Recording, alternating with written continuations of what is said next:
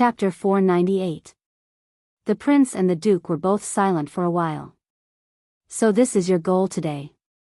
Thales pulled out the dagger that was stuck at the head of the bed.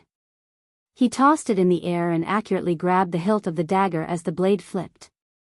After going through countless fights, he had become increasingly skilled and simple in this manner.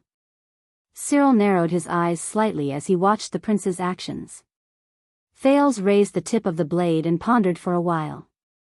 You want me to join you and become the third person outside of the two camps? You want me to stop Constellation from moving faster and faster between the iron whip of the driver and the galloping hooves of the fierce horse? Third person. At that moment, it was as if the clouds in the sky blocked the sun, and the room darkened. The Duke of Western Desert pressed his hands on his walking stick again and again. The fierce horse will not submit to the iron whip, and the driver will not give up on whipping. His gaze was sharp. And the person in the carriage, no matter who it is, cannot sit and wait for it to fall apart. Thales flicked the blade between his fingers gently. So. Thales snorted and pointed the tip of the blade at the Duke in a very rude manner. All of this, including your inexplicable appearance, your threat with your sword, your alarmist talk, your earnest words, and your arrogance, was all for this moment. Thales stared at Cyril with the ghost of a smile on his face. Cyril stared at him for a while and snorted softly. Do you think I would pull a random 14-year-old brat off the street and tell him all this? Cyril said coldly, if I can't first confirm what kind of person you are, if you are just an incompetent coward who has high standards but no abilities, if you are just an impulsive brat who was raised by the Northland barbarians to have a brain full of muscles, if you are just a stupid idiot who thinks he knows the truth of the universe just because he has read a few history books, Thales raised his eyebrows. The Duke sized him up from the corner of his eyes and said in disdain, then you are not worth my words. The teenager was slightly stunned. Thales exhaled and stuffed the dagger back under his pillow. You know, if you want to win me over by praising me, you can actually use better words. The Duke of Western Desert opened his mouth, which seemed to be missing a piece of flesh, and laughed eerily, like a mummy opening its mouth. Don't worry, you won't be short of sweet words. The prince's return is a major event that will shake Constellation. Countless eyes will be focused on you. Cyril narrowed his eyes. But you have to be more careful and alert. The nobles and suzerains with power and influence will fight to be the first to find you. They will try to rope in the prince who has just returned to the kingdom and use all methods to make you stand on their side. They will turn you into the vanguard to fight against Renaissance Palace. Falconhaz's tone changed. Before you accept their kindness, please remember, they are only against your father, not truly loyal to you. Thales fell silent. He suddenly remembered Quick Rope's words. The shackles of power. How was he going to live a different life? When he thought of this, Thales took a deep breath and raised his head. They won't succeed. But Cyril shook his head in disdain. When I said, rope in, I didn't just mean knocking on the door and giving gifts. Thales frowned and retorted sarcastically. Of course, it might also include threatening me with a sword and telling me that the carriage must not fall apart. This time, it was Cyril's turn to be silent. A few seconds later, the Duke said airily, you know, some words are nonsense to most people in the world. Thales was instantly confused. Cyril snorted softly. Remember what I said today. He extended his finger and waved it by his lips.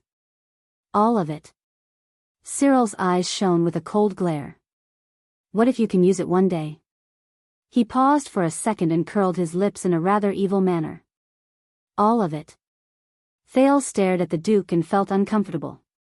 But Cyril quickly changed the topic. Compared to these, you have to be more careful of your father. Father. Thales' nerves slowly tensed up. The strong figure appeared in his mind again, and it made him remember the suffocating feeling he felt when he faced him.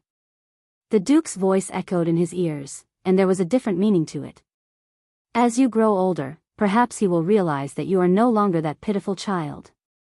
Perhaps he will also try to win you over as a father, and control you with the power of a king. But, Falconhaz's tone changed again, but he suddenly became quiet. It was as if the sky had suddenly turned gloomy, and rain was about to fall. He stared at Thales. His terrifying face and cold gaze made the latter's heart clench. When the news of Extet's upheaval, Niven VII's death, and the reshuffling of Northland's political power reached Constellation 6 years ago, everyone was shocked.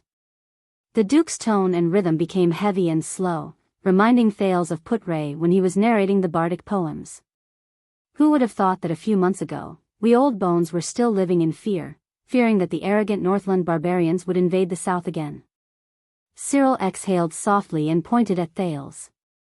But someone only needed to gently poke holes in the domineering and overbearing kingdom of the great dragon, and they could not even fend for themselves.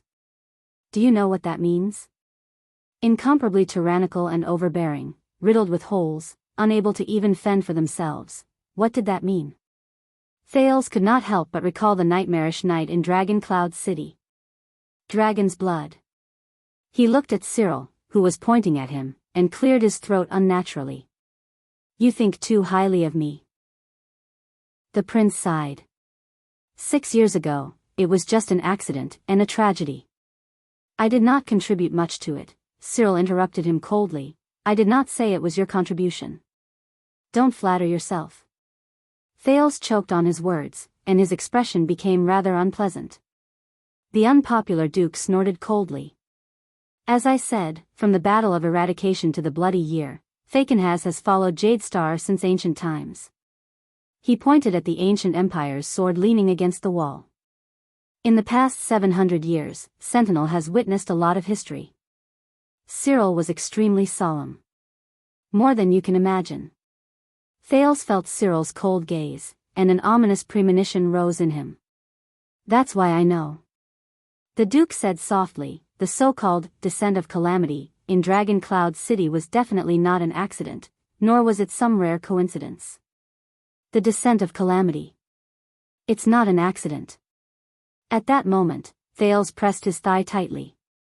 Fortunately, Cyril did not look at him again. The Duke paced to the window and looked at the camp quietly. Every time they appear, they will be cleverly concealed, blurred, exaggerated, and whitewashed.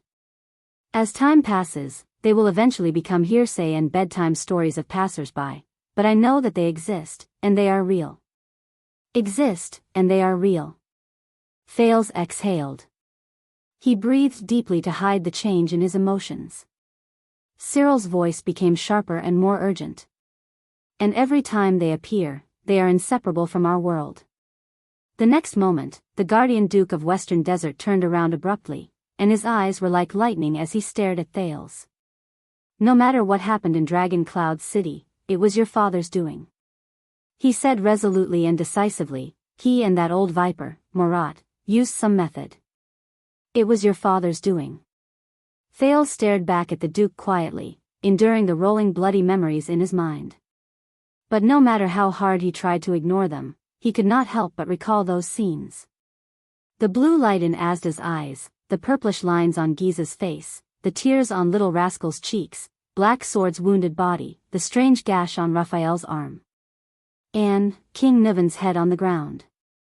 Your father's chessboard is cold and merciless, and you do not know what his next move will be. Will he ignore the rules, or will he overturn the chessboard? The Duke's expression was solemn, and his tone was cold. My child, be strong. Do not become a chess piece that can be manipulated and sacrificed at will. Manipulated at will. Sacrificed at will. Sensing the Duke's obvious provocation, Thales inhaled deeply and exhaled slowly. I am his heir. My interests are the same as his. There was a hint of rejection in the prince's tone. My safety is related to the stability of his rule. And he is my father. But this only led to another sarcasm from Cyril. Who knows? Duke Fakenhas said coldly. 400 years ago, Ascension King, Alan Jadestar I killed his son as a sacrifice to pray for victory. Killed his son as a sacrifice to pray for victory. Thales' breathing froze. He clenched his fists. The Duke stared into the distance, and his tone was drawn out. And every day, your father creates new history. Thales closed his eyes. Your father and his enemies, 6 years ago, because of your appearance, the outcome of the first round was decided. But 6 years later, from the day you returned to the kingdom, the second round began. The Duke's tone was a little scary. And it will not be any easier. The room fell silent again. Until Thales slowly opened his eyes. So, Your Grace, you are a third party who is neither a noble nor loyal to the royal power. Cyril narrowed his eyes slightly. He could feel that the prince was a little different at that moment. If that day really comes. Thales stared straight at him. Can I count on your strength? Both of them were silent for a while. It was as if they both knew what this moment meant. A few seconds later, the Duke spoke slowly. There was not a hint of a smile on his face. If I were the one-eyed dragon in the land of cliffs, I would say, yes. Thales snorted softly. But you are not. The Duke nodded slowly, then shook his head. I am not. The prince sighed softly. Of course. He understood. But Thales immediately thought of something, and he snickered. Do you know that Northlanders do not ask whether they can do it or not? The prince's tone was nostalgic. They only ask whether they can do it or not. The Duke could not help but be stunned. But a few seconds later, Fakenhas chuckled. Sometimes, I am quite grateful to the Northlanders. No matter how brainless they are, at least they raised an interesting prince for us. Thales also laughed. This is the third time you have scolded them. Why do you hate Northlanders so much? Duke Cyril paused for a moment. There was a complicated expression on his face. Because my wife is a Northlander. Thales was stunned. The Duke looked at Thales and waved his finger in a seemingly serious manner. Let me give you a piece of advice, don't learn from me. Once he finished speaking, before the stunned Thales could react, the Duke of Western Desert laughed out loud. As the Duke laughed in a shrill and mean manner, Thales' expression gradually turned cold. How can I be sure? The Duke's laughter came to an abrupt halt. The prince stared at Cyril. His words were filled with caution. A third party. Even though you make it sound like it's nothing but an exaggeration, how do I know that you do not just want to push me to the heart of the struggle and use me as a shield and a battering ram? The room was silent for a moment. Then, Fakenhas exhaled slowly, as if he had figured something out. He snorted and looked at Thales again. A year ago, when you were still playing with snowmen in Dragon Cloud City, your father sent a secret letter asking us to mobilize the army to rescue his heir to the throne. Thales' heart froze slightly. A year ago? The princes returned to the kingdom. How long has this game of chess been set up?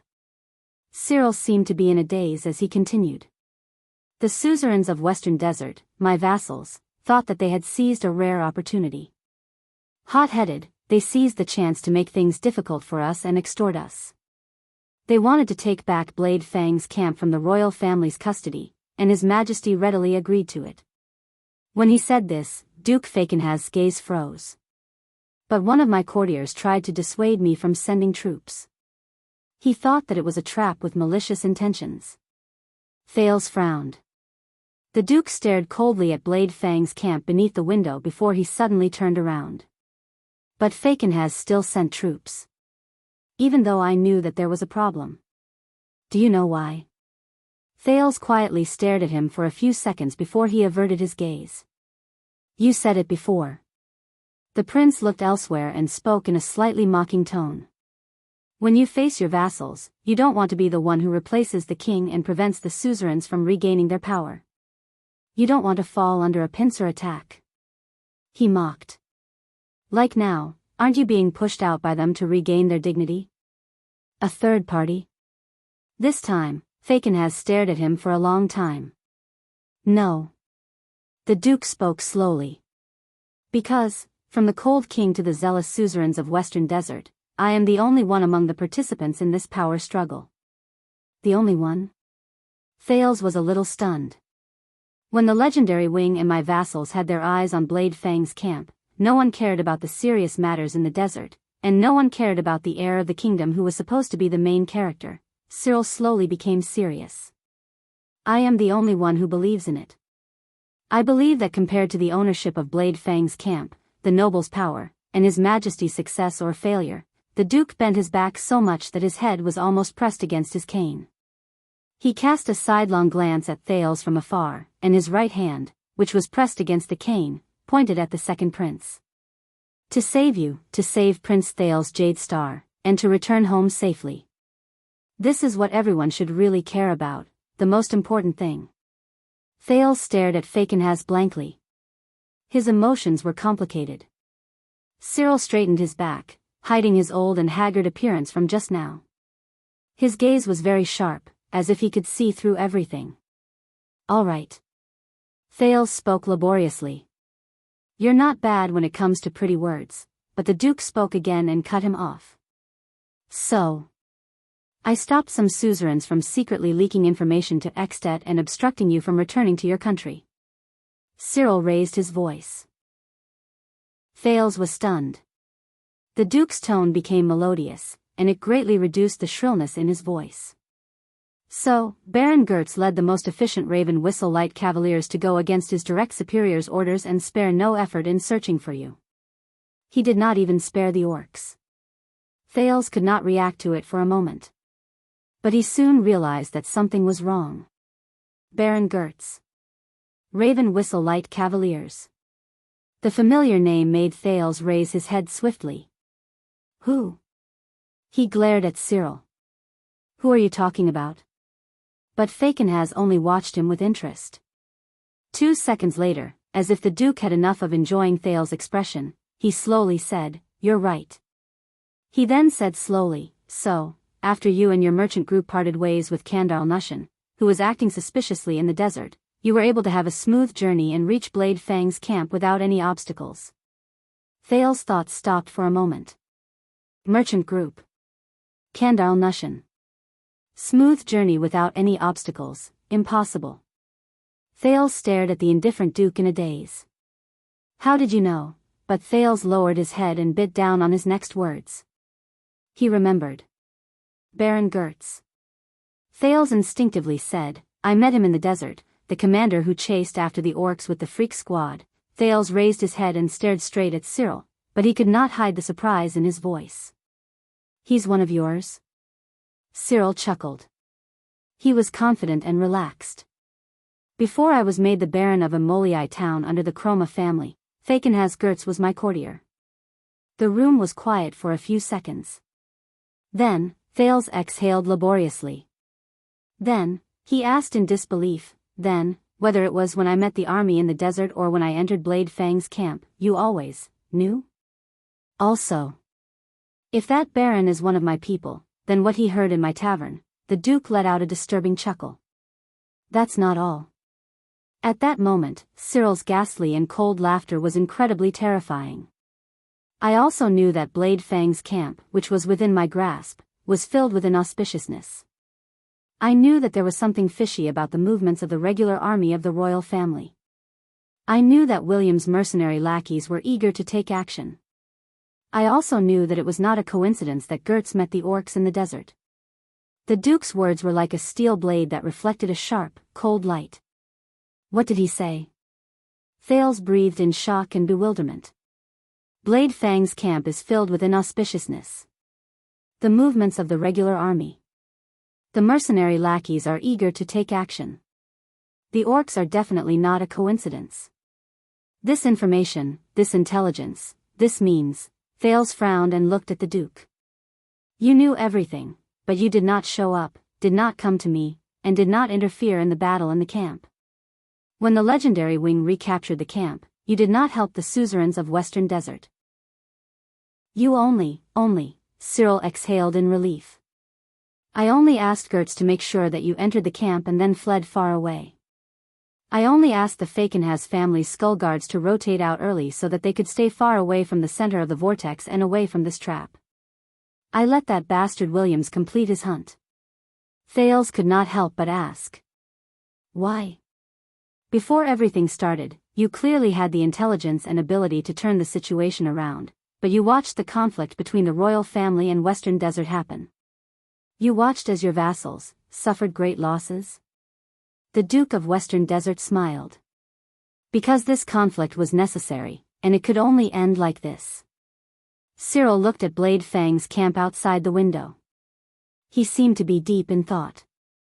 The suzerains of Western Desert lost this round, lost their men and prestige, and were dejected.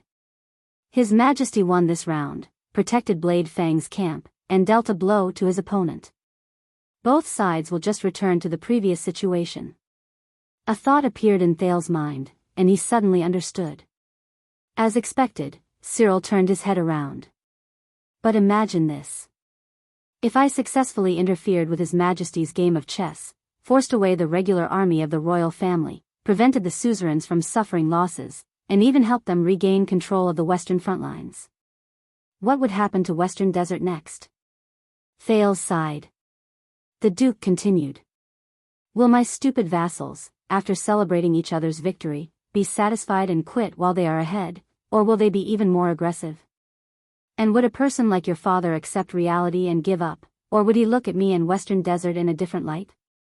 Cyril's tone became very scary.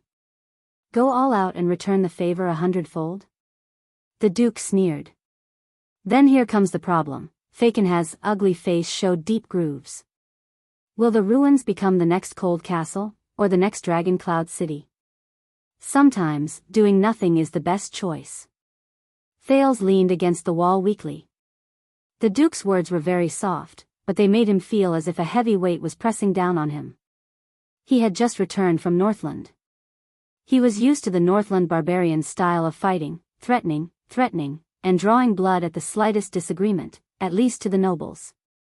But after today, he suddenly understood a lot.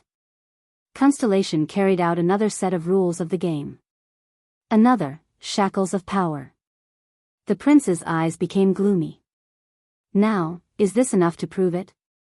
Cyril said coldly. I am neither the kind of nobleman you think I am, nor am I your father. Instead, I am the true third party in Constellation's Colosseum, a life and death arena. Third party. Thales shut his eyes tightly. The silence lasted for almost 30 seconds. Then, Cyril spoke slowly. Williams is probably coming back from his patrol. I don't want to run into him. Gotham can't beat him. Thales opened his eyes and watched the Duke bow slightly to him. It was a pleasant conversation. You can continue with your lunch. Thales, who had complicated thoughts, sighed and returned the greeting. Asterisk thud, thud, thud. Asterisk as his leather robe fluttered, the Duke of Western Desert turned around with a mysterious smile and walked towards the door. But Thales saw something. Your Grace, you forgot your sword. The prince frowned and pointed at the ancient empire's sword with a beautiful arc against the wall, Sentinel. Asterisk thud. Asterisk the Duke's walking stick paused on the floor. But against Thales' expectations, Cyril said something else. No. The Duke of Western Desert turned around and said coldly, you are the one who forgot your sword. Thales was stunned. Cyril narrowed his eyes and pointed at the ancient empire's sword against the wall. From now on, Sentinel is yours. Thales was stunned. Hold on to it. Hold on to your sword. The Guardian Duke of Western Desert, Cyril Falconhas of the Four-Eyed Skull family, said meaningfully, don't lose it. Once he finished speaking, the Duke turned around and stepped out of the room. His last words came from outside the room. Also, send my regards to the boy from the Cadis family, if he is not dead yet. Chapter 499. Thales stared incredulously at Falconhas' back as he walked away. He listened to the sound of his walking stick getting softer and softer until it was barely audible. After a long while, the prince exhaled indignantly. Yodel, do you know that guy?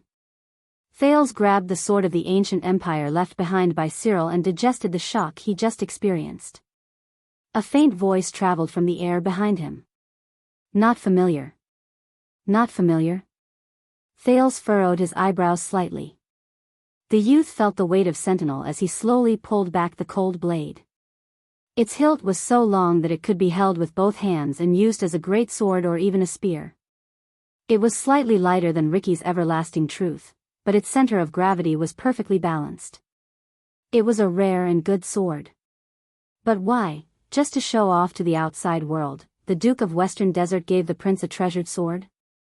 Damn Fakenhaz. Thales sighed and looked at the black gemstone at the center of the sword guard, which looked much more inconspicuous than everlasting truth. Do you believe what he said?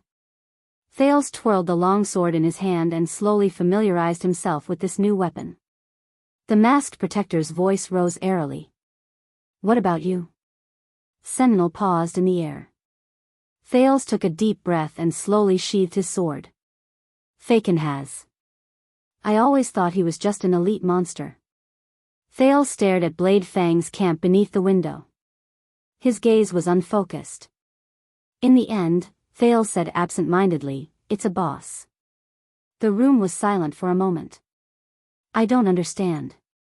Thales placed the long sword on the table, shook his head, and snapped out of his daze. It's nothing. It's just a common saying I learned from Extet. But this time, Yodel replied very quickly. There's no such saying in the Northland.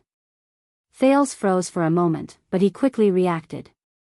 Ah, you didn't follow me to the Northlands, but the youth suddenly thought of something. Wait a minute. Yodel. Northland. Thales suddenly turned around and looked behind him. Yodel, when I was in the north. Thales stuttered a little. I met the Red Witch, Kalshan. There was no reply. Thales could only hear the sound of the wind outside the window.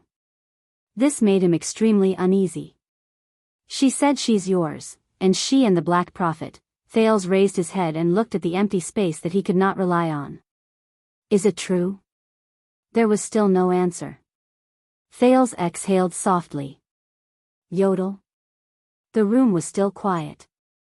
Thales lowered his head in disappointment. He understood the other party's silent resistance. All right, that's it. Continue to ignore me. Thales sat back in his chair listlessly and brought the tray over again. Cold violence. He murmured. But this time, the masked protector's voice sounded with an unnatural tremble. My background is classified, but it's not glorious. I don't want to trouble you. Thales' hand, which was holding the grilled fish, stopped in midair. It was not glorious. It bothers you. Thales put the food in his hand down and sighed. Is that so? But, wasn't he the same? When Thales thought of this, his lips curled up. In the next second, Thales turned around and looked solemnly at the air. No, Yodel. He said seriously, to me, you will never be dishonorable. The air was as quiet as ever. Thales did not get a response, but he was not discouraged. Also. The prince smiled. You have never bothered me. There was still an unbearable silence. But Thales was no longer conflicted. He only laughed self-deprecatingly, turned around, and continued to eat his food. But at this moment, thank you. An extremely soft and hoarse voice drifted into his ears. It sounded like it was squeezed out of nowhere. Thanks to Thales' senses, which had been trained by the sin of Hell's River all year round, he did not miss it. Thales paused for a moment, but he did not hear anything else. That's it? The teenager did not turn around. He only shrugged. Just as he expected, there was no sound behind him. Thales sighed in pity. Even if, say one more word? Thales did not worry about it anymore. He got rid of the grudge in his heart and focused on the food in front of him. But it seemed like the desert god did not like to see him eat in peace. Thales only finished a few pieces of meat and a few mouthfuls of cold porridge before hurried and uneasy footsteps rose from the stairs below the room. Thud, thud, thud, thud. His footsteps were even heavier than Fakenhaz. Thales instinctively grabbed Sentinel by the side of the table, and he heard the door to the room open with a bang again. A clear and pleasant voice that was not polite to the ears abruptly rang out. Did you see him? Him. It's him again. Thales closed his eyes in pain before he opened them again. The prince rubbed his face into a smile before he turned around on the chair. Who is it? Just as he expected, the Baron of Blade Fang's teeth sect, Roman Williams, walked into the prince's room with sand all over his body. He did not even take off his headscarf. He walked fearlessly into the prince's room in an aggressive manner, leaving his subordinates Frank, Snake Shooter, and the dozen or so people behind them trembling in fear. They did not even dare to breathe loudly. Who else could it be? Even though he was travel-worn, Roman still looked radiant. His eyes were spitting fire, and it was obvious that he was in an incredibly bad mood. He sized up the room with a gaze as if he was searching for an assassin. He said furiously, "That stinky, ugly old thing, Fakenhas, he came to you? What did he say to you?" Stinky, ugly old thing. Thales muttered this title in his heart. If there was one thing that the Duke of Western Desert and the Baron of Blade Fang's teeth sect had in common, it was their impression of each other. At the very least, their descriptions of each other were appropriate. Thales coughed and put down the weapon in his hand. "Actually, I have nothing to do with him," but before Thales could finish speaking, the legendary Wing, who had pulled off his headscarf, strode forward with an oppressive aura, and extended his hand. Slap. The prince was stunned. Roman grabbed Thales' left wrist tightly with an aura that could freeze a person to death. Under Thales' astonished gaze, the legendary Wing held the hilt of his sword coldly and pulled Sentinel's blade out of Thales' left hand before he let go of Thales. Thales stared at the empty scabbard, and his eyebrows twitched. Roman swung the long sword back and forth with a murderous expression.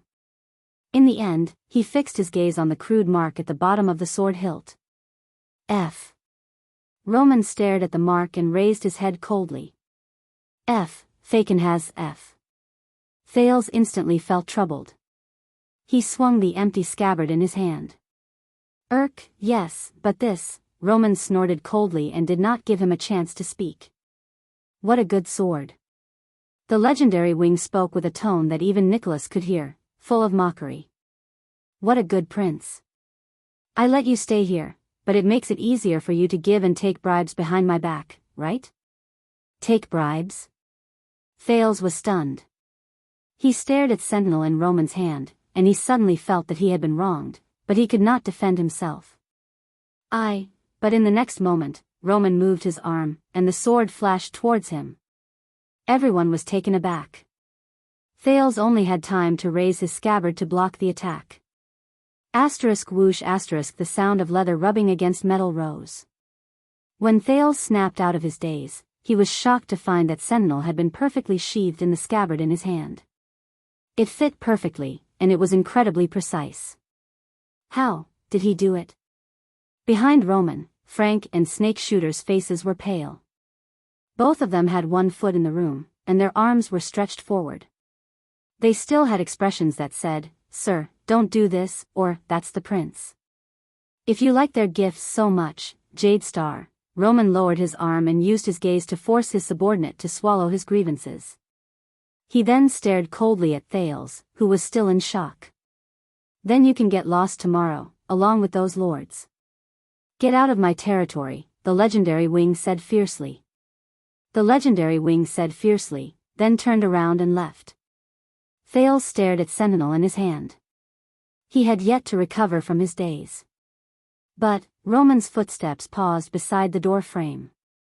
"As for you, Nameless." The legendary Wing did not even turn his head around. "Did you know that when you thought you hit it perfectly, the dents on that wooden board were very obvious?" Thales was shocked. He looked at the floor in the room. But if he did not use Hell's senses, he would not be able to tell what was wrong with the flat floor. The leader of the freaks, Snake Shooter, also had the same expression. "And all of you, freaks." The legendary Wing suddenly turned his head around. Snake Shooter and the freaks behind him shuddered visibly.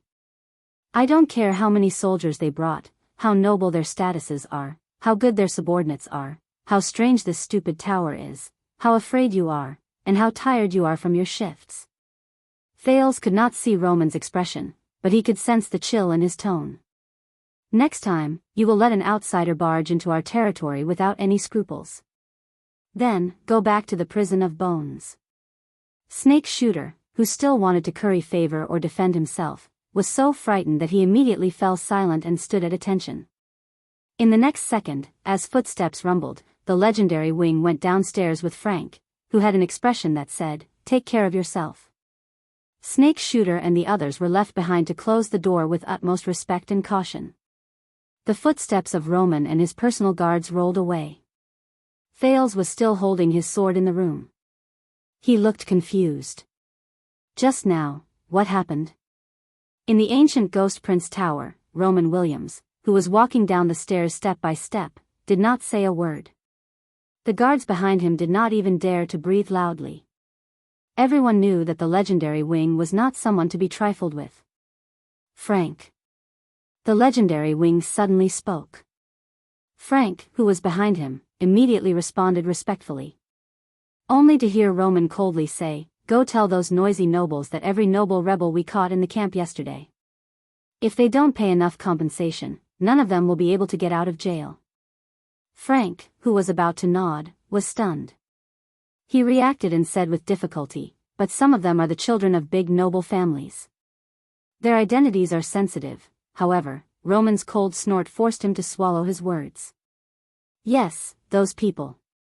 The legendary wing took a turn at the corner of a staircase. 20 times more. Frank froze again. A few seconds later, Frank sighed. "All right, they'll hate us even more." Roman's footsteps halted. The dozen or so people behind the Baron all stopped in unison, as if they had practiced this thousands of times. Their movements were orderly and without any sluggishness. "Very good," the legendary wing said coldly, "and the reason why we can establish ourselves here." When he said this, Roman suddenly raised his head and looked at the stairs above his head. His gaze was fixed on the darkness at the top. "It's precisely because they hate us." Frank was stunned. But his commander did not say anything else. He just walked out of the tower. In the room at the top, Thales looked at the door in puzzlement. He then looked at the long sword in his hands awkwardly. He suddenly had a feeling that this might be one of Fakenhaz's goals. He wanted everyone to see the prince accept the Fakenhaz family's gift. But the things he said to her. "Hold it tight. Hold your sword tight. Don't lose it." After a while, Thales could only sigh. "That damned, stinky, ugly old thing. Has he always been like this? What did he say to Prince Herman in the past?" When he thought of this name and remembered that Herman died in this place, Thales lost his appetite. Herman and Shadow Shield. What kind of connection do they have? As for Teng, who has been mentioned by countless people. Who is he? Thales' expression froze. He thought of something. The prince stood up, walked quickly to his luggage, and started rummaging through it. A few seconds later, he finally took out the expensive roll of paper. But the moment he opened it, Thales froze. Thales sucked in a deep breath. "Yodel, how much do you know about my fourth uncle, Herman Jadestar?" A few seconds later, a faint answer came from the air, as usual. "I'm not familiar with him." "Very good." Thales closed his eyes gently. "I guess so," the prince said with a smile. The prince smiled and opened his eyes. In the next moment, Thales carefully and unhesitatingly opened the letter that held a special meaning to him. "To my angry kitten, you did not write me a letter. 8 months and 21 days ago, after our precious meeting, which ended on bad terms. You might not understand. Perhaps you do not understand with what spirit I am writing this letter. As the conclusion of that argument. Yes, kitten, you have always been sharp and understanding. Your instincts are accurate, and you hit the nail on the head. But, my most precious friend and lover, you might not understand what you mean to me. You turned around and left. You were free, arrogant, and valiant. But you took away everything from me. In the past 8 months, no matter how urgent my official duties were, they became boring and cumbersome. No matter how exciting my life was, it became boring. My close friends, whom I met every day, became mediocre. Even the imported fine wine from Sarah Dukedom and Hobbes' talented manuscripts became tasteless. Do you know, my dear kitten, from a baby to an adult, from a prince to a viscount? No one has ever treated me like this. They treated Hermann Jadestar like this. My father could not, my mother could not, Midier could not, Horace could not, Scholar the Ram and Mother Erin could not even my grandmother could. Simplicity, innocence, kindness, sincerity, and optimism. They took a lot of things from me. But they never took everything. Everything. They never dragged me out of the noble palace and the gorgeous mask, pushed me into the muddy abyss, and let me tear my heart out under the pouring rain and the cold moonlight. They only wanted to show the true heart in my chest that was full of scars. Because I did not allow it. Hermann may not be known for his ability to fight. But believe me, in his heart, he is a warrior who has never surrendered to anyone. No one can make him bow down to me, compromise, and admit defeat. No one. Except for you, kitten. You. Only you. The emptiness and pain of losing you has been torturing me, and tearing me apart. It has even defeated my pride and dignity, my defense, and my ego. All my pride and arrogance are nothing in front of them. I was as hysterical as a lowly, and vulgar person in the market. I could not sleep, and I could not eat. Damn it. That was the scene of a drama I despised the most. You know, kitten, if you want me to admit this, it would be better for you to just kill me. But that is no longer important. Before I met you, I was high-spirited and full of self-esteem. After we parted ways, I was useless and full of self-reproach. But that is no longer important. If one of us must lower our heads in the midst of our arrogance and indifference, then I want you to know, kitten. During the days without you, I was in agony and tormented. I can't stop thinking about you. I can't stop writing you letters. I can't get rid of your reflection in the mirror. The only thing I have the right to control in my entire body is the childish urge to completely give up on my dignity. I don't care about my pride and tradition. I only want to submit to you. Kitten, over the past 8 months, I have often thought. What brought about our disagreements and discord? Is it because of our sensitive identities? Is it because of our unblessed futures? Is it because of our completely different lives? Is it because of our difficult personalities? Is it because of our completely different experiences?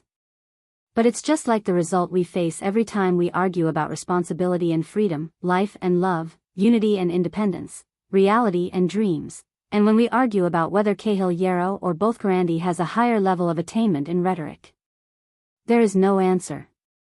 Only recently, when there is chaos everywhere and the kingdom is in danger, when the world is in great decline, I suddenly understand. I understand what is the most important thing to me and to us in the days where there is no tomorrow. Just now, the horn for nightfall in Blade Fang's camp sounded. But what I saw flashed in my mind was our first meeting. That night, you pointed your sword at me, and with a disdainful smile that I can never forget, you said softly, "This kitten can dig out your heart." You did it. Kitten. If you don't believe me, my cruel and adorable friend, then lower your head slightly. Now, do you see it? My heart, which was powerless and pulsating, was dripping with blood, but it was also an undisguised heart. It is lying quietly in your palm. Lying in the fate it is destined to fall into. Willingly. At this moment, the soldiers and civilians under the watchtower were bustling with activity, and I suddenly understood what I saw as young Kessel's pointless persistence. He loved her, madly in love with that young police officer who came from a humble background and had a disreputable reputation. He loved her as a whole, more than he loved anything in the world. Then, he would naturally give up everything for her, risk universal condemnation, give up on the promise of a dignified marriage, give up on the Jadestar family name, give up on the status of a prince, give up on the royal family's property, give up on the right to inherit the throne, give up on his father's strict love. In comparison, my brother is a coward. It's me, kitten. It has always been me. I am the one who dragged you down. It's my pointless worries and dignity that have always been holding you back and hindering our future. Kitten, you have always been free and unfettered. You are proud, elegant, brave, and strong. You do not look back and do whatever it takes for your goal. As the so-called son of the king and the Jade Star descendant, I am lethargic, burdened, sensitive, fragile, and full of worries. Status, identity, age, difference, the words of the people outside, the dignity of the royal family, and the responsibilities of a prince. Excuses, everything is an excuse. I enjoy the joy of being with you and ask for your understanding and understanding, but I am the only excuse that I do not want to make sacrifices for myself. You are right, kitten. Perhaps the Herman Jade Star who is truly revealed under the sun after his chest is cut open, his skull is dug out, and his skin is torn open, is just a coward who has an undeserved reputation, is irresponsible, and does not dare to face his true self. Now, the information about the emergency in the desert and the unusual gathering of orcs and barren bone people is placed on my table. But I can't help but miss the time we spent together over the years. I miss your light footsteps, your moving voice, your meaningful poems, your innocent smile, your beautiful lips, and your clear eyes. I miss the way you walked in the forest and danced under the moon. I can quote the classics and argue eloquently in front of the most dangerous enemy, speak calmly and rationally in front of the most cunning and unscrupulous merchant, and act naturally in the most dangerous situation. But I can't. I can't maintain a strong and confident tone in the letter I wrote for you. At this moment, even the tip of my pen is trembling. My handwriting is as ugly as an orc's drawing. But I understand, kitten. You gave me the most precious chance to discover my true self. My world is only meaningful when it is related to you. But when I think about losing you because of a pointless argument that might not have been so pointless, I cannot help but feel as if my heart is being cut by a knife. You are like the rain from the heavens, washing away all my filth, cleansing my muddle-headedness, and watering all my madness. What will I become without you? No, I can no longer imagine it. So I understand, kitten. I love you. No conditions. Regardless of the cost. Without hesitation. There is nothing else. There is nothing else. Thales, who was reading the letter quietly, could not help but notice that the ink had melted between these few lines, as if it had been stained with. The words gradually became a little messy, but it still maintained a different kind of beauty. Tear stains. Thales was lost in thought for a few seconds before he continued reading. But. Perhaps you don't understand, but at the risk of angering you again, my kitten. Apart from you and me, in this dirty world, I still have one more thing to do. The last thing. I know that while we are together, I should not pollute your ears with my annoying mundane affairs. I also know that you are tired of me worrying about boring and meaningless government affairs. I also know that you have never been used to seeing me worry about everything. I'm sorry. But ever since you left, I have no one to talk to. I can't tell you how difficult the situation is now. Blood relatives, family, kingdom, politics, history, future, everything is intertwined. I can't get rid of it, I can't struggle free. I'm sorry, kitten. I love you. But I can't just walk away, at their most desperate moment. I want to beg you to forgive me, my kitten, my love, my heart's blood, my inborn sin, the source of my madness. Forgive me. Forgive me for walking into this bottomless whirlpool myself, even ignoring our future that has just begun to see the light of dawn. But just as you said, you love me not because of my body, not because of my poetry, and not because of my status. You love the light in the depths of my soul. Now, that light has suddenly flickered. It tells me what I should do. After we're done, my kitten, no matter how heavy the shackles the cruel reality places on our bodies, no matter how many obstacles our identities will leave behind for us, no matter what kind of answer our Father will give to our love, no matter what blessing or curse fate will bestow upon our union. None of that matters anymore. Anyway, in the history of our family, we have always been the ones who arrogantly offended the gods, and the gods have never protected us with mercy. I love you, kitten. Forever. Wait for me. Wait for me to settle everything in this suffocating whirlpool and pay off my debts. Wait for me. I love you, and I hope that you love him. HN Jadestar on the night of the 19th of January, at Blade Fang's camp. Fate is like a poem. How do you know the rhythm? P.S. I will have Roman deliver this letter. Ever since Tinan, whom you are familiar with, unfortunately passed away, he has been my most reliable messenger. He knows the route to Half Tower, but he has a worrisome temper and is sometimes a little mischievous. Bookmarked for easier reading. Chapter 500. The yellow sand was still indistinct, and the rising sun was still hazy. Derek rode on his horse, and as the saddle rose and fell, he stared expressionlessly at the horizon that connected the dust and the clouds. It was gray and blurry. Just like always. A few seconds later, under his subordinate's respectful reminder, Derek turned his horse around and looked straight ahead. The door, that was blocked by more than 10 barricades, the hard sand that had been trampled flat, and behind it were layers upon layers of fortresses, guards who stood solemnly, and the double cross-shaped star's flag that fluttered in the air. Of course, there was also a flag that looked like it was shrouded in fog and starlight. The Stardust flag. Just like always. As expected, a group of camp guards walked forward with arrogance. They clashed with Derek's team. Both sides argued, roared, shoved, and crashed into each other. They were like two stallions that ate in the same stall. Derek did not care and let the situation develop. He only took out the water skin in his saddlebag. In Western Desert, the tongue would tell you faster than the eyes. The desert was not far away. When Derek swallowed his third mouthful of water, the captain of his personal guards pointed angrily at the flag behind him. The conflict reached its climax. The two sides who were glaring at each other could no longer suppress their emotions. They drew their swords, bows, and crossbows. Under his personal guard's orders, hundreds of cavaliers immediately spread out into battle formation. The camp guards behind the gates swarmed out, gritting their teeth as they tightly surrounded them. Derek even saw more than 10 mystic guns and city-guarding crossbows on the lookout tower. They were aiming at them. The tense atmosphere was about to explode. Just like always. Derek, who was still riding on his horse, snorted softly. He raised his water skin again and swallowed his fourth mouthful of water in an elegant and free manner. Then, of course, at the last moment, Frank, the running horse, appeared at the door at the right time. He sternly stopped the soldiers of the regular army under him.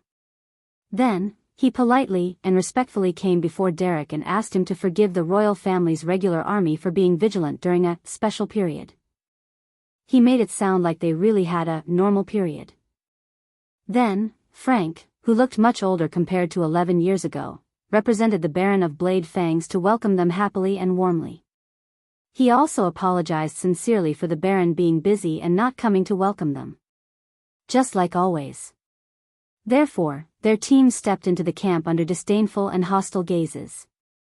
They walked onto the main road and welcomed the hustle and bustle of the crowd. Derek, on the other hand, cast away the lethargy and fatigue from the journey. He straightened his back and tightened his shoulders. He allowed his beloved horse, Army Knife, to move forward in a leisurely manner without losing its elegance. It moved forward calmly, but it was not lacking in vigilance. His personal guards on both sides rode on their horses and dutifully swung their whips to clear the path. Their formation was neat, and they looked mighty. The noisy campsite fell silent. Puzzled and surprised, the people on the street first stared at them blankly for about 5 seconds. Then, the first batch of people widened their eyes and trembled. They covered their mouths with both hands and let out suppressed cries. They shouted and pointed at the flag behind Derek, telling those who did not manage to react what the flag represented. In the face of all sorts of gazes, Derek tightened his muscles, be it his back, arms, or face. Just like always. About 3 seconds later, the crowd was in an uproar. Amid the deafening commotion that could be compared to a siege, the captain of Derek's personal guards lifted the reins and moved forward in a familiar manner. His expression was fierce, and he swung his specially made whip in a beautiful circle in the air, releasing a warning crack. "Make way." The captain's voice echoed in the fortress for more than a second. Then, the crowd that filled the street and blocked the procession dispersed in a chaotic situation. Among them, there were hurried footsteps, anxious cries from those who were dragged and knocked over, complaints from merchants whose goods were scattered, and vicious curses from those who were unlucky enough to have their belongings stolen during the chaos. In the end, only the figures on both sides of the street and at the entrances of alleys were left. Most of the people tried their best to squeeze their bodies closer to the corners. At the same time, they put on respectful and curious gazes. Occasionally, they would sneak a glance at Derek's group, and quite a number of them were focused on Derek. Just like always. He had accumulated his might for hundreds of years, and he had been influenced by what he saw and heard. At least in this land, there were very few people who dared to go against the flag behind Derek. Very few. But, it was not that there were none. Derek swept his gaze over the street that was filled with dust and filth. He retracted his gaze from the two sneaky and unkempt ruffians. Before he could react, his personal guards who were patrolling the road ahead of him came forward and whipped the two ruffians, causing them to cry and wail as they crawled away from the empty street. Chapter 501. As he listened to the man's self-introduction, Thales could not help but clench his fists. Chroma. Of course. Thales thought, I know this name.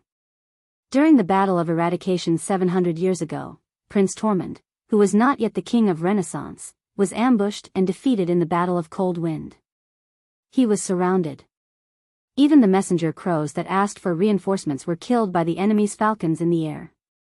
All hope was lost.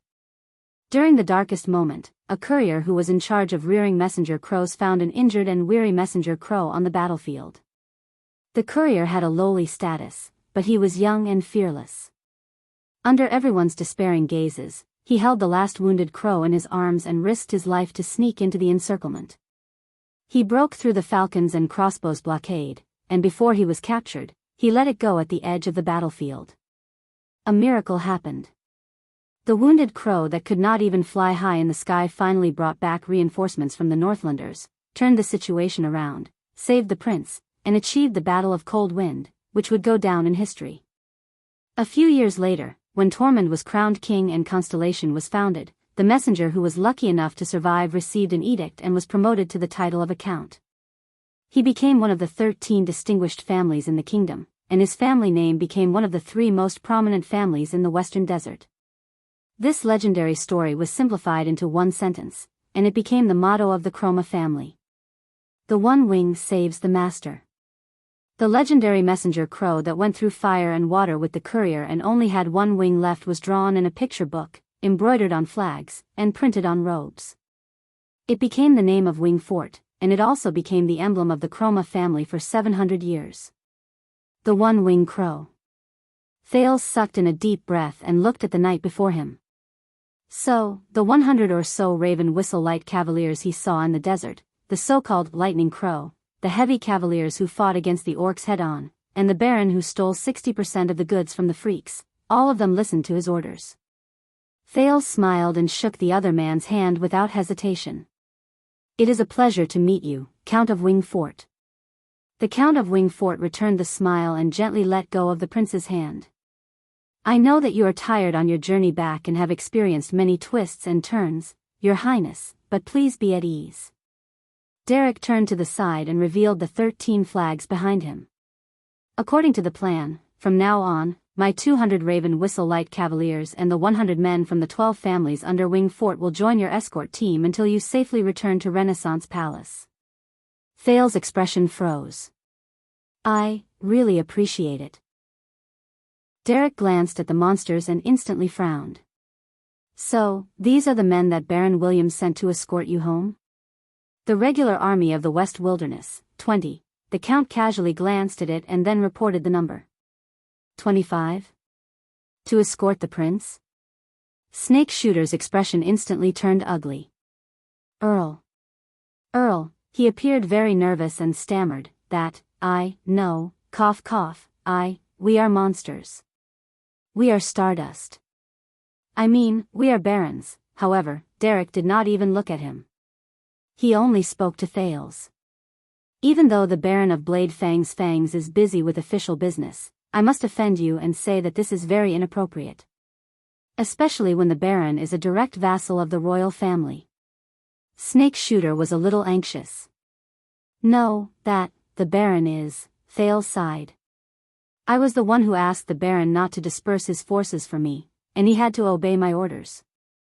The prince had to continue the conversation and help the awkward Snake Shooter out of the predicament. After all, Blade Fang's camp has just gone through a lot of hardships.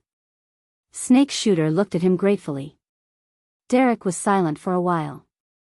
He stared at Thales. The prince responded with a smile. I understand. A few seconds later, Derek looked around and flashed a smile. Indeed, he cannot disperse his forces now. Snake Shooter wanted to say something, but Derek had already turned around. Snake Shooter could only turn his head around and respond to Spirit Blade's mutterings of, "How embarrassing," in exasperation. The Count of Wing Fort raised his voice and gave an order to his subordinates. Tell Fark and Cade at the back to send the second and third teams to the capital with me. The prince's returning team must not lose their dignity. His voice was not loud, but his orders were clear and powerful. Thales could not help but frown as he watched the messenger leave in a hurry. Your Grace, thank you for your kindness, but there is no need for this. But Derek turned his head around abruptly. Forgive me for my persistence, Your Highness. Thales was taken aback by how serious he was. After wandering around for 6 years, you have returned to the capital. In the eyes of the Constellatiates, will you return with glory or in dire straits? Derek stared at Thales as if he wanted to stare his soul out. This is very important. Prince Thales. Thales stared at him in a daze. For a moment, he could not understand the Count in front of him. Derek narrowed his eyes. And we cannot be too careful. After all, you will never know where the threat will come from. As he faced the very serious Count, countless thoughts flashed through Thales' mind. The biggest thought was the Duke of Western Desert's words the day before. The powerful nobles and suzerains will rush to find you and draw the prince who has just returned to the kingdom to their side. They will do everything they can to make you stand on their side and turn you into the vanguard to fight against Renaissance Palace. Before you accept their kindness, please remember that they are only against your father. They are not truly loyal to you. A few seconds later, Thales suppressed his unnecessary thoughts and nodded politely and amicably. Thank you. You have thought about this very thoroughly. Derek also nodded respectfully. He smiled again. Thank you for your understanding. But the Count's words changed. I heard that Sir Cyril has already met you. Cyril Faken has. When Thales heard this name, he could not help but twitch his eyebrows. Yes. Yesterday, he came to visit me. Derek stared at him for a while before he smiled and said, Oh, I understand how you feel. Understand?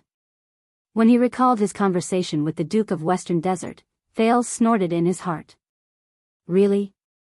But Derek seemed to have seen through his thoughts. The young Count of Wing Fort chuckled softly. A long time ago, after I spoke to the Duke for the first time, I spent a whole month to understand what he said to me during that hour of teasing and scolding. Derek's smile was a little resigned. And this does not include the rhetoric and metaphors that come out of his mouth at will. Rhetoric and metaphors.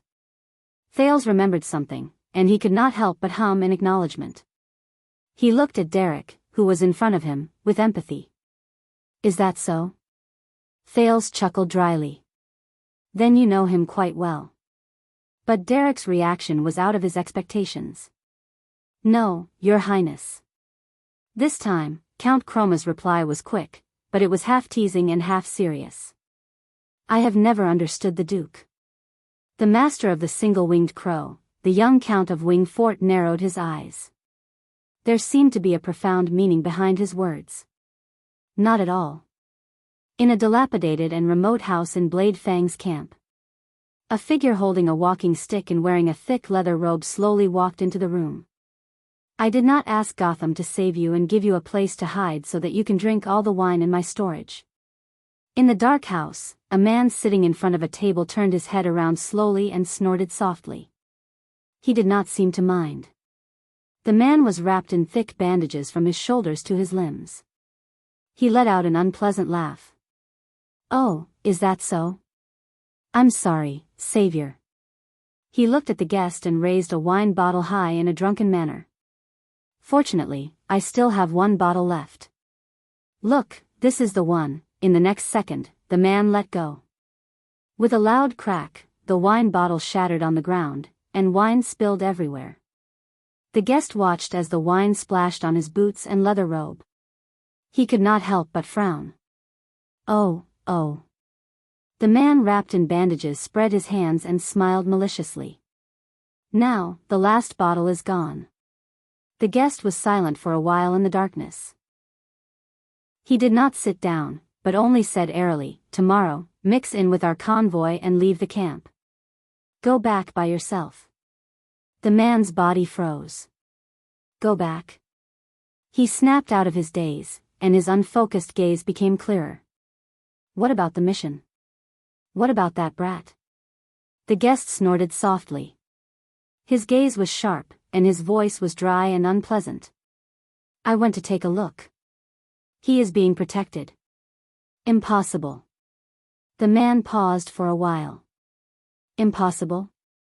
he repeated in a murmur. His drunkenness gradually faded, and the expression on his face slowly became ferocious. "That damn brat," the man slammed the table. He stood up, gritted his teeth, and said to the guest, "No, no, no. It's impossible for you, but I can. Give me a route and a sentry. I can sneak up in the middle of the night," but the guest rejected him mercilessly. "No, you can't." The guest looked at the bandages on the man's body and gestured with his chin. "You were beaten up badly." The man shook his head impatiently. He snorted and waved his hand. "It's just a small injury. Trust me, you should go and see the other guy. He's in a much worse state than I am." The guest in the darkness did not speak. He only carefully sized up the bandaged man. "I want to believe you." The guest pressed his hands on his walking stick. His gaze was cold, and his tone was profound. "Can I?" These words made the man pause again. The man's gaze pierced through the bandages, and he stared at the guest for a while. A few seconds later, the man exhaled and sat down heavily. "Don't worry, no one will suspect you." The man seemed to have figured something out and said angrily, "You're right."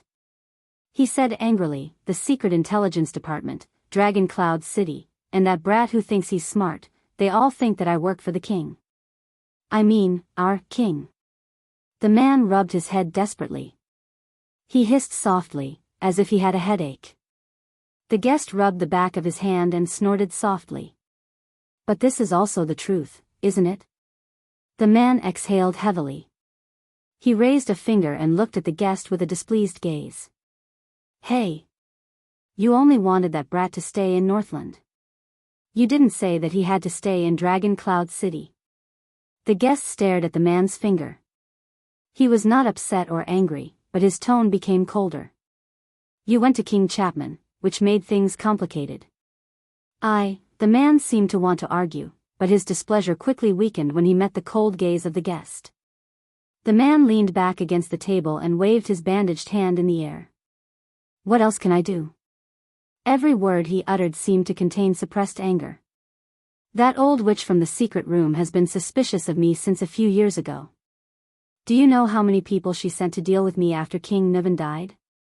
And the Secret Intelligence Department, if the prince falls into the hands of Dragon Cloud City, they will only force me to go back and save him again. That won't be as simple as being a babysitter." The guest did not answer. He only listened to the man quietly. The man exhaled a gloomy and painful breath of resentment. He pressed his head again, and there was a hint of anger in his words. "Only the supercilious Kinslayer King, only when he starts to protect me like Nuven, will the Secret Intelligence Department and the secret room stop causing trouble for me." The guest looked at the floor and nodded with his walking stick. "But you screwed up." His words suppressed the anger of the man in the bandages again. The man's breathing quickened. After a few breaths, he opened his mouth and let out an unpleasant sound. Ha, of course it's easy to just talk while standing. This time, the man's words were filled with anger and humiliation. Why don't you go and fight the Star Killer head on and fight for half an hour? But the guest obviously did not buy it. He only sized up the man and sneered. You're covered in burns. You don't look like you've been stabbed. The man was momentarily speechless, but he quickly raised his voice. That's not the point. And that damn mask. His skills are better than 10 years ago. It was already not easy to fool him by pretending to be unconscious. I even had to drag my injuries into the desert and hide while I chased after him. And I was so King unlucky along the way. I either ran into a large group of orcs or a large army. The man stood up. His complaints became more and more urgent, and he became more and more displeased. And when I chased him here, contacted the Kinslayer King's people, and was ready to take action, you damn Constellations, stupid southerners, you actually King caused internal strife in Blade Fang's camp. Do you know how much effort I had to spend to escape from thousands of rebels and mobs? And that brat, he suddenly disappeared from the camp and came back with the legendary Wings troops? CK me. And isn't this your territory? The man spoke angrily. He heaved a sigh of anguish and indignation, and pressed his hand to his forehead.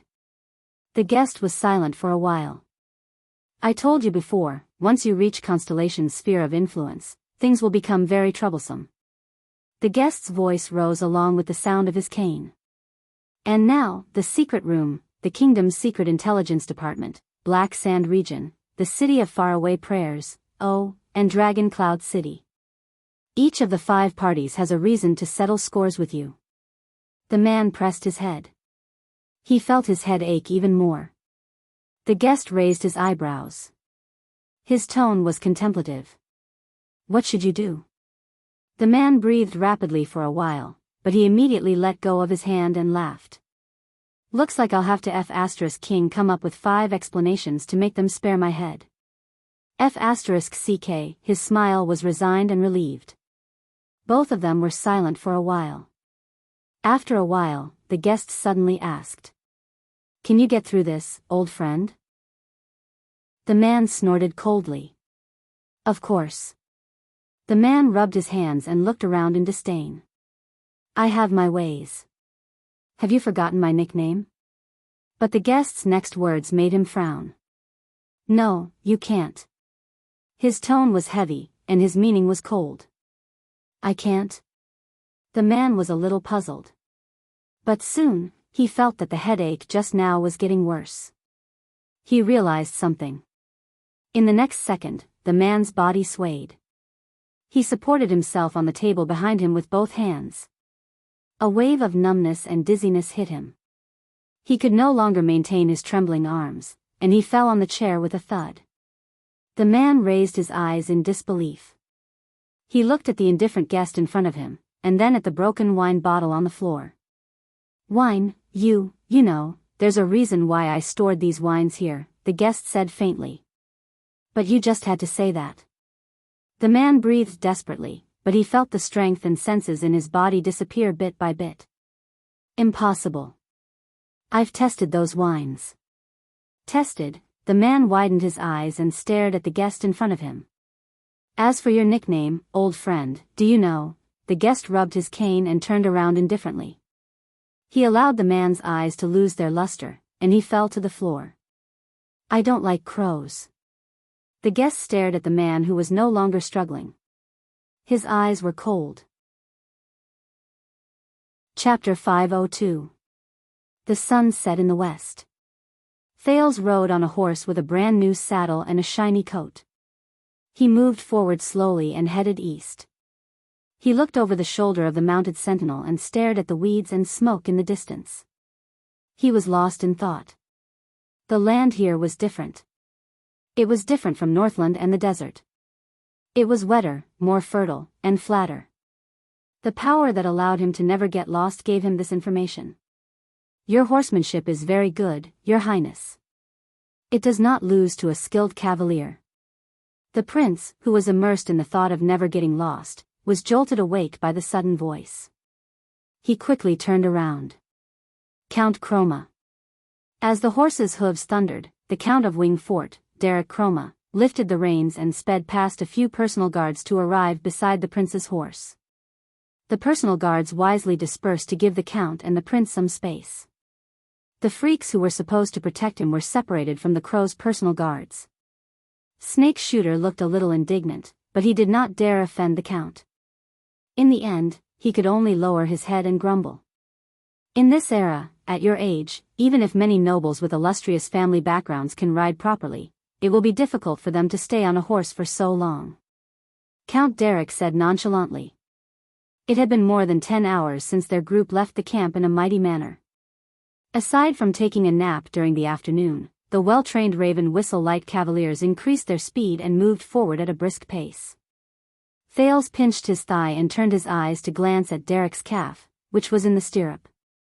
He felt that Derek's riding posture had not changed much. You can stay on a horse for so long? The prince secretly quirked an eyebrow.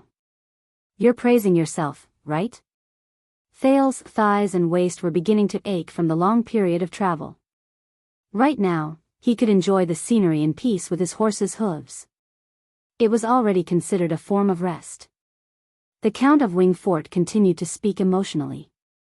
The Northlanders' military training is indeed extraordinary. Thales nodded politely and laughed dryly. Thank you. As for the Northlanders' training, you should ask the Star Killer and the Raven of Death. The former used years of riding lessons to teach him how happy it was to be able to ride on a normal horse. The latter taught him how blissful it was to be able to, normally, ride on a horse's back by running for what felt like years. Thales sighed softly as he recalled the bitterness and thought of the sweetness. Sure enough, people are forced out. But come to think of it, Nicholas, Monty, and Tolja from Black Sand region. When he thought of how 3 of the 5 famous Extension War generals had a bone to pick with him during his trip to Northland, Thales felt extremely helpless. He was probably the second most unlucky person in the world, ahem. He stole a glance at the air behind him. By the way, how did Yodel keep up? Don't tell me you're clinging to a horse's ass. We can finally see the land beyond the yellow sands, right? Count Derek seemed to want to use this time to talk to Thales for a while longer. When I served at the borders, I would stay in the desert for a few weeks before I came out. Derek stared at the grassland and smoke from the village in the distance. He smiled faintly. Even a little bit of green makes me excited. Thales took over the conversation, half tactfully and half sincerely. That's right. This feels really good. After getting used to wandering in a foreign land for 6 years, it was the first time Thales realized that he was not in the dry and cold Northland, nor was he in a desert filled with yellow sand. He was in Constellation. A strange yet familiar feeling rose in his heart. When he noticed where Thales was looking, Derek pointed at a few small houses at the end of his line of sight. These small villages belong to Blessings Town. It is our supply point today, and it is not far ahead. It is the farthest town in the west of Western Desert, and it is also the closest town to Blade Fang's camp. Over the years, it has provided reinforcements and protection for the western front lines. Blessings Town. Derek's explanation stirred up Thales' interest, which he had not felt for a long time.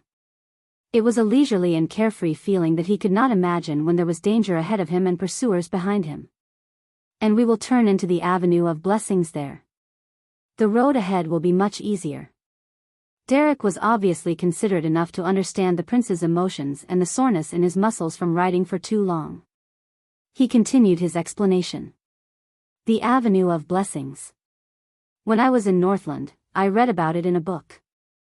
Thales tried his best to stick his head forward to see the road in the distance. But this is the first time I've walked. Count Derek smiled. Chapter 503. Under Count Louis' strange inquiry, Derek's expression remained the same. The one before you is Thales, but Louis immediately burst into laughter and waved his hand to interrupt Derek's introduction. Don't be nervous. That was just a joke. Of course I know where he is. Derek's expression darkened when he was interrupted. Come, let me see. In Derek's silence, Louis slowly turned his horse around and sized up Thales with a profound expression. The prince took a deep breath, suppressed the discomfort in his heart, and accepted the Count of Black Lion's gaze with a smile. A few seconds later, Count Louis, who had almost circled Thales, finally snorted. Your Highness, I have long heard of your great achievements in Northland. It is an honor to have you here. He closed the distance between him and the prince. He leaned back, and his expression was still arrogant. Perhaps you don't remember me, but unexpectedly, the prince raised his voice and interrupted the other. Will the Black Lion, who is good at fighting, still fight for the pride? When he heard this, Louis was immediately stunned. Fight to the death. This is how you answered my father back then. Under everyone's gaze, the second prince stared straight at the leader of the Black Lion family. As long as the lead lion remains wise and brave, he will remember the pride. Louis looked surprised. Even Derek furrowed his brows slightly. Yes, I remember you. Count Louis Bosdorf from the brave Seoul Castle. 6 years ago, you were sitting not far from me at the national conference. Thales cleared his throat. His gaze began to turn cold under the setting sun. And I still remember when they voted on whether I should be the prince, you voted against me. There was a warning tone in Thales' words. Bosdorf's expression changed in an instant. He sat up straight on his horse, and the way he looked at Thales was different. Even Derek by the side pursed his lips. Louis coughed slightly. Your Highness, in the past, but the prince's cold expression suddenly melted like water melting from an iceberg. Thales snorted and interrupted the count. Don't be nervous. That was just a joke. Under Louis and Derek's frowning expressions, Thales leisurely lifted the reins and urged his horse past the Count of Black Lion. Come, let me see. The prince calmly looked at the black-armored soldiers behind the count, as if he was inspecting his own army. A few seconds later, Thales imitated Louis's actions and pulled the reins back to his horse.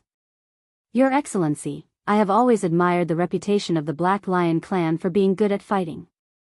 After saying that, he extended his right hand to Earl Louis with a friendly smile.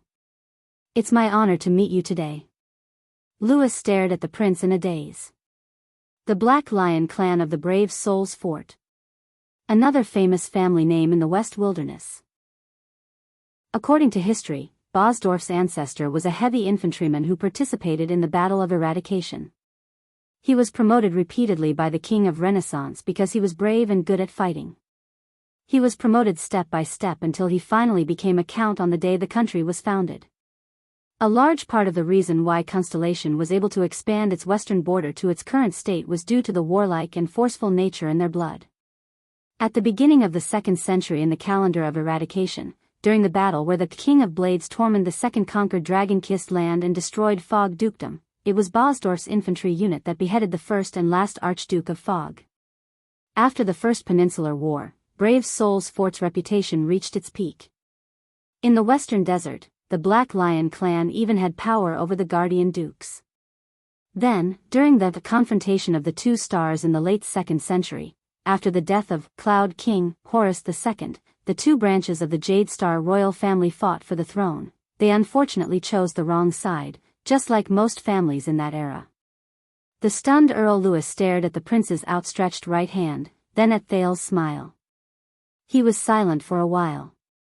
By the side, Derek, who had not said a word, looked at Thales and curled his lips slightly. Thank you, Your Highness. Half a second later, the Count of Black Lion's arrogant expression faded away. He urged his steed forward, flung off his iron gloves without hesitation, and held Thales' hand firmly. I promise you that you will see us live up to our name. Thales only felt his tightly clenched hand tremble with a loud bang. The Count of Black Lion's grip was quite strong. Earl Louis narrowed his eyes. And the headed lion is indeed extraordinary. Count Bosdorf let go of Thales' hand and waved his hand behind him. Your Highness, come and meet my eldest son and heir, Paul. A brown-haired young man with a determined face, who looked quiet and low-profile, and who wore armor with the emblem of a black lion, rode forward. Paul Bosdorf. The young Paul put on a stern face and pressed his fist against his chest. He did not look as complicated as his father. Your Highness, it is my honor to serve you. Thales smiled. It is also my honor. Count Louis, who had been sizing Thales up, laughed and extended his hand to the black-armored soldiers behind him. Your Highness. My son and 200 elites from the Black Lion clan, as well as 100 people from the 14 families around Brave Soul's fort, will escort you home with Derek. Louis added. Forgive me for not being able to accompany you personally, but please do not doubt our passion and loyalty to Renaissance Palace. Thales looked at the flag of the Black Lion behind Louis, as well as the flags of the other 14 nobles. The prince frowned slightly before he flashed a smile. Never doubted it. Louis also chuckled. I never doubted you, never doubted it. But the next moment, the Count of Black Lion looked to the east, and his tone changed. But I suspect that others do. Thales' smile was a little stiff. That's a good way of putting it. Amid the awkward atmosphere, Derek coughed, intentionally or unintentionally. But Louis acted as if he didn't understand and suddenly said, So, I heard that our Duke of Western Desert, Lord Cyril, has gone to look for you, Your Highness. He even gave you a good sword? Thales' slightly relaxed nerves were immediately alerted by this sentence. Damn it. How did he know? The prince, who had a huge headache, changed his direction. He instinctively wanted to block the sentinel on his saddle. About that, I wanted to return it, but Louis sighed. He pointed at the army he brought with him, and his eyes were filled with indignation. Derek and I, together, we mobilized countless subjects, and then mobilized 600 to 700 elite personal guards to achieve this, but the Duke only used one sword to do it. Count Bosdorf snorted lightly. What a bargain. He suddenly turned to the master of the single-winged raven. What do you think, Derek? The Count of Winged Fort looked up, but he did not answer. He only gave Louis a friendly smile. Thales looked at Derek's expression and seemed to have understood something. In the next second, Count Louis' gaze returned to the prince, and his attitude seemed to be nonchalant. So, he also flung you with a sword? Thales was stunned. Flung? Derek coughed again at the side. But Count Louis still acted as if he did not hear it. Yes, he smiled without a care and gestured at the prince on his mount. You know, it's to swing a sword in front of you on purpose. If you are so scared that you wet your pants, then he will chuckle and say, you are only so-so. If you do not react at all, then he will pretend to be profound and say, yes, you passed my test. Louis waved his hand with a disdainful expression. After he deceives you, of course, he can pretend to be serious and give a long speech. Deliberately holding a sword in front of you, Thales was puzzled at first, then he was completely stunned. What? The scene of the Duke of Western Desert alone in a room with him the day before yesterday surged into his mind like a tidal wave. What? The prince asked in surprise. As if he had expected Thales' reaction, Count Louis chuckled with an expression that said, I knew it. I'm guessing that the Duke probably poured out his heart and soul to you, expressed his worries, and showed you how much he loved Western Desert, that he loved it madly, that his love was reasonable, that he could not extricate himself from it, and that he could move the world. In the end, he solemnly stated that everything he did was because he had no other choice, and that he only wanted to remain neutral in all the chaos, and that he did not want to choose a side. Thales blinked. He was a little dumbfounded by the amount of information in this sentence. What? But Louis kept going. And did he use those dozen or so words to go around in circles, and then come back to the same word game again? Did he use some nonsense like, power is born of violence, violence gives birth to a lot of things, and then power is born again, to bewitch you? Power is born of violence, a word game that goes around in circles again. As he listened to Louis' words, Thales was stunned and puzzled. His eyebrows rose and fell a few times. There was a teasing tone in the Count of Black Lion's tone. Makes you feel that he is unfathomable, farsighted, and different? Derek, who was beside him, turned his head away and coughed loudly. Thales finally found a gap and asked in puzzlement. "How did you?" But Louis did not give him a chance to retort. "You know, after a bunch of nonsense, when the time comes, he will snap his fingers like this." Count Bosdorf waved his hand in disdain and snapped his fingers. "Then, he will blink his eyes and snap his teeth. Don't worry, I won't say this to anyone else, but I'm with you." The way he shook his head and the disdainful expression on his face was rather similar to Duke Falkenha's. But it startled the prince. What?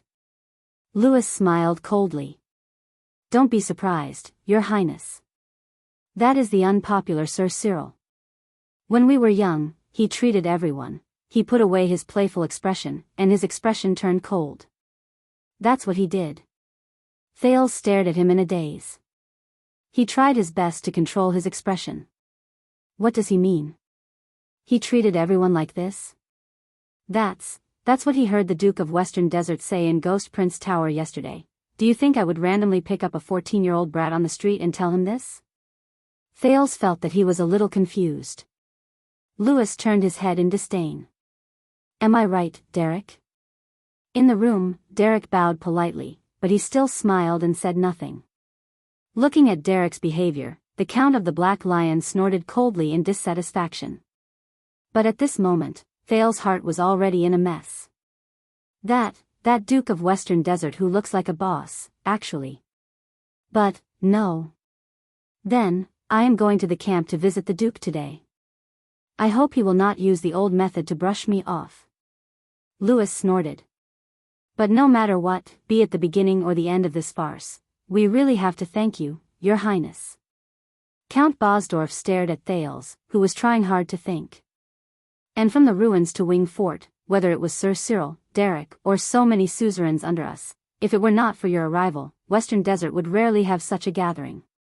You must be our savior, Your Highness. Whether it was 6 years ago or now, you allowed us to reunite after we were separated. Don't you think so, Derek? Derek curled his lips for the third time and smiled politely. Looking at the stubborn Count of Wing Fort, Bosdorf shifted his gaze to Thales again. And I still have a gift. The Count of the Black Lion waved his hand.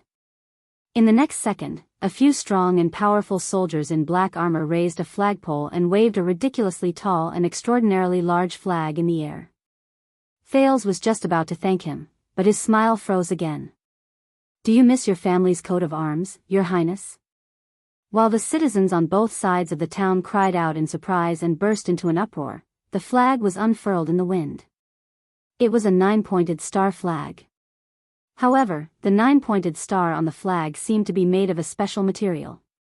As long as the flag moved slightly, it would shine with a piercing silver light. It was as bright as the starry sky, making it hard for people to ignore it. Many people, including Thales, subconsciously raised their hands to cover their eyes. F***CK. This is too. Thales turned his head around awkwardly. I am very grateful for your gift, but this is too high profile. High profile? Louis quickly interrupted him. He raised his arms indignantly at the surrounding town and fields. For the sake of the goddess, this is your kingdom, your home, and we will all be your vassals. We should be free to walk in your own home, Thales said softly, embarrassed. I'd rather keep a low profile.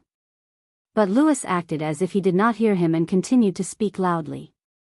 And if there comes a day when you, as a member of the Jade Star royal family, have to be overcautious and full of doubts even when you reveal your identity in your own home, then perhaps, Louis leaned forward and pressed his palm on Thales' shoulder. The exaggerated expression on his face suddenly turned cold. There is a problem with this family, he said coldly. What do you think? Thales felt a chill in his heart. Louis pressed on Thales' shoulder, revealing a sense of incongruity that made people feel extremely uneasy. Thales took a deep breath.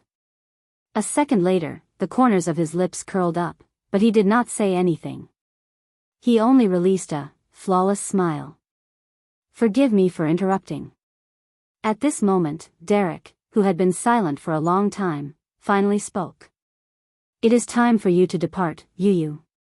Your Grace, it will take us half a day to reach Blade Fang's camp from here. Thales was unusually grateful for the interruption. Perhaps it was because of Derek's help, or because he finally had nothing else to say. Count Louis only remained silent for a while before he let go of Thales. He put away his strange expression and smiled faintly. Of course. Don't let me disturb you. Paul, protect the prince with your life, Louis instructed his son in a meaningful manner. Just like how this prince risked his life to protect his home for the past 6 years. Paul pressed his hand against his chest and lowered his head solemnly. I will, father. I will. Count Bosdorf curled his lips and pointed at the shining silver flag with a 9-pointed star with his thumb. Also, remember, although that flag is heavy, you must ensure that it is erected in the air. Don't let it fall. Louis clicked his tongue. Thales did not know who he was talking to. It will hurt someone. Thales' expression did not change. This time, Paul did not answer. He only nodded silently. Then, have a smooth journey, Your Highness. The Count of Black Lion reined in his horse. The cold expression on his face faded away, and he smiled confidently. The road in Western Desert has not been maintained for a long time, and it has never been easy to travel. Surrounded by soldiers, Louis Bosdorf rode past Thales' side in a swaying manner, leaving the prince with a view of his back and a sentence that carried a profound meaning. Presumably, the road in Central Territory will be flatter? Thales sighed in relief as he watched the Count of Black Lion's troop leave. He and Derek looked at each other, and both of them revealed impeccable and helpless smiles. Thongyun Reading Network. Chapter 504. The next morning, on the flat and wide Avenue of Blessings, the prince's escort team became twice as long because of the addition of the Bosdorf family's soldiers. Please do not mind Count Bosdorf's attitude. Derek rode beside Thales on his horse. He is one of the leaders in taking back Blade Fang's camp. He is very unhappy with what happened over the past few days, so he shows his dissatisfaction on his face. Unhappy? Thales thought quietly. Show it on my face? Bro, you probably haven't interacted with Northlanders before. When they are unhappy, they usually show it on their swords. He could only tease himself. Please do not vent your anger on Paul. The Count of Wingfort turned his head and looked at the silent Paul Bosdorf, who was a few steps behind them. He has a tough life with such an overbearing father. Thales smiled and nodded, but he sighed in his heart. Speaking of which, such an overbearing father, all right, this is something I can relate to. At the very least. Derek turned his head around and looked at a certain horse behind him. The 9-pointed star flag was immediately rolled up and wrapped up tightly the moment the Count of Black Lion disappeared. He sighed and said, at least Paul is easier to talk to than his father. Both of them were silent for a while. But in the next second, Thales suddenly spoke. So, what Count Bosdorf said about the Duke of Western Desert treating everyone the same way, is it true?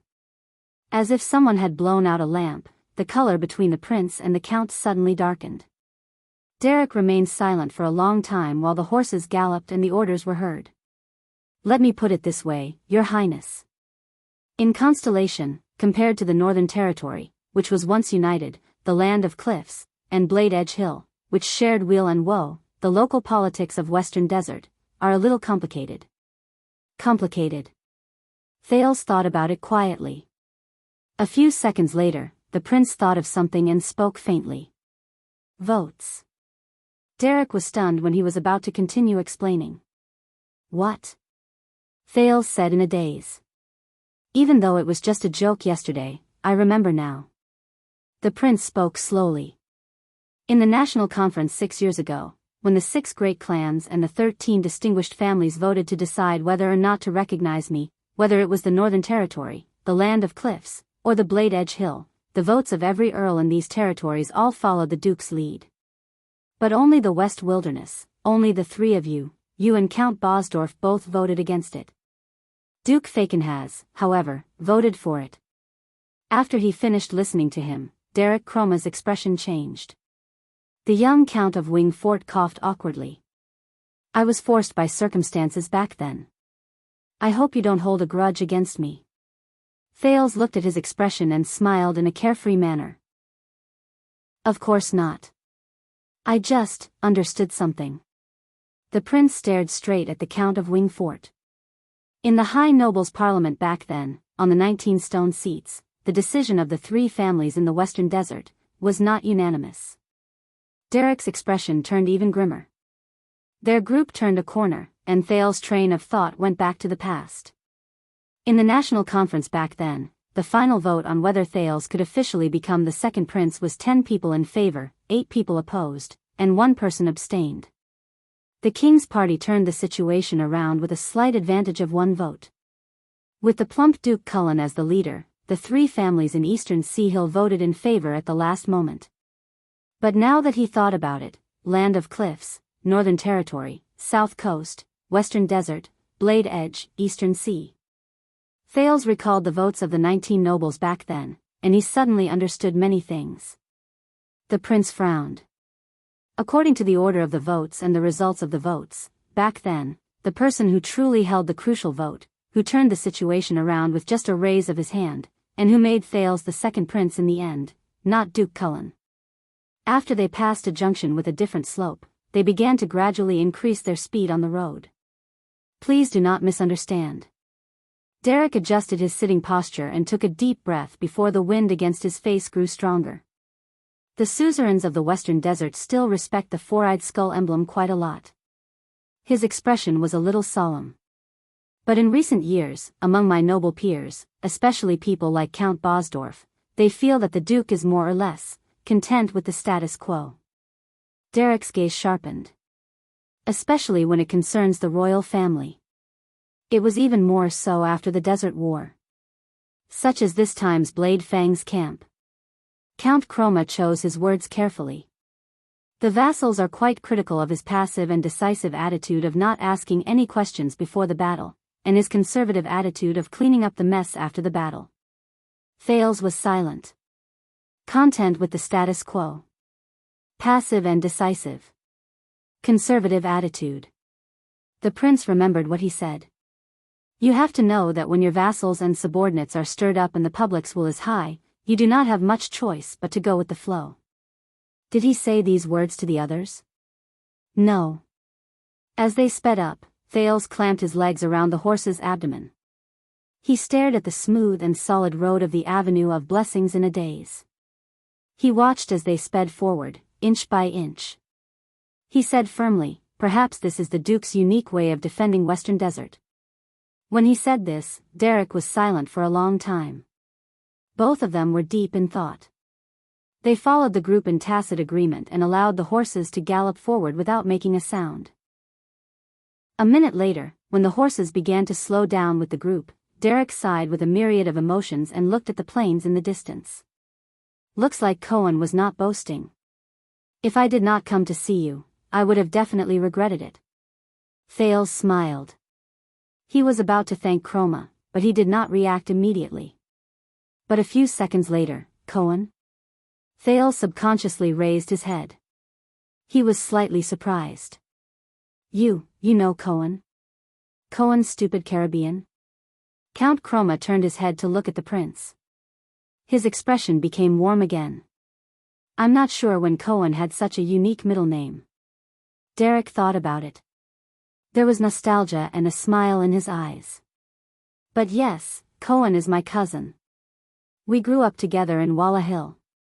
His mother is my father's sister, my aunt. Thales made some calculations. Cohen's mother is Derek's aunt, Caribbean and Chroma. The Twin Tower Longsword and the Single-Winged Crow. Walla Hill and Wing Fort. The prince came to a sudden realization. I see. Your families are in-laws. The Count of Wing Fort smiled faintly and nodded. 6 years ago, Cohen mentioned you to me for the first time in our correspondence. There was a strange tone in Derek's voice. He said, he was heartbroken, so he took a leave to go sightseeing in the north. Then, in one night, he coincidentally ran into a great and glorious adventure. He followed an extraordinarily intelligent prince, charged into heroic Spirit Palace, fought against Dragon Cloud City at night, defended the Hall of Heroes to the death, fought against the Northlanders, fought against a legend, faced an enemy in the supreme class, felt the terror of the calamities, witnessed the descent of the great dragon, endured the mutiny of rebels and traitors, suffered the unforgettable betrayal of his companions, blended into the White Blade Guards, encountered the assassination of the king, and witnessed the ascension of the Archduchess to the throne. He advanced bravely in the north, which was filled with powerful enemies, saved Constellation from the brink of destruction, and protected the lives of tens of millions of people in the end. The more he spoke, the more resigned he felt. Even Thales could sense the excitement and eagerness in Derek's words, which made him ramble incoherently. It was practically a mystery and awkwardness on paper. In the end, Cohen complained that even though the Secret Intelligence Department came to his door at night to warn him not to divulge national secrets, his superior did not believe him and refused to give him any leave or travel expenses reimbursement. So, he hoped that I could understand him. Derek pondered for a while. When I received the letter, I was still thinking that perhaps he had indeed been single for too long. You know, delusions and illusions. I mean, it's true that you are young and intelligent, Your Highness, but Northland? Extet? There are so many things. I really doubt. Derek stopped talking and stared straight at Thales. Until now. Thales hesitated for a second before he forced a smile that was both polite and awkward. Cohen. You, awesome. After a while, Thales squeezed his fake smile back into the depths of his muscles and coughed. Is Cohen all right? Derek smiled. I think so. He's still at the police station in the capital, doing a job that most nobles can't understand, including my aunt and uncle. Derek shrugged helplessly. You know, they've always been worried about his marriage. For more than 10 years, my aunt was afraid that he would marry his classmate, the warrior lady from the Arund family. Thales squeezed his eyebrows together. Miranda? The prince snickered. Oh, no, that's impossible. Derek exhaled. Yes, I know. Lady Arund is probably the person Cohen fears the most. That boy once said that he always had this illusion that he would suddenly become stupid in front of Lady Arund. Thales smacked his lips and recalled the way Miranda and Cohen interacted. Yes, that was indeed an illusion. Because he definitely did not suddenly become stupid. But more than 10 years have passed. My aunt doesn't care about that anymore. Derek shook his head. At the same time, he felt amused and helpless. Now, as long as Cohen is willing to marry, she doesn't care if the other party is a warrior, as long as it's a woman. Thales and Derek looked at each other, and they laughed in unison. After a while, Derek's voice became deeper. So, it's true. Cohen said that he fought with the Fire Knight in heroic Spirit Palace, fought with the legendary anti-mystic equipment, and fought for 300 rounds? The Fire Knight, 300 rounds, the prince felt a headache coming on. My attendant can testify that they fought, but 300 rounds, Thales did not continue. He only smiled sheepishly. Derek's gaze moved, and he nodded in understanding. Then, he said that he faced the Red Witch, who is as famous as Lord Hanson, and faced her persuasion to surrender, and that he would rather die than submit? Faced the Red Witch, neither humble nor arrogant, and would rather die than submit. The prince was stunned and blinked. About this, how should I put it, it's basically not up to the Red Witch to persuade him to surrender, he's that. This time, without waiting for Thales to say anything, the comprehending Count raised his eyebrows and seemed to be deep in thought. I get it. Then, he said that he faced the legendary warrior who never aged, the undefeatable ground shaker Caslin, and that he risked his life to fight against him, and that he had to sacrifice an arm, risked his life to fight against him. Thales twitched his lips awkwardly. He about that. Once again, when Thales was still hesitating about what to say, Derek raised his eyebrows in a very considerate manner. Oh, when he saw the Count's expression of sudden realization, Thales suddenly felt guilty for betraying Cohen. That's not right. I'm the one who's telling the truth. But Derek's next sentence made Thales' heart sink. Then, the great dragon?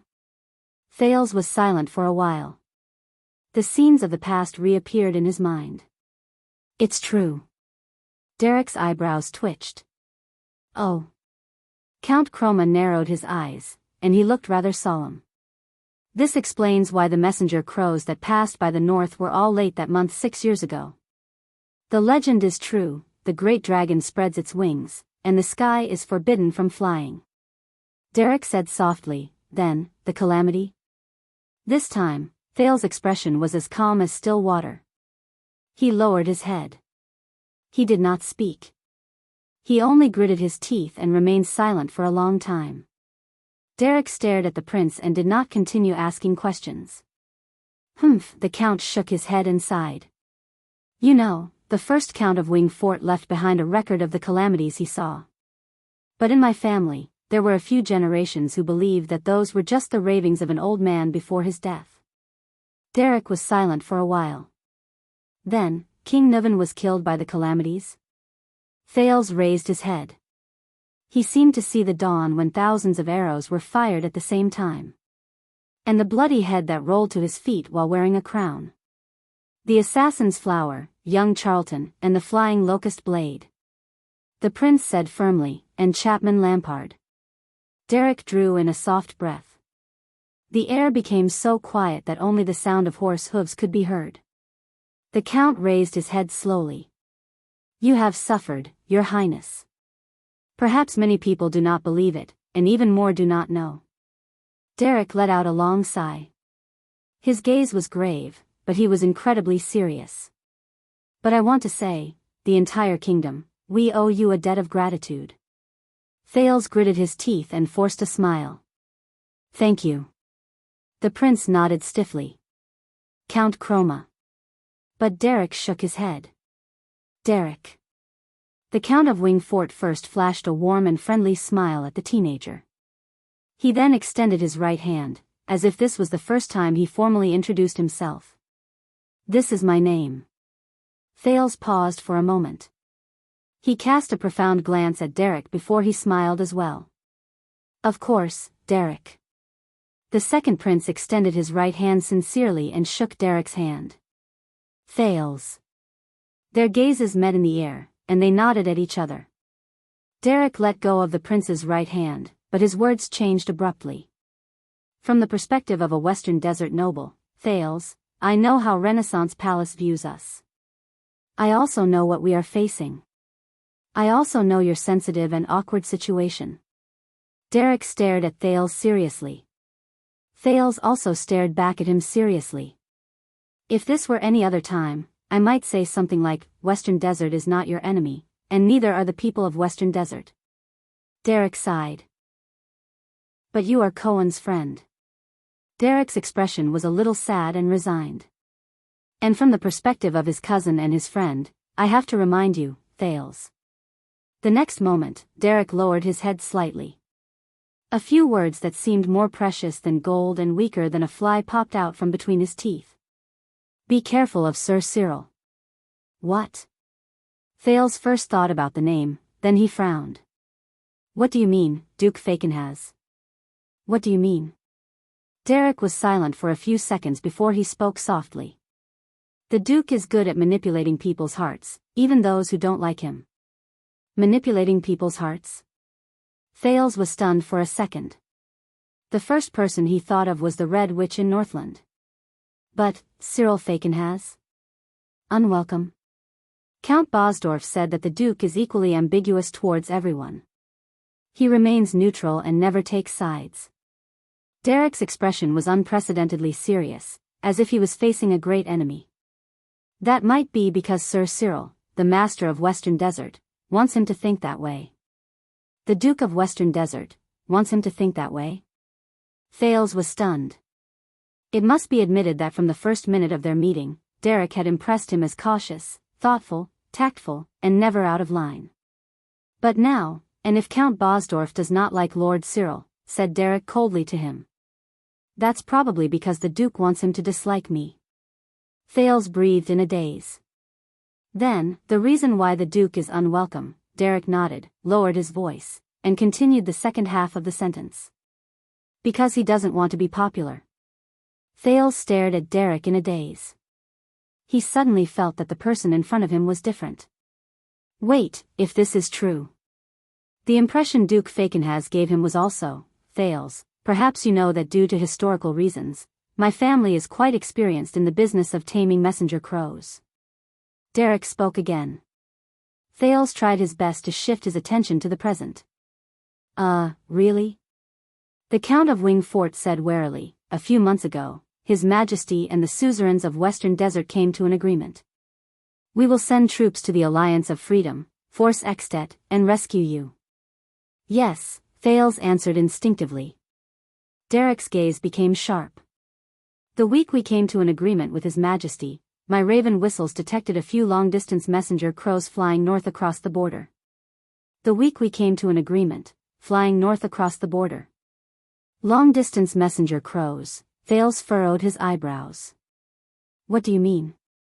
Derek was silent for a few seconds before he said airily, that batch of messenger crows flew very high in the sky, were abnormally vigilant, and were good at hiding.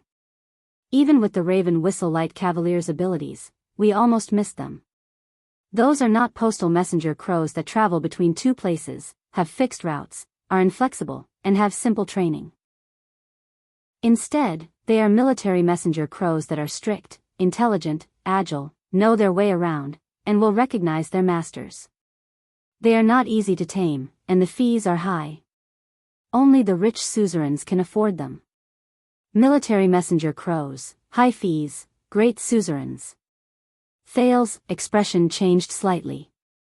Thales, someone leaked information about you from the moment you escaped to the moment you returned. Derek's tone was very solemn. Someone leaked information about you to the Northlanders from Constellation. I guess this is why your journey back home was full of accidents. Leaked information about me, my journey back home was full of accidents. Thales' breathing froze for a moment. At that moment, King Chapman's figure suddenly appeared before his eyes.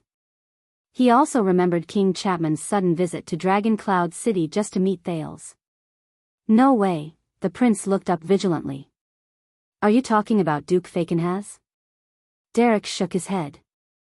I can't be certain. But, Thales, not all of them. Derek narrowed his eyes. His tone was cold, and Thales could not help but clench his fists.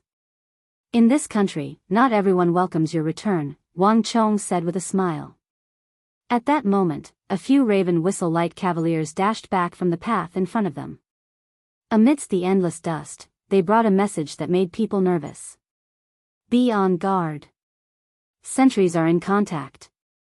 Multiple cavaliers. What? Derek and Thales looked at each other and frowned at the same time. The Raven's entire troop immediately stopped moving forward. Hundreds of cavaliers reined in their horses at the same time. For a moment, horse hooves thundered, and horses neighed. Everyone moved. Quite a number of Raven whistlers rushed forward and surrounded the two important figures. Count Derek.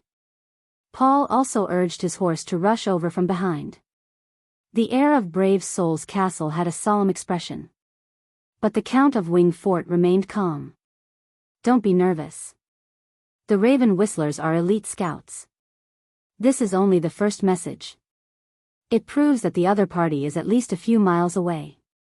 Soon, they will confirm their identities. Their confident questions were mixed with the countless sounds of horse hooves, and it made Thales feel much more at ease. Soon, the second and third messages arrived. The new information made the three nobles feel even more solemn. 25 cavaliers. No flags. Identity unknown. Refuse to respond. They are between light cavaliers and heavy cavaliers. They are well equipped and skilled. The report from the Raven Whistlers in the sky, there are more troops behind them. More cavaliers and infantrymen. Hundreds and thousands. More? Hundreds and thousands? Thales was shocked. Derek and Paul looked at each other. Their expressions grew darker. Who would bring an army to the prince's side at this time? Paul said coldly. Do we need to gather our main force? Stay calm, Derek replied in a steady manner. This number does not eliminate the possibility that it is Constellation's own army. Let the 20 or so cavaliers come first, and everything will be clear. Our army. Thales pursed his lips tightly. But he could not help but recall Derek's words just now. In this kingdom, not everyone welcomes your return. Not everyone, the prince's heart sank. It can't be. Please, I've already entered the land of Constellation and stepped onto the great path of blessings. There can't be any more accidents. Usually, whatever Thales worried about would come true.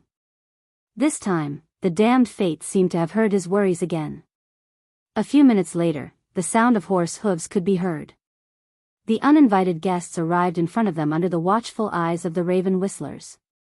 Derek's raven whistler was right. This was a group of 25 cavaliers.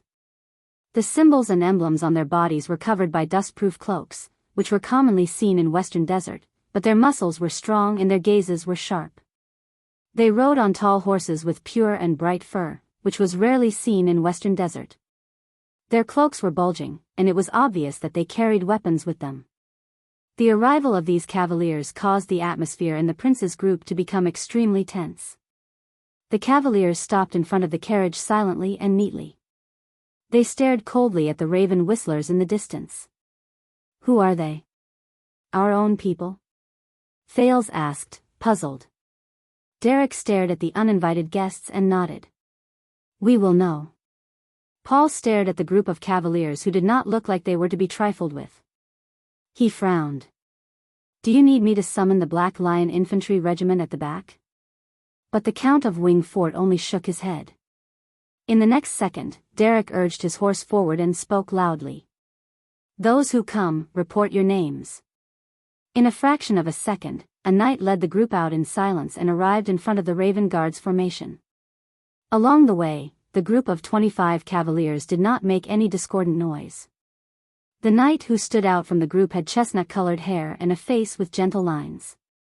Even though he had stubble on his chin, he looked to be in his 30s. He was not much older than Derek. And his calm brown eyes seemed to always be calm and peaceful. I was thinking that you might recognize me, Count Chroma. Now, it seems that I was just hoping too much. The chestnut-haired knight stopped his steed. He sighed softly, as if he felt a little regretful. 6 years ago, we met in the palace. Derek's eyebrows twitched slightly. I don't remember meeting you. In the palace 6 years ago? Thales thought of something. The chestnut-haired knight smiled faintly, unconcerned. He waved his hand to signal to a blonde knight beside him.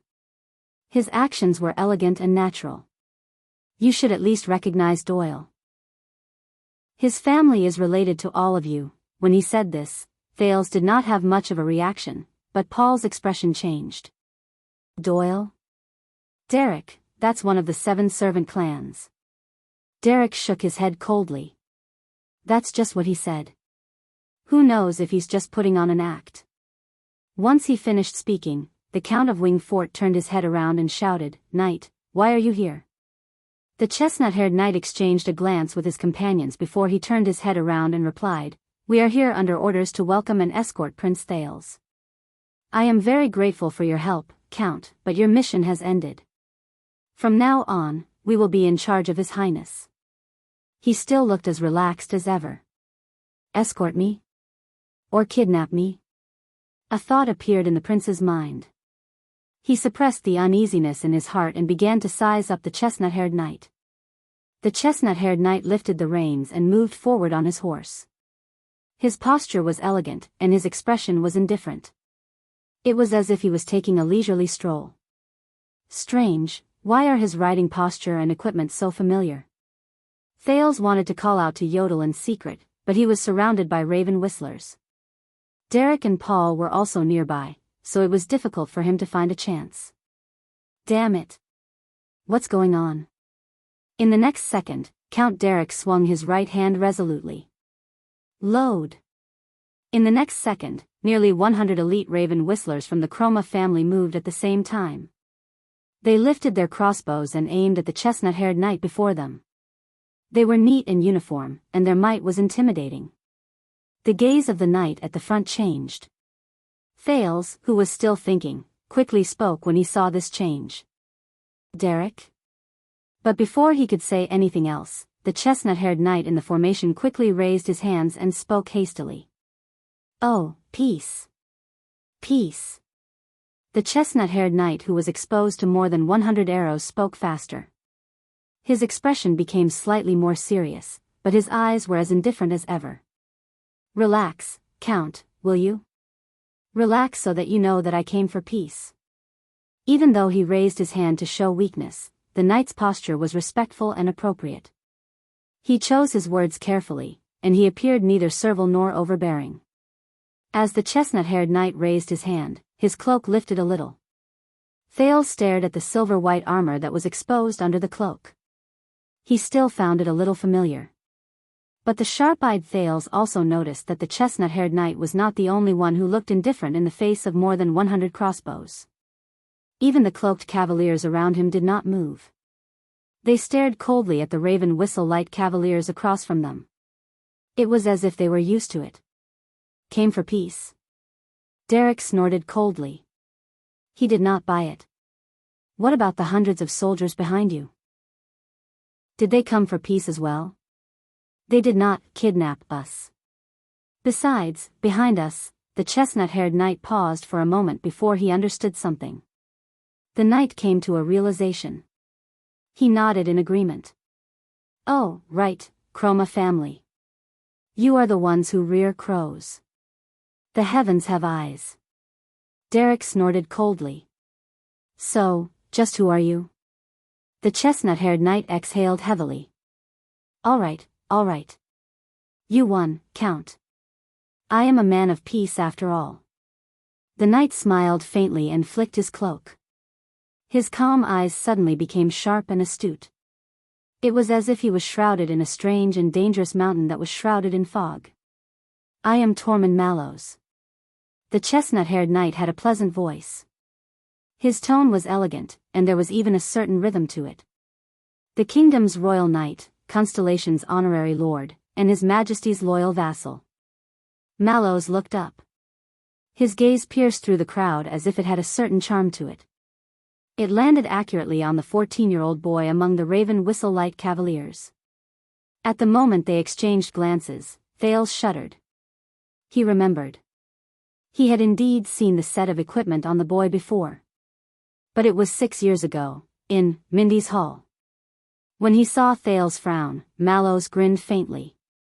Thanks to His Majesty's kindness and the trust of his colleagues, the knight nodded slightly on his horse.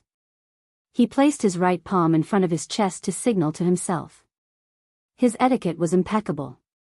I am the Royal Guards of Constellation. Mallows revealed the special silver armor under his cloak, along with the iron armor and steel sword. He bowed slightly on his horse and uttered a title that Thales found both unfamiliar and familiar at the same time. Legacy Watchman. Chapter 505. The chestnut-haired knight's self-introduction made everyone quiet for a while. He sat calmly on his horse and allowed everyone to size him up.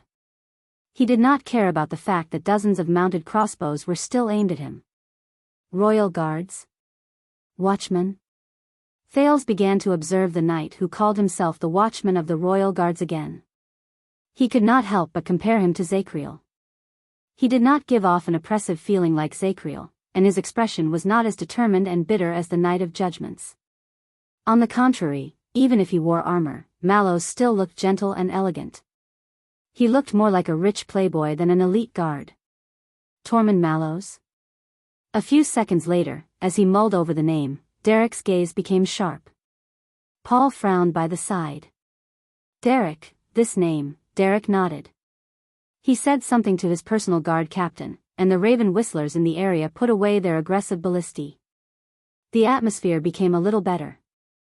But Derek did not seem to relax. He turned his head around and asked Thales, do you know these people? Thales suppressed the urge to sigh. Please, I just returned to the country. But the prince still nodded. Let's take a look. He was about to lift the reins and move forward, but Derek pressed down on his arm. No, Thales. Count Chroma's expression was solemn. If they are fake, then you should not have any contact with them. If they are real, then you are in an awkward position. Regardless of whether you want us to leave or make us stay, it will not be appropriate for you to say anything. Thales narrowed his eyes and looked at the other man's serious gaze. So? I will speak up, Derek said in a low voice and let go of the prince's arm. The Count of Wingfort turned to Mallows. You said that you are the watchman of the royal guards. But based on what I know, the position of watchman has been vacant for many years. The last one was before the Bloody Year. And the watchman has an extraordinary status. He has always been a person of virtue and prestige. Before Derek could finish speaking, he was interrupted by someone behind Mallows. Your information is outdated, Count of the Western Desert. The knight who spoke had short brown hair. He had a stern face, and he seemed to be very displeased with the Count's questioning. Lord Mallows was promoted to watchman a year ago. Whether it is His Majesty, Lord Adrian, or even the entire Imperial Conference, they all recognize his qualifications and abilities. A year ago. Thales saw Derek's expression change. Then, why didn't Lord Adrian or Lord Talon lead the team? The Earl of Wingfort asked suspiciously. The corners of Mallows' lips curled up, but Thales felt that his smile was a little superficial. The captain and vice-captain have important responsibilities, and it is not convenient for them to leave Renaissance Palace. The knight who called himself the Royal Guard gestured at the 24 cavaliers behind him. And this is the task that His Majesty specially assigned to us. Mallows maintained his polite smile. On behalf of His Majesty, I thank Western Wilderness for their help, but your mission has been accomplished. Mallows swept his gaze over every soldier in the Western Desert. His voice grew deeper, and it was unquestionable. From now on, we will be fully responsible for all matters related to the prince's return. You can go home now. The surrounding Raven whistlers were in an uproar. Derek and Paul frowned when they heard the other party's words, which were polite on the surface but sharp on the inside. Even Thales sighed to himself. They were trying to stir up trouble. This is a team formed by Derek Chroma from Wingfort, Paul Bosdorf from Brave Souls Fort, and 28 families from Western Desert, Derek said slowly and repeated his identity. Derek opened his mouth slowly and repeated his identity. Thales could hear the dissatisfaction in his words. We are escorting Prince Thales. If what you said is true, Lord Mallows, Derek said expressionlessly, then I will not be stingy in welcoming all of you into our team. Then, I will not be stingy in welcoming you to join our group until we reach Eternal Star City and meet the officials from Renaissance Palace. A golden-haired knight behind Mallows snorted in laughter. Everyone looked at him. From what I know, 6 years ago, Black Sand Region's Chapman Lampard also insisted on sending soldiers to escort Prince Thales to Dragon Cloud City. The blonde knight looked at them in amusement. He had a dignified appearance, but he shook his head. Guess what happened down there? Derek and Paul were stunned for a moment before they instinctively looked at Thales. As someone who had experienced it personally, Thales' face instantly darkened. The leader, Mallows, coughed loudly. Doyle, do not talk about national affairs. The knight named Doyle raised his eyebrows. His tone was relaxed. Of course. Whatever you say. Mallows coughed. Also, be friendly. According to the family records, Count Chroma is your, Mallows' words stopped at the tip of his tongue. But Doyle quickly continued his sentence in a practiced manner. The cousin of my grandmother's brother-in-law's grandnephew? What? His words stunned Derek as well. The hall was silent for a few seconds. Doyle smiled and shrugged at the Count of Wingfort. Oh, is that so? Mallows frowned and sighed. He seemed to be troubled by this relationship as well. Derek no longer cared about the teasing between them. He took a deep breath. You did not follow common sense and send messengers to communicate first. Your identities are still questionable, but you want to take the prince away right away. For safety reasons, I cannot take the risk. Mallows listened to his words and did not reply immediately. Instead, he pondered for a while. After a while, he made a decision. Let's be frank, Count. Mallows cleared his throat. His expression turned from one of indifference to one of seriousness. I know what you are concerned about. You want the entire capital to see you enter Eternal Star City with Prince Thales. You want all of Constellation to know the relationship between the nobles in Western Desert, the prince, and the future king. It's not about the prince's safety. Derek and Thales' expressions changed. Mallows squeezed his cheeks with a fake smile. And my job is to stop you. The moment Mallows' voice faded, Derek's expression turned cold. The hall sank into an oppressive silence again. The Raven Whistle Light Cavaliers stared at the uninvited guests with hostile gazes. Paul said something, and dozens of Black Lion infantry rushed over from the back. They skillfully coordinated with the positions of the Raven Whistle Light Cavaliers and formed a formation. Mallows and his knights might be the side with fewer people, but their gazes were bright, and they refused to show weakness. This gave Thales a headache. Finally, Derek spoke softly while he pondered. All right, at least you are straightforward and honest. Mallows and his eyes met in the air, exuding invisible pressure. Derek narrowed his eyes. What if we say no? He stared at the people who called themselves the Royal Guards and sized up everything from their mounts to their equipment. There was a threatening tone in his voice. You and your companions, what can you do? When he said this, the oppressive atmosphere instantly became tense. The companions behind Mallows even lifted their cloaks at the same time and placed their hands on their weapons. But just when Thales was wondering whether he should say something, Mallows only turned his head around and gave his companions a look to calm them down. I must admit that I am inexperienced and limited in my abilities. The knight with chestnut hair turned his head around. His tone was calm and peaceful. When we face your Raven Whistle Light Cavaliers, who have both numbers and combat power, I am indeed not confident. Paul snorted beside Thales. Derek did not say a word. But Mallows smiled faintly, and his smile was a little resigned. But you know, if anything were to happen to us, to His Majesty's loyal personal guards, who protect his reputation, in the next second, Mallows' tone remained the same, and his smile remained the same, but the content of his words was different. An hour later, while we are still on our way to the rear, 900 soldiers from the Kingdom's Wrath in rotation from the Central Royal Army, and 1,000 soldiers from the Fortress Flower in rotation from the Northern Territory including nearly 300 cavaliers, will speed up once they receive the news. They will outflank me from behind, and with their advantage in numbers and experience, they will force all of you back to the nearest supply point, Blessings Town. Thales was stunned. Paul's face turned pale. Derek also frowned hard. Mallows patted his steed gently to calm its anxiety caused by the hostility from the other side, but he continued speaking. 2 hours later, Blade Fang's camp will receive the news that the active Western Desert Royal Army, take note, these are the 3,000 to 4,000 active soldiers. They are the elite main force, and among them are 1,000 to 2,000 cavaliers. They will attack from the camp under the legendary Wing's lead and attack Blessings Town from the west. They will strive to surround our allies before dusk.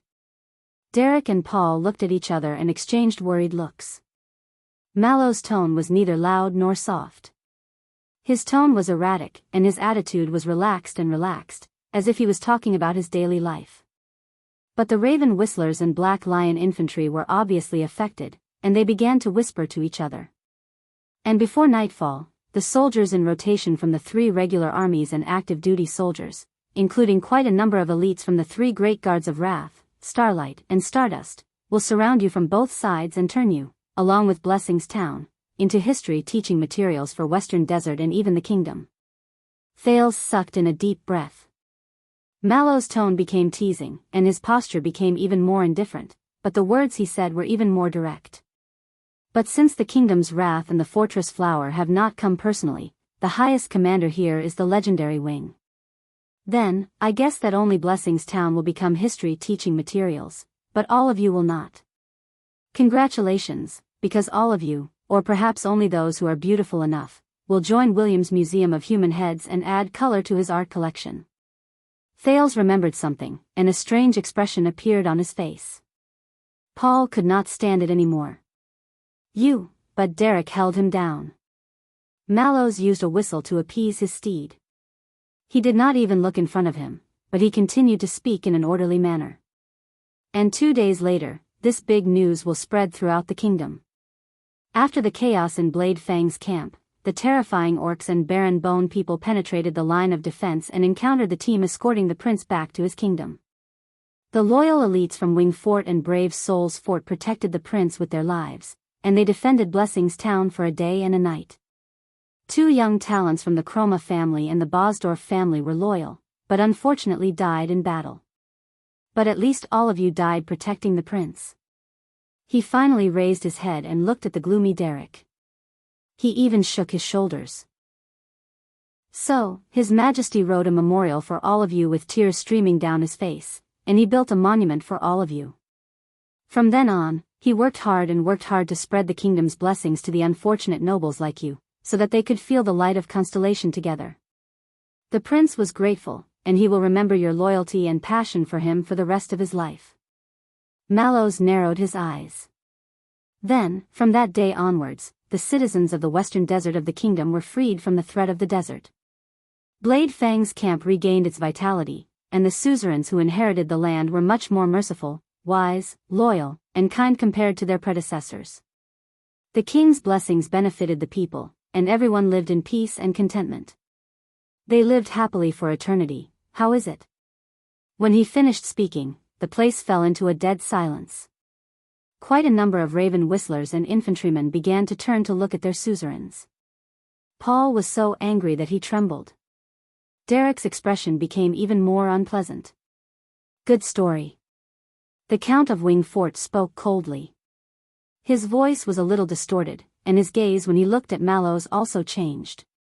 But the problem is, how confident are you that you can survive and go back to inform the prince of our 500 Raven Whistle Light Cavaliers' pursuit? In the next moment, the Raven Whistlers did not need to be instructed. They lifted their bows and aimed at their target in unison. Thales felt a chill in his heart. At the most tense moment, Mallows smiled. When he faced Derek's malicious gaze, he lifted his cloak, held his sword hilt with his right hand, and pressed his left hand on a shield by the side of the saddle. Indeed, the chances are very low. Perhaps. Mallows narrowed his eyes. His tone made him sound very uncertain. 55? In the next moment, the 24 men behind Mallows changed their demeanor. They pressed their hands on their swords and raised their shields in unison. Hey, everyone! Thales could not hold it in anymore. He shouted loudly while he stood up on his saddle. He moved past the Raven Whistlers who blocked him completely. Before you draw your swords, please remember that I am still here. The prince waved his hand desperately to attract everyone's attention. He hoped that he could reduce their hostility towards each other a little. Fortunately, it was somewhat effective. The place became quiet, and not a single sound could be heard. Most of the people looked at the teenager. Derek understood what the prince meant. He put on a stern face and made his soldiers put away their hostility, on the surface. Mallows stared at Thales and remained silent for a long time. Thales gave him an awkward smile. He sensed his slightly numb bowed legs while he stood on the horse. Thank you, sirs. We can talk properly now. So, Mallows looked at Thales and pondered for a while. He put on a puzzled expression. Who are you again? Thales' smile instantly froze.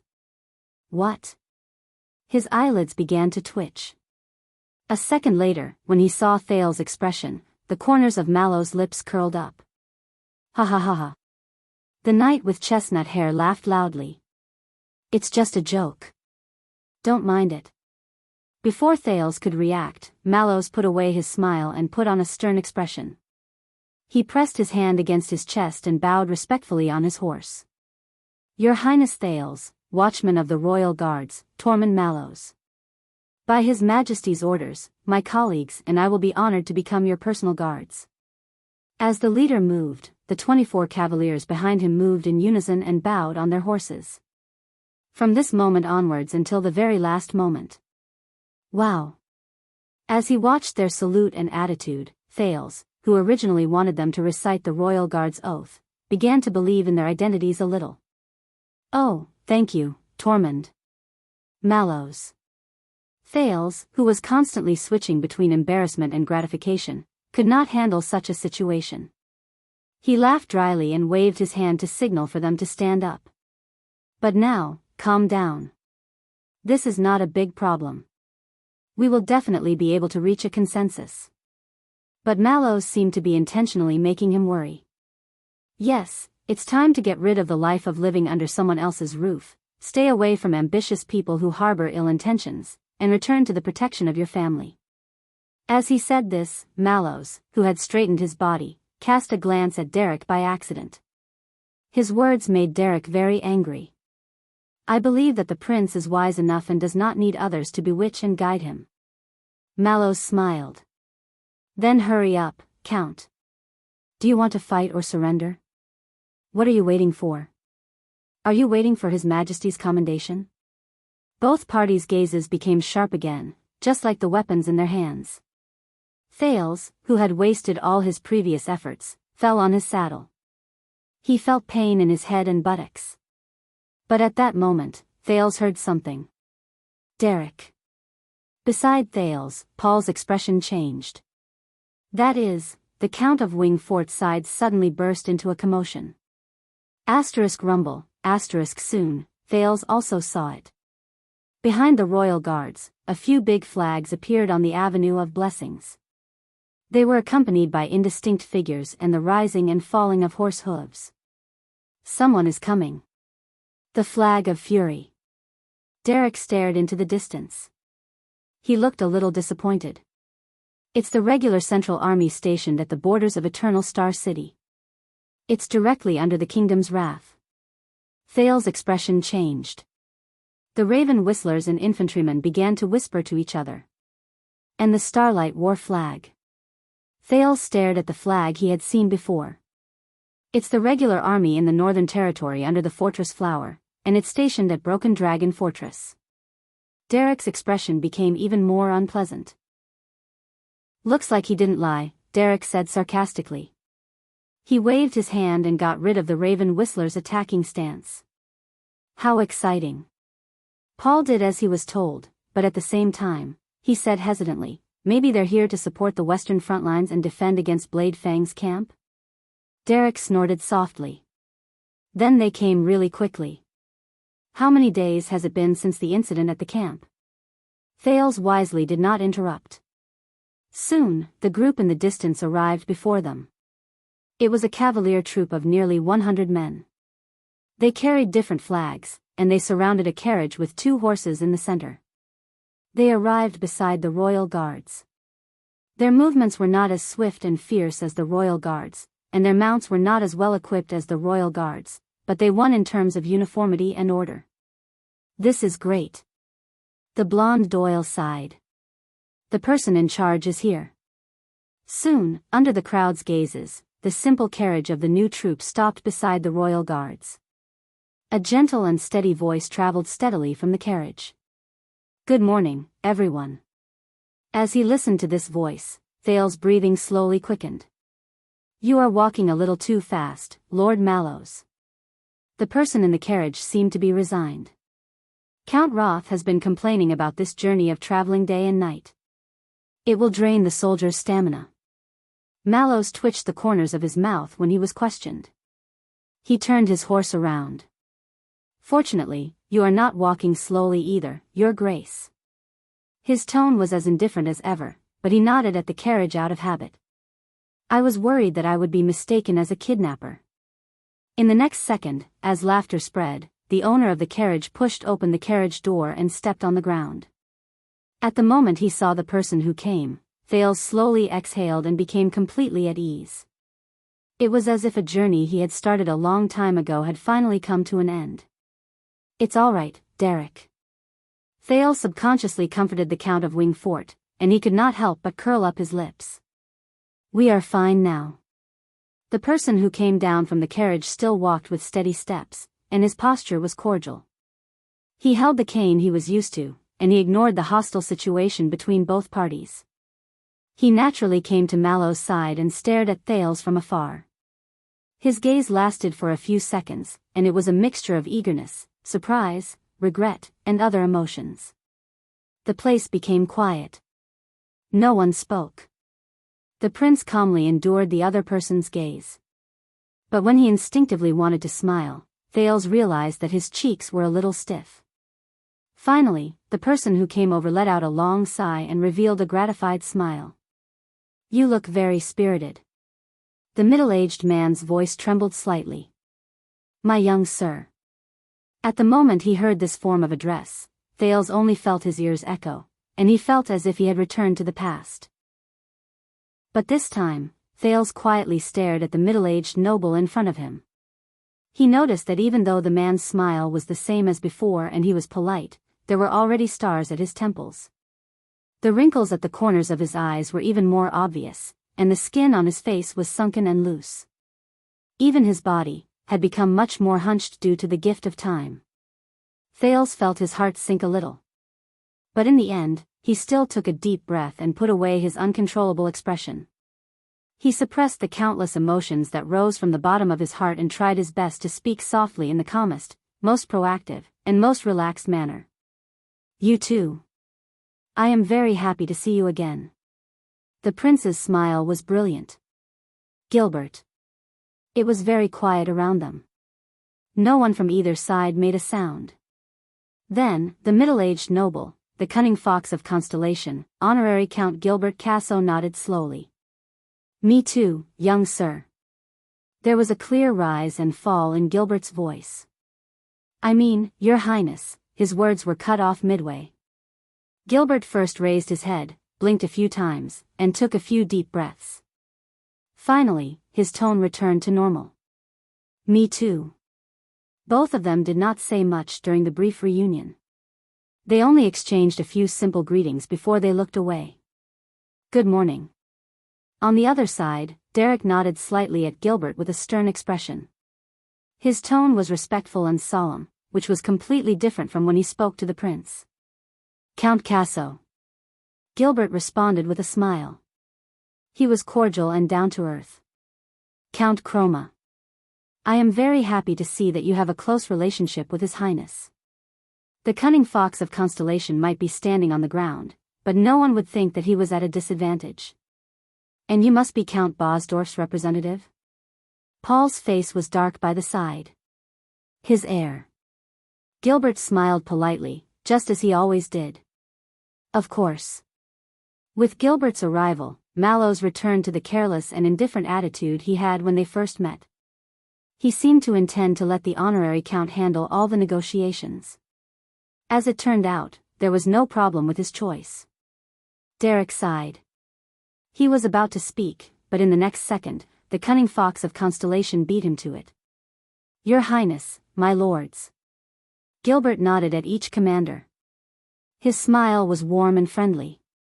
"Since you are all here and there are so many witnesses, I will start straight away." Paul, who was watching the regular soldiers of the royal family warily, frowned. Even Thales was stunned for a moment. "Start?" Paul turned his head around in puzzlement. "Derek?" But Derek only shook his head. In the next moment, Gilbert's expression became stern. He used his arm to clamp down on his cane and brought out an exquisitely decorated scroll from his bosom. It was not small, and he opened it in a familiar and elegant manner. Derek's eyebrows twitched. At the back of the scroll was the emblem of the nine-pointed star. Gilbert cleared his throat. "May the sunset goddess protect us, and the previous kings bear witness." He stood tall and straight, and his posture was relaxed. His voice was loud and clear, and there was an awe-inspiring presence that was restrained but could not be ignored. The legitimate descendant of the final empire, the successor of Tormund, the king of Renaissance, the master of the Redalians and Northlanders in the Western Peninsula, the conqueror of the dragon skeleton throne and the desert god's altar, the protector of the sacred tree and Sarah Dukedom, the defender of Steel City and the Alliance of Freedom, the 39th Supreme King of Constellation, the Southern Islands, and the Western Desert, Kessel the Jade Star V, hereby announces to all. The citizens of Constellation and all those who stand before this decree, the people in the area moved slightly, and they started whispering to each other in hushed tones. Gilbert did not care about them. He only stared at the scroll in his hands with a stern and respectful expression. On the 19th of the 8th lunar month, the year 679 of Constellation's calendar of eradication, in the 18th year of the reign of the Honorable King Kessel V, after thorough and detailed consideration, he will enthusiastically give praise and reward to a gentleman who has achieved enough merits and is of a suitable status. Gilbert paused for a moment, as if he was waiting for something. He looked around him. Thales's breathing began to quicken. Everyone quietened down. When it was completely quiet, the cunning fox opened his mouth again and read the name. Thales T.K. Jade Star. At that moment, Derek, Paul, Mallows, and the others all had different expressions. Thales, who had expected it, took a deep breath. He no longer knew what expression he should have. This noble and knight sacrificed his rights as a prince in a noble manner over the past 6 years. He bravely protected the safety of the northern border, selflessly protected the welfare of millions of subjects, and respectfully protected the dignity of Constellation. When he reached this part, Gilbert's voice rose and fell in cadence, and his emotions rose and fell. He paused again and took a deep breath. Under the complicated, surprised, excited, and nervous gazes of the people in the area, he announced in a clear voice, because of this, he and his legal heir will be granted the hereditary authority over Star Lake Castle and the towns and lands affiliated to it by His Majesty. They will also bear the glorious duty of paying taxes and conscription. The Duke of Star Lake. At that moment, it was so quiet that one could hear a pin drop.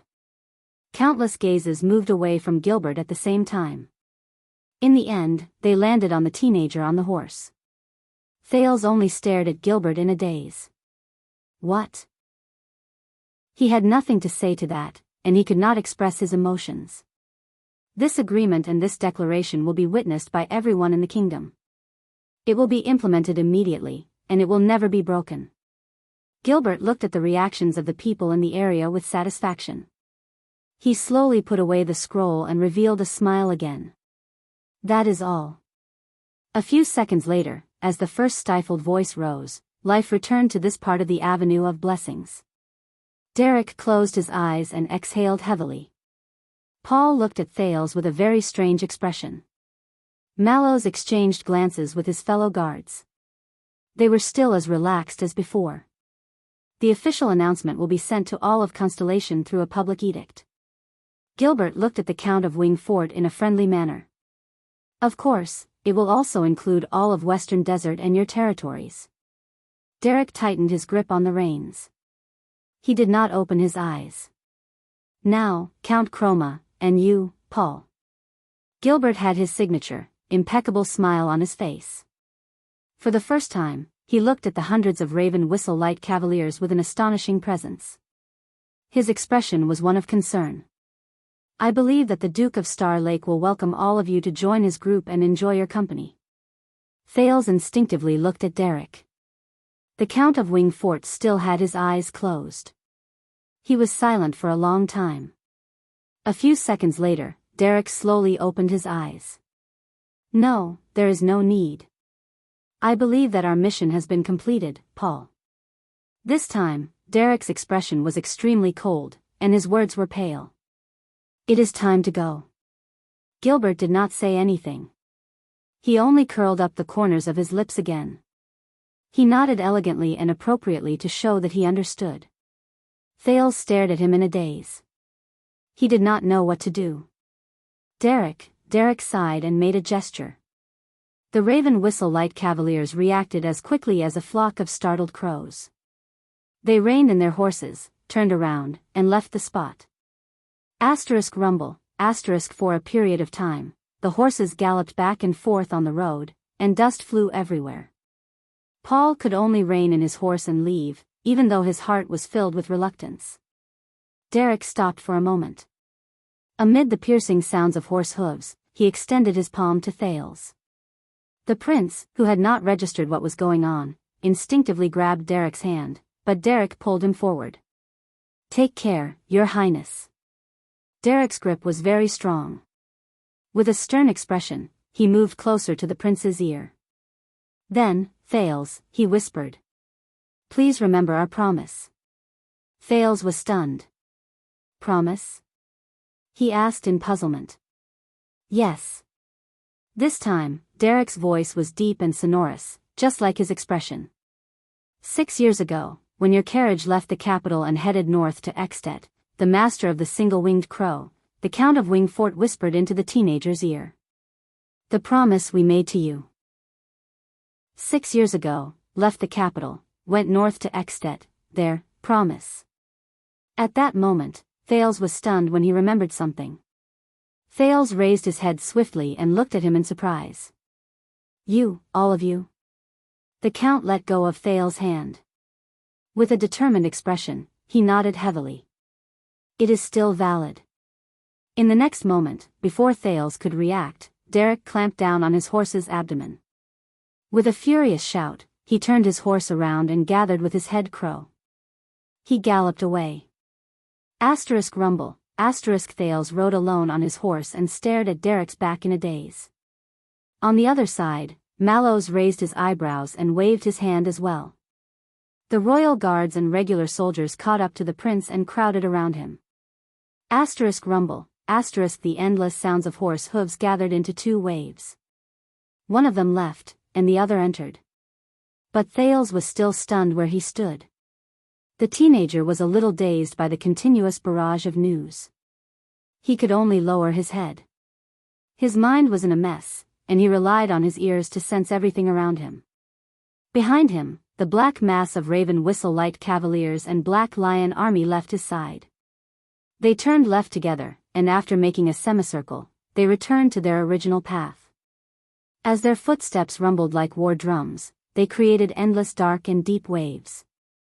Asterisk thump thump thump, asterisk in front of him, a group of bright royal guards and regular soldiers charged towards him from his right.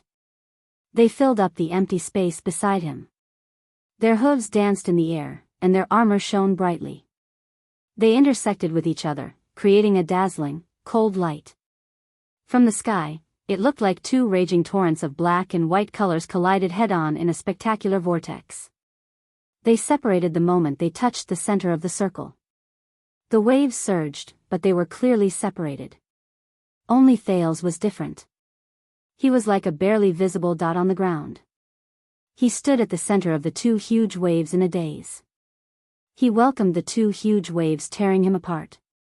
He was independent. He was at a loss. He was insignificant. He did not know how much time had passed. A familiar and gentle voice rose beside his ears. Now, please come with me. Thales raised his head in a daze. Honorable, Gilbert was right in front of him. His eyes were sparkling, and his tone was fluctuating as he spoke of the new title in front of him. Duke Thales. M.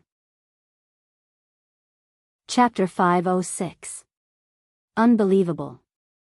Gilbert's voice rose and fell as the carriage moved forward. Thales, who sat in front of him, leaned against the carriage wall quietly. He looked at his teacher whom he had been separated from for 6 years, and all sorts of feelings welled up in his heart. I still remember, young sir, when we parted ways 6 years ago, you were still a child. Aside from his slightly agitated breathing, Gilbert's posture and etiquette were still appropriate and elegant, as if he was carved from the mold of a noble. Thales shrugged and smiled. Perhaps I am not just a child. Of course. Gilbert smiled knowingly. Of course you are not just a child. However, look at you now. Gilbert stared at him closely. He was gratified and moved, and he could not help but look him up and down. You have grown up. His voice rose and fell. 14 years old. According to the standards of the Empire, you are already a real adult. You can fight with a sword, marry a wife, and have children, fight, marry a wife, and have children at the age of 14? Thales scratched his head. About this, as the times change and society advances, I believe that we need to discuss it further. Gilbert laughed heartily as he looked at him. The carriage wheels rolled, and the two of them were silent for a while. Then, Gilbert sighed. So, it has been 6 years, Your Highness. Is everything all right? How is the north? Is everything all right? How is the north? Thales had imagined many scenes of reuniting with his old friends. He had also imagined how he would add fuel to the fire and complain about the terrible food in Northland, the cold temperature in heroic Spirit Palace, the dim-witted little rascal, the annoying female official Gings, the foolish star killer, the cunning Leaspan, the damned Lampard, the gluttonous Ida, the bored eyes of his 2 attendants as they argued. He even imagined pouring out all his pain, unhappiness, and complaints in one go. The extension's strange gazes, the Northland teacher's sarcastic demeanor, the outdoor class's use of their power to avenge personal grudges, the incessant surveillance, and the unreasonable searches. But when it came to it and the words were at the tip of his tongue, Thales put away his memories and smiled brightly. You know, it is the north. The prince shrugged in a relaxed manner. His smile was warm and calm. It is very northern. Gilbert did not answer immediately. Instead, he stared at him for a long time. His gaze was focused on the teenager's sunny smile. He seemed to have read something. Yes, Your Highness. A few seconds later, Gilbert answered softly, Northlanders, Northerners. I've negotiated with them. I know. I know. Gilbert's gaze was calm and gentle, but for some unknown reason, Thales had the misconception that there was a heavy burden on him and he could not bear it.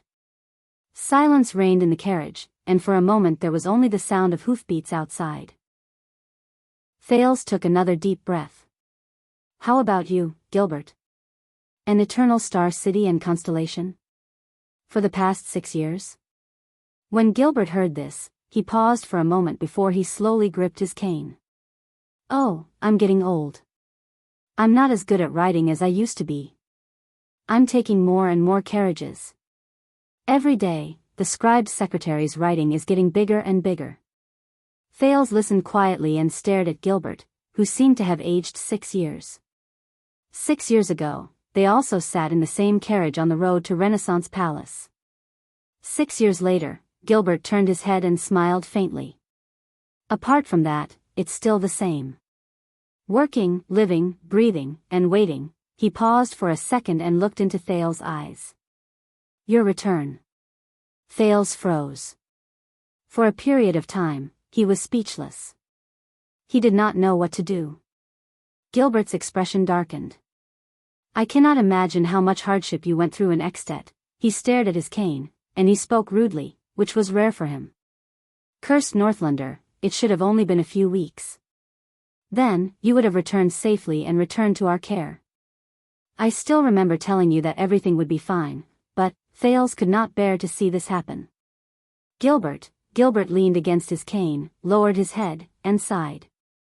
We have failed in our duties and dragged you into this. Thales shook his head at him. But the Foreign Affairs Minister continued to speak. There was guilt in his voice. From King Nuvan to the calamities, and then to Black Sand region. Just reading about it in the letter is enough to make me tremble, but experiencing it personally, Thales had to interrupt him loudly. Gilbert. Gilbert trembled slightly before he stopped talking. The prince smiled. Hey, I made it through. Gilbert looked at him quietly. A few seconds later, a smile appeared on his face. Yes. The cunning fox of Constellation showed fatigue, which was rare for him when he was the prince's teacher. You made it through. From the north. I made it through. He nodded slowly, but it was obvious that he was absent-minded. Thales suddenly noticed that Gilbert's energy and focus were not as good as before. Sensing the fluctuations in Gilbert's emotions, Thales had no choice but to change the topic. So, what about them? The people who stayed in Dragon Cloud City, Putre, Ralph, and that. Oh, Ida. Anne. Waya. When he heard this name, Gilbert seemed to have suddenly woken up. Oh, them. Do not worry, even though they still need to stay in Dragon Cloud City for a while. But since the most important thing is that you have returned safely, there is no meaning for Dragon Cloud City or Black Sand region to detain your followers. Thales breathed a sigh of relief and nodded. A few seconds later, the teenager suddenly said, "Gilbert, ensure that they are safe. Make sure your son comes back safely." The prince raised his head and said seriously, "Without them, I would not have been able to last until now." Gilbert was slightly taken aback. Thales exhaled. "If there is a need, I can write a letter and have someone pass it directly to Archduchess Walton. I have some connections with her." Gilbert stared at him quietly before he smiled. The wrinkles on his face were clearly visible. "Your Highness." The Foreign Affairs Minister looked at him with a smile. "They will be fine. As long as you are fine. And my son will definitely know this." Thales raised his head and returned the smile. He nodded. Gilbert seemed to have realized something. He took a few deep breaths and composed his emotions. He returned to being the professional and dignified Foreign Affairs Minister, the cunning fox of Constellation, Count Gilbert Casso. "I have many things to say to you, Your Highness, but..." A polite smile appeared on Gilbert's face again. "Since you have returned, there are too many things that need to be arranged. The welcoming banquet for the prince's return, your complete team of instructors and advisors, of course. You need to consider the prince's needs, and also fit the status of a duke." "Oh, right, the dignity of the Duke of Star Lake." When Thales heard the last sentence, his expression darkened. "In fact, I was just about to ask about this." Thales' expression became very serious. Even Gilbert subconsciously put away his smile. The Duke of Star Lake. The prince enunciated each word clearly, and he looked at his teacher with a puzzled expression. "Gilbert, what do you mean by this?" Gilbert paused for a moment, as if he was thinking about something. A few seconds later, he smiled faintly. "Please do not worry, Your Highness. This is a good thing." Gilbert sighed with a myriad of emotions in his heart. The Duke of Star Lake. He looked at the field outside the carriage window, which was moving backwards. In the history of Constellation, this is an honorary title that belongs exclusively to the Jade Star family and is given to the members of the royal family. Although it is not as powerful and influential as the 6 great guardian dukes that were conferred by the King of Renaissance, and the real power and fiefs that come with it are insignificant, Gilbert turned his head around and looked at Thales sternly. "But the meaning it represents is extraordinary." Thales quirked an eyebrow. At that moment, it was as if a familiar feeling had returned. He did not seem to be sitting in a carriage and hurrying along the avenue of blessings. Instead, he returned to the study room in Mindy's hall. Gilbert's signature steady voice slowly rose into the air. 500 years ago, Pulse Breaker Sumer II conferred his eldest son, Alan, as the Duke of Star Lake. He allowed him to start managing his territory and participate in government affairs, so that he could legitimately assist him in handling the affairs of the country. Then, after Sumer II passed away, Prince Alan inherited the throne as a duke, and he became Ascension King, Alan I. Pulse Breaker. Thales listened to Gilbert's words and searched for Little Rascal's way of looking at the world, which he learned during his 6 years in Northland. Ahem, it was Constellation's history class in the eyes of the Northlanders. If he remembered correctly, Sumer II was the one who benefited from the tragic confrontation between the 2 stars and ascended to the throne. To prevent the kingdom from repeating the mistakes of blood relatives fighting for the throne and brothers killing each other, the inheritance bill he issued truly established the system of the eldest son inheriting the throne, and the youngest son changing his surname and being conferred the title of nobility. We're still more advanced. Since we're choosing a king, of course we'll choose the most powerful one. We'll settle it with a fight. The Star Killer, who had nothing to do and was listening by the side with his arms crossed. Under his bill, many of the descendants of the branch families with great surnames were forced to leave their homes and change their surnames. He also chased away a large number of cousins who stayed under the complicated branches of the family tree and eyed them with hostility. Many of the vassals who were not the eldest son hated him so much that they gnashed their teeth. Sumer Jade Star II was also given the title of Pulse Breaker. As for the Ascension King, Thales found the name familiar, as if he had just heard it not too long ago. Gilbert's voice continued to rise and fall in cadence. From then on, half of the Jade Stars who were conferred the title of Duke of Star Lake over the past 500 years were crown princes, whether they were known or not. After the late king passed away, they wore the 9-pointed star crown and inherited the supreme throne of Constellation. So, the Duke of Star Lake can be considered as the title of Crown Prince. Wait, Thales, who was still thinking about who the Ascension King was, furrowed his eyebrows. Did you say, half? Gilbert continued smiling, as if he had expected what Thales was going to ask. The other half, such as the ancestor of the Talon family in Ice River City and your grandfather's brother, the Starlight God of War, John Jadestar, are the closest family members and most trusted assistants of the king. They wield great power and assist him in managing the state affairs. John Jadestar. Starlight God of War. Thales' heart sank. He recalled many things, such as the interesting things the veteran Janet had told him about the Duke in the Starlight Brigade when he was in the Northland, or Samuel's evaluation of the Duke of Star Lake in the Prison of Bones, or the Duke of Western Desert telling him about John's background in Ghost Prince Tower. Gilbert seemed to become more excited the more he spoke.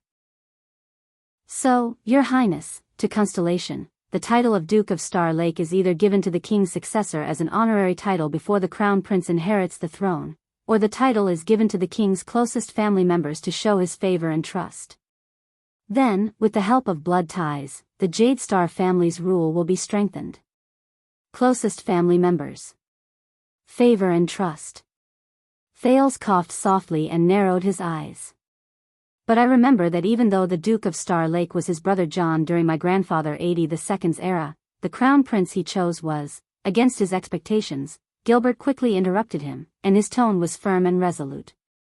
That only proves one thing, that your grandfather was willing to use his life to believe in John and his brother, just like how he believed in his own heir. He even believed that John could continue to loyally assist the king who succeeded him as the Duke of Star Lake. Use his life to believe in John. Believe in his brother. Just like how he believed in his own heir. For some unknown reason, Samuel's indignant words in the prison echoed in Thales' mind. Was it a brother killing his brother, or a son killing his father? Gilbert took a deep breath and continued to stare at Thales seriously, as though he would not allow any doubt. And John did not disappoint your grandfather. As the greatest hero in the Bloody Year, the former Duke of Star Lake and his Starlight Brigade conquered the rebels in the south and fought against the Great Dragon in the north. In the end, he turned the tide and saved all of Constellation. John Jadestar. He was the greatest contributor to the Bloody Year. Conquered the rebels in the south and fought against the Great Dragon in the north. He turned the tide and saved Constellation. Thales quietly recited these words and tried his best to suppress the inexplicable chill that rose from the bottom of his heart. Yes.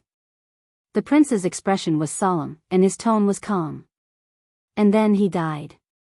Gilbert was stunned for a moment. But the Foreign Affairs Minister was obviously very experienced. He frowned and quickly continued Thales' words. And thus made this title even more noble. During the 18 years when Star Lake Castle was empty, when people talked about the Duke of Star Lake who shed blood on the battlefield, they would only reminisce about his loyalty, tragedy, and glorious past. This time, Thales did not respond when he listened to Gilbert's flawless explanation. Instead, he stared at Gilbert for a long time. At that moment, Thales suddenly remembered Disaster Sword Marina's words. Please investigate this matter and find out the truth. Find out the truth behind Duke John's assassination in Zodra during the Bloody Year. The truth. Under the prince's gaze, the Foreign Affairs Minister frowned slightly. He suddenly had a misconception that the student he was once very familiar with had become a little unfamiliar. A few seconds later, Thales turned his gaze away. That's right. Gilbert secretly sighed in relief and forgot about the strange feeling in his heart. Hence, being conferred this title is a sign that you are deeply trusted and highly regarded by His Majesty. This means that you are no longer a prince who relies on your father's shadow, who has a noble title but no real power. Instead, you are His Majesty's right-hand man. You have a fief, authority, and status. You are the Duke of Star Lake who can stand on equal footing with the hereditary vassals. When he said this, Gilbert looked at Thales excitedly. With this status, you can even directly enter the Imperial Conference to participate in national affairs and solve His Majesty's problems. It will not be out of place. And when you interact with foreign countries, Constellation's Duke of Star Lake is a powerful title. It is far more powerful than King Kessel's son. Thales still did not speak. He only seemed to be deep in thought. Perhaps he wanted to explain in detail, or perhaps he was worried about something. Gilbert paused for a few tenths of a second. Before the smile on his face disappeared, he continued speaking. And of course, it also announces to all the ambitious vassals that even after 6 years away from the kingdom, your position in His Majesty's heart is still incredibly important. Your rightful right to inherit the throne cannot be shaken. The position in His Majesty's heart. Thales appeared to have come to a realization, but he shook his head quietly in his heart. All right, this is really worth discussing. Even though he was not very interested, Thales still put on a surprised expression in a very cooperative manner. Wow. Gilbert seemed to have been deceived by his appearance. The Foreign Affairs Minister looked gratified. Yes, I know, Your Grace. He held his cane tightly and subconsciously changed the way he addressed Thales. I had been waiting for this day for a long time. Thales thought of something again, and he came to a slight realization.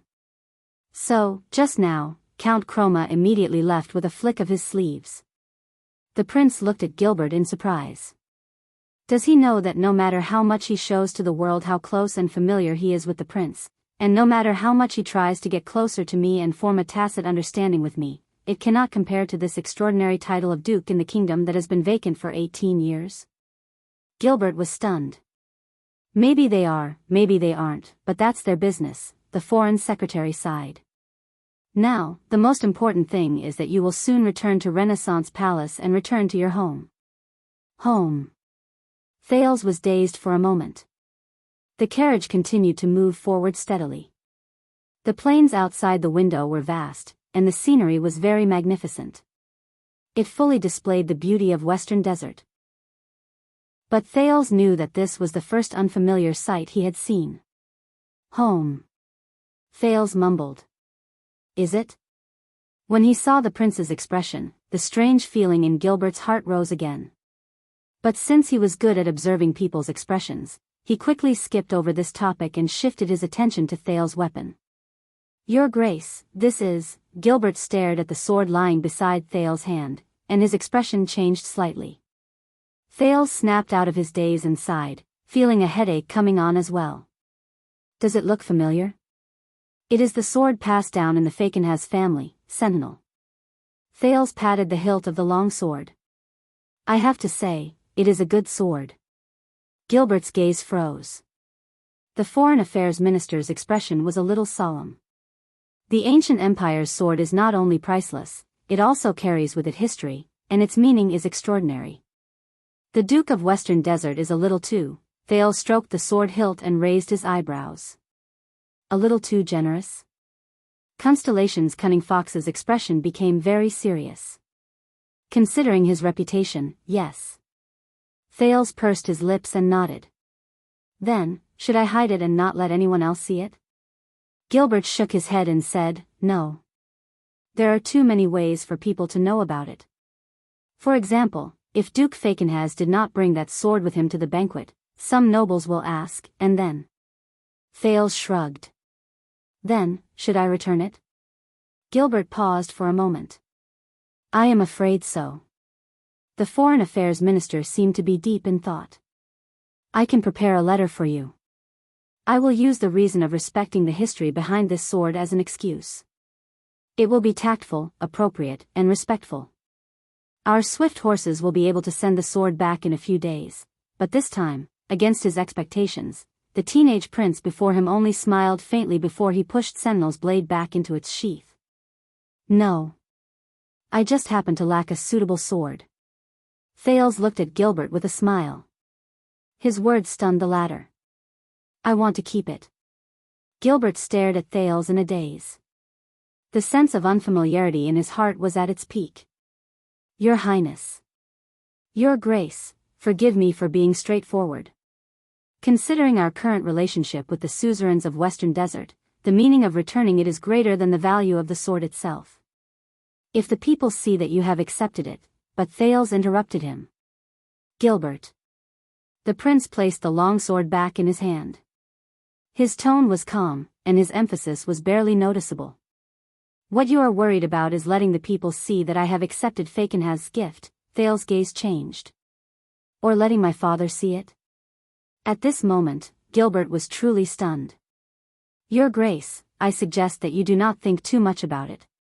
The Foreign Affairs Minister wanted to say something, but he hesitated. Gilbert, I saw them. All three of them.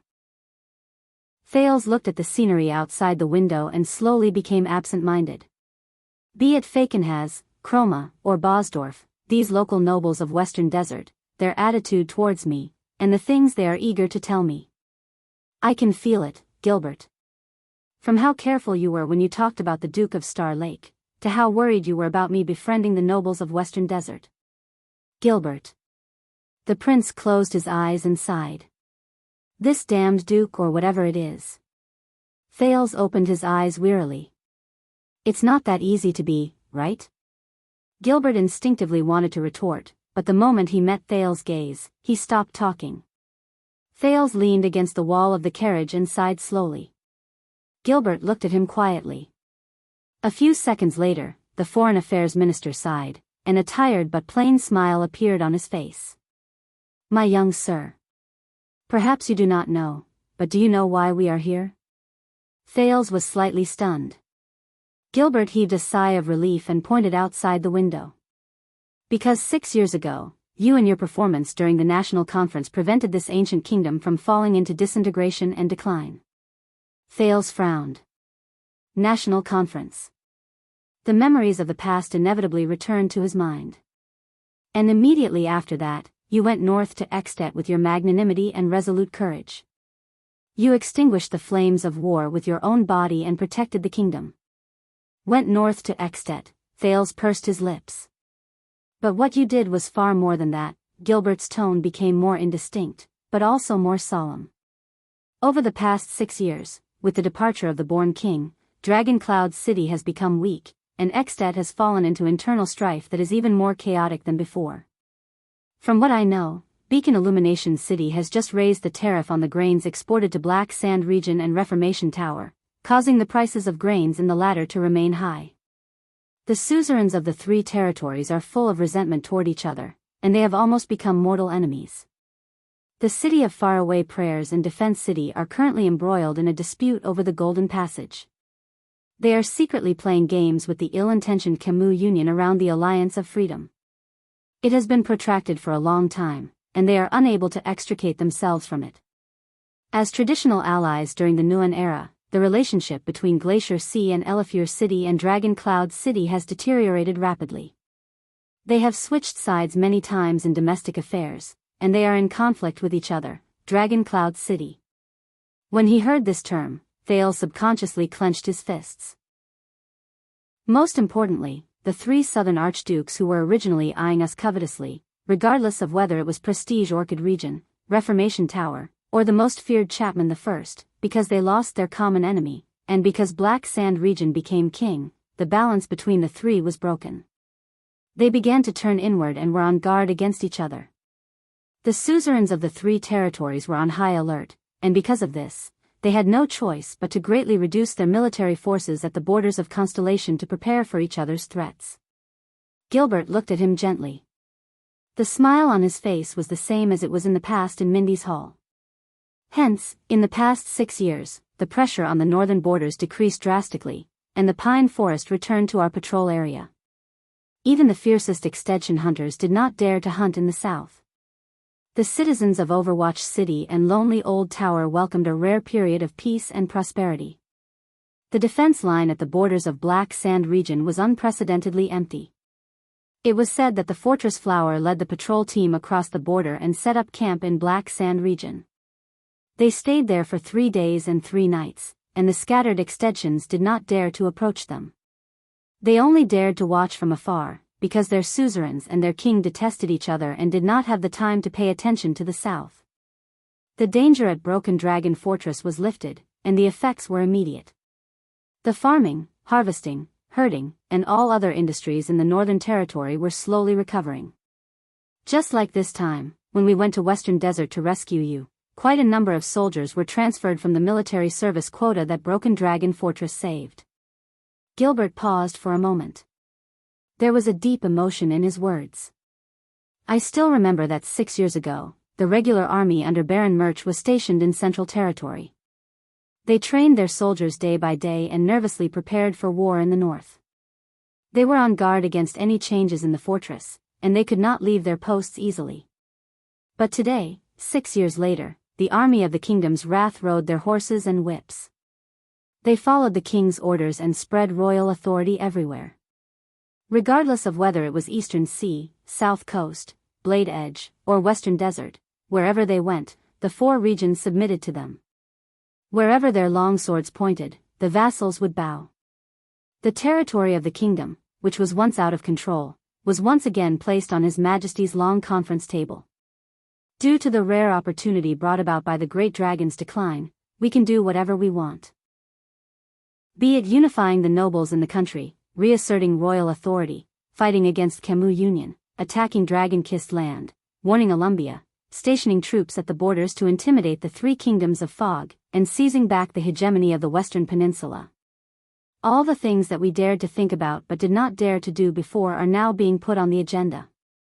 As he listened to the news of the current situation, Thales frowned. All these years, so many things have happened around Constellation. Your Highness, the heavy blow of the Bloody Year caused the kingdom to be in a decadent state for many years, and it was difficult for it to rise again. Gilbert's words were filled with sorrow. It has been nearly 20 years, an entire generation. We, who had the blood of the Empire flowing in our veins and once dominated the Western Peninsula, had no choice but to remain humble and bide our time. We trembled in fear as if we were treading on thin ice. The Foreign Affairs Minister's gray hair reflected the setting sun outside the window. His tone fluctuated, and it was clear that he was having a hard time calming down. Gilbert sucked in a deep breath. The expression on his face changed, and as his tone became spirited, he became full of life. But 20 years have passed, and it is like, the great dragon folds its wings, and the powerful enemy is beheaded. The Milky Way shines, and Constellation shines again. Gilbert's eyes seemed to be shining, and it actually made Thales feel as if he could not breathe. We finally have the time to recover our strength and reorganize the country. The day when the kingdom returns to the top of the world is just around the corner. The Foreign Affairs Minister held Thales' shoulders gently. And all of this, from saving Constellation, unifying the kingdom, extinguishing the flames of war, and rebuilding the country, all of these cannot be separated from you, my young sir, Gilbert sucked in a deep breath and looked at Thales with complicated emotions. His eyes sparkled slightly. Duke Thales. Thales could only stare at him in a daze. He could not say anything for a long time. Gilbert blinked hard and put away the sparkles in his eyes. At the same time, he restrained his emotions. That's right. This nuisance of a duke is indeed not easy to be. A bitter but gratified smile appeared on the middle-aged noble's face. But it is precisely because of all your hard work and struggles in the past that you became one of the millions of people in this great kingdom, Gilbert said softly. That's right. The person who is most suitable for it. At that moment, Your Grace, Your Grace. A familiar voice traveled into Thales' ears from outside the carriage. Thales snapped out of his daze. He could tell that this was a member of the royal guards, the golden-haired knight who previously stood behind Mallows, Derek's distant relative, Knight Doyle, who mocked the Chroma family for escorting Thales with ill intentions. We have arrived at Lauren Castle. This is our resting point for today. We will depart tomorrow. Before Thales, who was still immersed in his strange emotions, could react, Gilbert sorted out his emotions and stood up with a smile. Thank you, Doyle. I am coming now. Gilbert pushed open the carriage door and walked out. His voice continued to travel into Thales' ears from outside the carriage. He was polite, and there was no trace of his previous agitation. And I am very grateful for the service of the Royal Guards. Doyle's laughter rose as well. It was clear that he was very familiar with the Foreign Affairs Minister.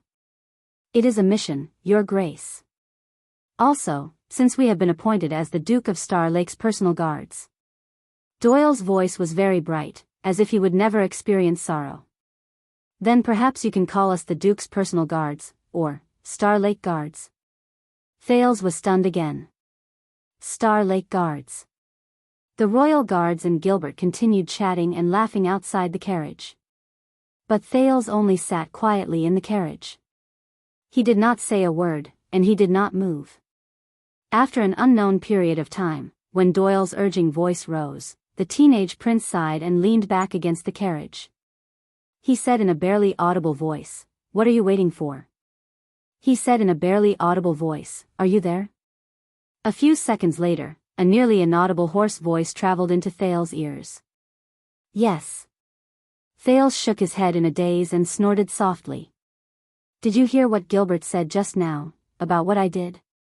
From saving Constellation, unifying the kingdom, extinguishing the flames of war, and rebuilding the kingdom, it is all your hard work and struggles in the past that allowed you to become one of the millions of people in this great kingdom, the person who is most suitable for it." Thales was absent-minded. "Yes." The answer in the air was still as sparse as ever. Thales casually responded to Doyle's urging outside the carriage. He raised his head in a daze and looked at the top of the carriage. His gaze was unfocused. Yodel. Have you ever had a moment where everything in your life became so unreal that you were at a loss for what to do? A few seconds later, the masked protector's voice traveled into Thales' ears faintly. "Yes." Thales curled his lips into the ghost of a smile. "Very good, then I am not crazy." His tone was desolate. "Thales," his name traveled into Thales' ears, along with a hesitant comforting sentence. "Everything will be fine." Thales smiled again when he heard this. "Everything will be fine." "Yes," Thales said absent-mindedly in the carriage, "every time, when things are about to turn bad, I tell myself the same thing." Yodel did not speak again. Chapter 507. Lorraine Castle was a small, unknown place in Western Desert. It seemed to be a meticulously chosen place to stay. Gilbert had left early. He seemed to be heading to the army to interact with the nobles in the regular army. Thales, on the other hand, left the carriage under the escort of the royal guards, who were led by Mallows. He entered the simple and crude castle that was comparable to a small house in Shield District. He did not see any local nobles coming to greet him. There were only servants who trembled and lowered their heads in the distance. They handed over lights, water, and food, and the royal guards, who strictly separated the prince from other unrelated people, brought them to Thales' side. Even the sentries outside the castle were taken over by the regular army of the royal family. Even when Thales subconsciously smiled at a young servant girl who looked to be only 11 or 12 years old, who hurriedly brought food with a tray on her head, Mallow's figure would appear at the right time to block his line of sight politely and gently, but in a manner that left no room for doubt. That was until the young servant girl fled the hall with a pale face under the fierce gazes of the royal guards in the hall.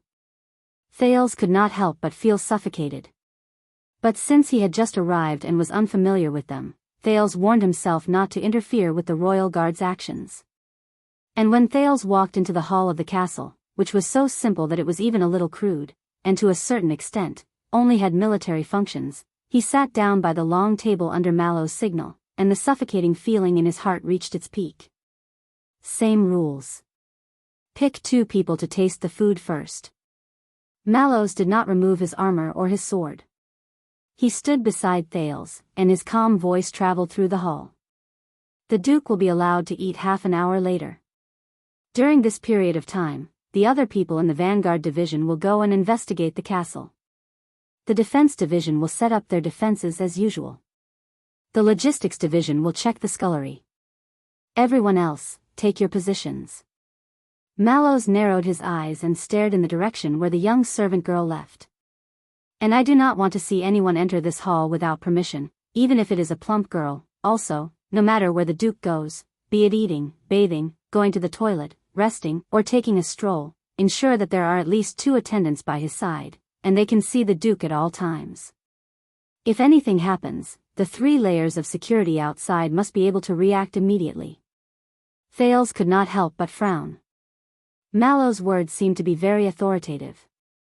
Among the 24 people standing on both sides of the long table, 22 of them accepted the order and left the hall. Mallows, on the other hand, glanced at Thales. His gaze was calm and natural, but it seemed to contain some sort of power. It made the latter, who was so hungry that he could not even sit properly, sit up a little straighter. Take good care of the Duke. The chestnut-haired watchman casually left these words behind and walked out of the hall. The moment Mallow's heel left the door, Thales felt the air in the hall soften a little. But good times did not last long.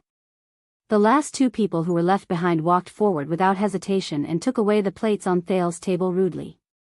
Under Thales' terrified gaze, they carefully flipped through each dish. They even opened a pie made of unknown ingredients, and took a bite of each dish. Thales stared blankly at the food that had been ravaged to the point where it had no part of its body left intact. He even had an illusion. He had returned to Northland, to Dragon Cloud City, and to the Blood Court. No, it's worse than that. At least the Northlanders would not eat his food. One of them stopped after taking a small taste. He immediately got up and went to stand guard at the door, but the other, oh, no, this pie is made of pumpkin. It tastes awful. The guard who stood closest to him grumbled in pain while he tore off another piece of pumpkin pie. He gave Thales a cool and sunny smile. No, Duke, you won't like this. I have to help you get rid of some. You're welcome. Thales watched as the pumpkin pie became fewer and fewer. He smiled awkwardly. The knight who was biting into the pumpkin pie held the air and made a gesture of raising a glass. He nodded with a smile. Do not worry, Your Grace. This is just a routine inspection. Our regular soldiers are camped outside the castle. There is nothing that can threaten your safety. As the knight spoke, he smiled even more brilliantly. You're making me even more uneasy. No, no, Your Grace, you cannot eat yet. You have to wait for half an hour. If I don't die on the spot from foaming at the mouth, then you can start eating. The knight held Thales' wrist gently and pushed him back in a gentle manner that allowed no argument. Thales could only withdraw his hand from the glass resentfully. He recognized the golden-haired knight in front of him. He was Derek's distant relative, Doyle. So, Mallows is your leader, and he has the highest rank? Thales, who was bored and waiting to test his poison, could only strike up a conversation. Do all of you have to listen to him? Doyle patted off the crumbs on his hands, raised his eyebrows, and nodded. Yes. Doyle cast a glance at the door. When he saw that Mallows was completely gone, he started to smile. He walked to Thales' side and set up the cutlery for him. The royal guards have a strict and clear division of labor and system, including the hierarchy. They cannot be violated. While Doyle spoke, his hands did not stop moving. Knives, forks, spoons, and different dishes were placed in an orderly manner. It was in line with the table etiquette Thales learned when he was young. Strict and clear, Thales looked at the golden-haired knight in front of him with great interest. So, what rank are you? Doyle tidied up a plate of vegetables and smiled. Take it easy, Your Highness. This is not that simple. Unlike the barbaric, crude, primitive Northland barbarians and their funny guards who change every time, the royal guards of Constellation have a long and glorious history. Their system can be traced back to the Emperor's Praetorian Guards during the age of the Empire. Doyle raised his index finger at the 14-year-old prince. He smiled brightly, and he looked friendly as if he was telling Thales a story. As the sacred group that protects His Majesty by his side, the Emperor's Praetorian Guards are divided into 6 wings based on their different duties. Each wing has a chief and a second in charge. 6 wings. Thales felt his spirits lift. He remembered the former royal guards he met in the underground prison. First, there is the Supreme Command Wing. Doyle's smile was warm. He used a knife and fork to separate 2 pieces of meat on the plate. This is the brain of the entire guard. The chief and second in charge are the captain and vice captain. They are in charge of the entire guard, and they have absolute authority. They only answer to His Majesty. Before he was sent to your side, Mallows was a member of the command wing. He passed orders and information between Captain Adrian and the people in charge of the other wings. His rank is not high, but his function is not small. And after he was promoted to the role of watchman, Doyle shrugged in resignation. So, you are right. Regardless of whether it was before or after, we have to listen to him. Command wing. The captain and vice captain. Thales thought of Barney Jr.'s father, and he fell into deep thought. Then, there is the defense wing. Doyle took a deep breath, flung his hair, and straightened his body. He looked as if he had suddenly become radiant. This is the main body of the Royal Guards, and it is also the one that the outside world sees the most. They are in charge of the personal protection of the nobles. He righteously pulled out 2 pieces of vegetables and placed them next to the meat. Ordinary heroes, great protectors. We use our bodies to ensure your safety, and we build up your glory with our passion. Doyle's words made Thales a little confused. When he saw the solemn and hopeful expression on Doyle's face, which made him look like he was preaching, Thales narrowed his eyes. So, you belong to the defense wing? Doyle raised his eyebrows and bowed in a dramatic manner. Yes. When he saw how proud Doyle looked, Thales nodded in realization. I understand now. I am Danny Doyle. Doyle smiled and pressed against his chest. Your Grace, I am the most reliable one among the 6 protectors under you. Thales blinked. The blonde Doyle blinked with his left eye, and he looked very elegant. Or to put it simply, everyone likes to call me Doyle. Thales froze. D.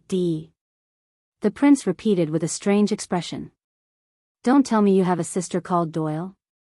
Or a brother called Doyle? Doyle was stunned. Doyle rolled his eyes in puzzlement.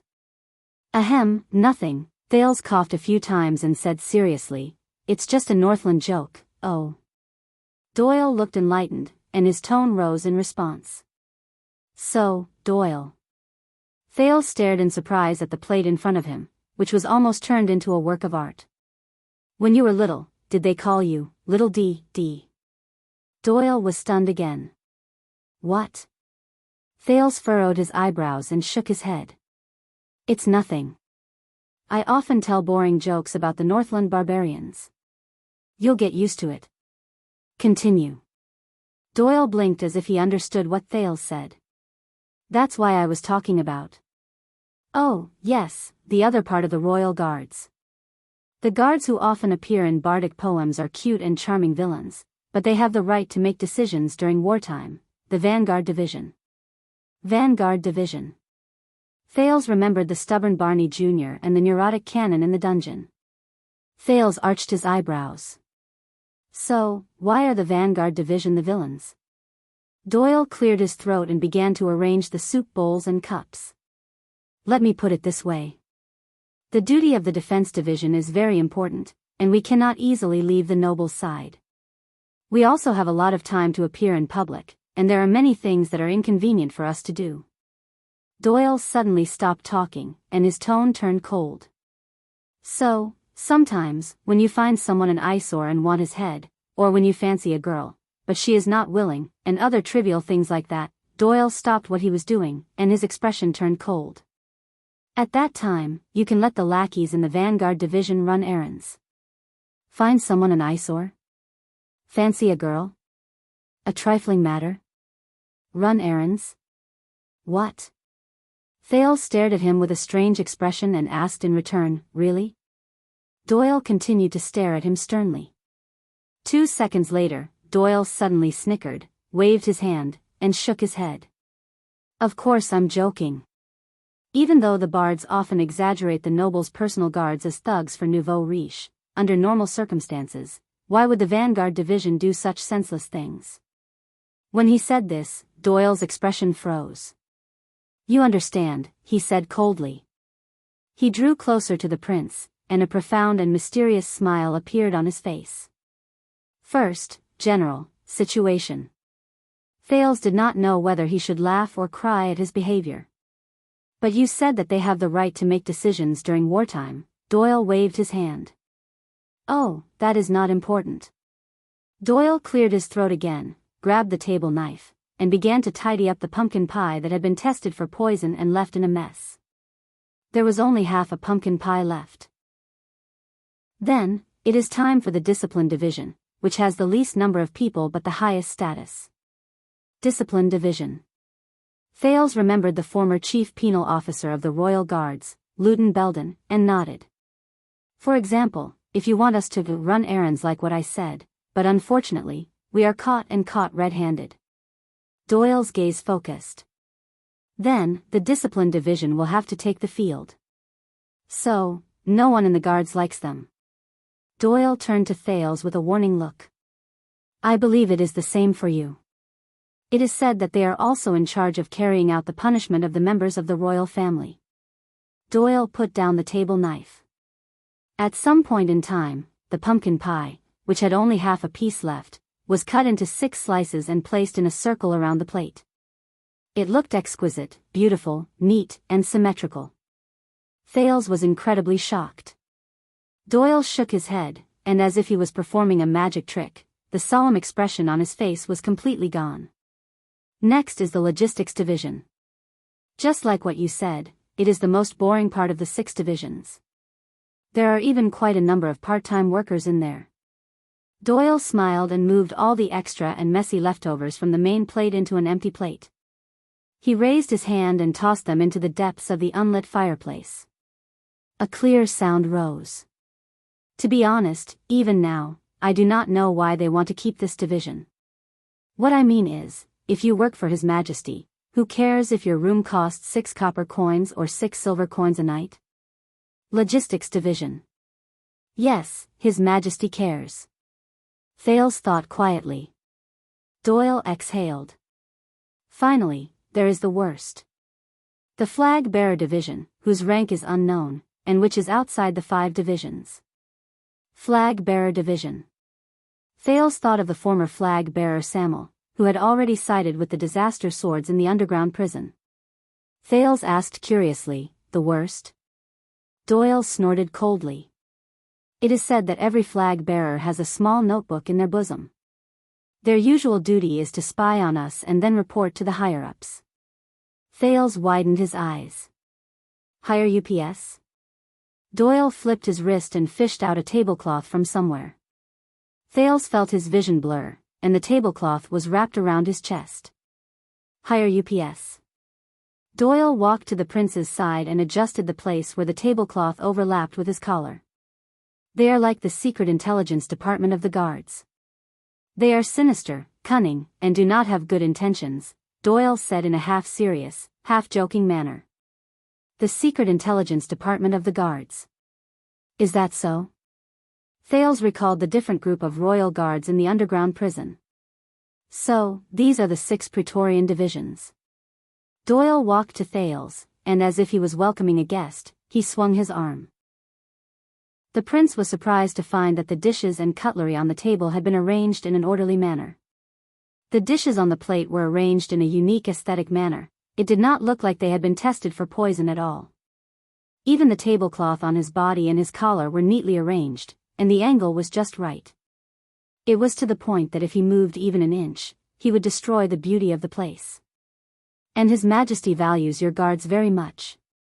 Basically, among the 25 people by your side, there are people from the 6 Praetorian divisions. Doyle ignored Thales' expression, which showed that he was worried about where he should start eating, and started listing with his fingers. Lord Grey Parsons. Aside from Mallows, he is the highest-ranking person by your side. He is the 2nd penal officer of the Punishment Division. Just like his commanding officer, he is basically the type that everyone is afraid of. Durward Stone, the master of the Logistics Division. Don't be fooled by the smile on his face. He is actually full of evil tricks. If he wants to mess with you during your meals, Doyle sighed and shrugged with a chuckle. And you met Caleb Glover yesterday. He is the brown-haired man behind Mallows. He usually doesn't speak, but when he does, he even dares to talk back to the Count of Wing Fort. You are one of them, right? Thales thought in his heart. Doyle did not notice Thales' expression. Glover is one of the vanguards. By the way, that man has facial paralysis. He doesn't cry or smile. We call him Zombie in private. I heard that Zombie's grandfather once served in the Royal Guards, and he was quite a high-ranking official. Doyle blinked. So, he has been influenced since he was young, and he knows a lot about the ways of the Royal Guards. He even knows the secrets of the old guards from many years ago. This phrase attracted Thales' attention. The old guards? The prince asked. Yes. Doyle glanced at the table. When he found that there was nothing that could be adjusted, he looked away in disappointment. 18 years ago, the Royal Guards during the Bloody Year. Thales tensed up. Even though the old people in the palace are unwilling to talk about what happened in the past, and even if I ask, they will not talk about it. It is almost a taboo. Thales' expression darkened. Is that so? However, Doyle raised his head and spoke with a sentimental tone. But it is said that during the decades that the late King Adi ruled, the legendary old Royal Guards reached their peak in terms of both quantity and quality. Thales' attention was drawn to him. Forget about everything else, in terms of individual strength alone, they have more supreme-class elites than the guards of any other era. When he said this, Doyle's eyes shone, and he sounded as if he was singing a bardic poem. Some people do not move, but attack like lightning. They do not need a second strike to subdue their enemies. Some people travel thousands of miles like wolves. They are cunning and unpredictable. They kill their enemies in broad daylight without leaving a trace. Some people have a knife in their hands. They are decapitated, and they fight for 3 nights without moving an inch. Some people raise their arms and draw their bows from thousands of steps away. They die under their arrows, and they cannot miss their targets. Doyle exhaled, and he looked forward. The most ridiculous thing is that it is said that there was even someone in the guards of that era who could fight against 100 people alone. He could fight against a large number of people alone. Even if he fought against a large army, there was nothing he could do. Doyle's tone became gentler. Fight against 100 people alone. Even if he fought against a large number of people alone. Even if he fought against a large number of people alone. Thales remembered the mighty and lonely figure who swayed. He was dazed for a moment. Is that so? A thought appeared in Thales' eyes. Then, what about the guards now? Now? Doyle blinked, and the corners of his lips curled up. And now, most of the people in the guards were reorganized after the Bloody Year. You know, the people's lives were poor. The nobles and commoners did not have a good time, and the supra-class talents trained in the battlefield and the army had long since been taken away by the 3 new commanders who rose to power. I've heard that the current chief vanguard, Staley, is in the supreme boundary, but he doesn't have any famous battle records. That's because the thing about the supreme boundary, unless you've truly fought against another supreme boundary, others will only admit that you're also in the supreme boundary. Doyle shrugged. The yearning in his eyes turned into regret. What a pity. I really wish that I was born in that era. It would be great if I could see the unprecedentedly powerful guards. But Doyle immediately shook his head. No, actually, there is nothing to be pitiful about. After all, that was a humiliating group of guards. Thales' eyes sparkled. Humiliating? What do you mean? Doyle sighed softly. Don't you know? During the Bloody Year, they did not protect the guards well. They did not dispatch them well, and they were at a loss. In the end, they lost Renaissance Palace. They also personally buried the best era of the Royal Guards. Did not protect the guards well, did not dispatch them well. Thales subconsciously clenched his fists. It is said that. Doyle's expression was complicated, and no one knew whether it was disdain or resignation. It's just a rumor. Some of the guards even colluded with the enemy. Colluding with the enemy. Thales clenched his fists tighter and tighter. Watchmen. Doyle was stunned. What? Thales raised his head and asked seriously, "You just said that Mallows was promoted to watchman from the command division a year ago. Which branch of Six-Winged does he belong to? What are the specific duties?" When he encountered this question, Doyle was also stunned for a moment. "Watchman?" He frowned. "To be honest, during my first 8 years in the Guards, I didn't even know that this position existed until Mallows was promoted. But the team had a guess. You know, a watcher, so we guessed that this is a character that stays in the dark and watches secretly." When he said this, Doyle's gaze shifted, and there was a teasing tone in his voice. For example, when nobles go to Red Street Market in private, and it is not convenient for them to bring along guards, the watchman secretly follows them and waits by their bedside. Thales was originally listening very seriously until he felt that something was off. When he saw Thales' expression, Doyle raised his eyebrows. "By the way, Your Grace, you are still young this year, but do you know Red Street Market?" "Red Street Market?" Without waiting for Thales to answer, Doyle raised his index finger and chuckled. "Oh, I can tell that you have never been there. It's okay, when I am free, I will bring you there to play." At this moment, Doyle. It was a clear and loud voice. In that second, Doyle stopped talking perfectly, turned around, smiled, and bowed. He did it all in one go. "Oh, look who's here, Lord Mallows. Hey, and you, zombie. I mean Vanguard Glover." Doyle spread his arms with a passionate expression and looked at the third person without any awkwardness. "Welcome, Count Casso." As expected, Watchman Mallows and Vanguard Glover appeared at the entrance. Gilbert followed behind them and looked at Thales and Mallows with a smile. Thales only responded with an awkward smile. Mallows put on a perfect and indifferent smile. "Doyle, I heard that you are very interested in Red Street Market?" "Oh, you are talking about this." Doyle looked as if he had just remembered it. He said in realization, "I'm not sure." He said with a look of realization, "Of course, I am spreading some knowledge to Duke Thales that he should know." "Knowledge?" Thales sighed and turned his head away quietly. "Knowledge?" As expected, Lord Mallows narrowed his eyes. Glover, who was beside him, snorted rudely. "Yes." Doyle turned to Thales without any shame. "Geographical knowledge.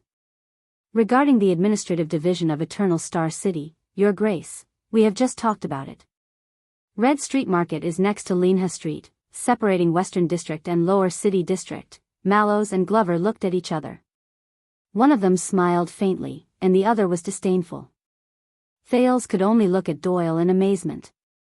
Endless admiration surged in his heart. A few minutes later, Thales finally picked up his knife and fork and was able to eat. Mallows and the others left quietly, leaving only Gilbert to look at the prince with a gratified expression. "I am glad to see that you have a pleasant conversation with Danny, Your Grace." Thales smiled helplessly. He mercilessly chopped down with his knife and destroyed the main course, which had been placed so perfectly that it could be considered an art. "I do not have any other choice, do I?" Gilbert laughed heartily. "Relax, Your Highness. Regardless of whether it is Mallows, Glover, or Doyle, they are all from the 7 Jade Star attendants. They are not ordinary local nobles. Your father trusts them." Thales picked up a piece of meat with his fork and hummed. 7 Jade Star attendants? Gilbert nodded. During the Battle of Eradication, the King of Renaissance had 7 squires by his side. The bards called them the 7 Jade Star attendants. The Foreign Affairs Minister once again adopted the tone of someone narrating a story. Even though it was not as captivating as Putre's, it was straightforward, direct, and simple.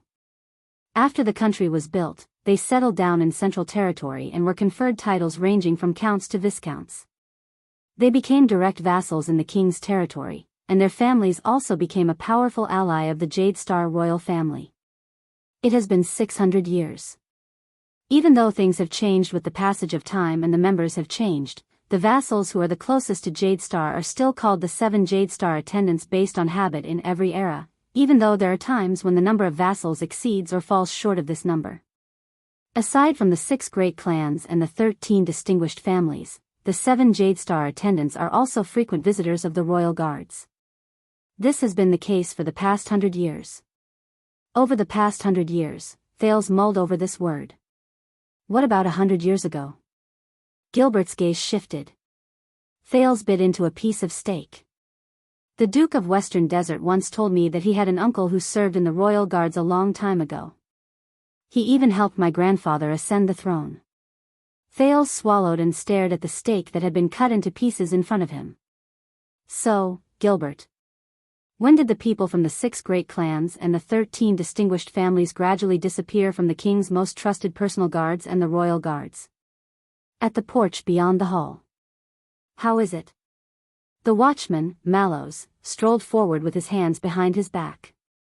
Doyle followed behind him slowly. Doyle shook his head. His expression was calm. I do not know. He is not as amazing a genius as people make him out to be. To a certain extent, he is still a little dumb. Mallows snorted through his nose. Stupid? What do you mean? Doyle cast a glance behind him and tugged at the corners of his lips. He is gullible and unguarded. I just casually said a few words to reminisce about the past, and our Duke of Star Lake. He shrugged and smiled faintly. Just now, in just a short while, I almost touched his entire body. And the dagger in his bosom could not protect him at all.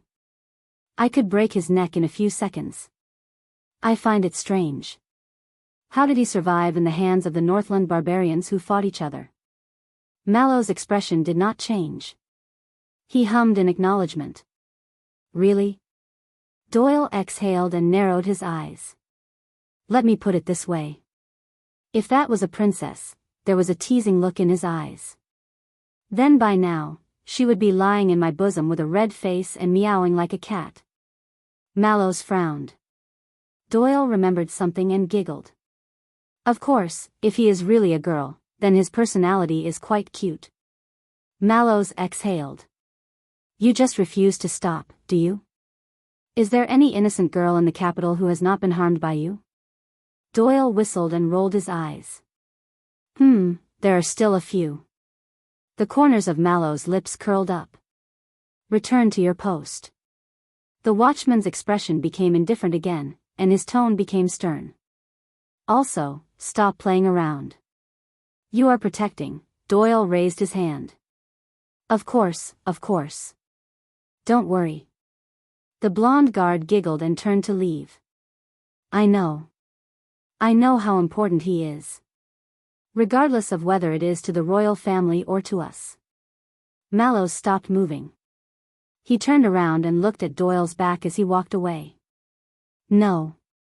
Mallow's expression did not change, but he shook his head slowly and whispered, about him.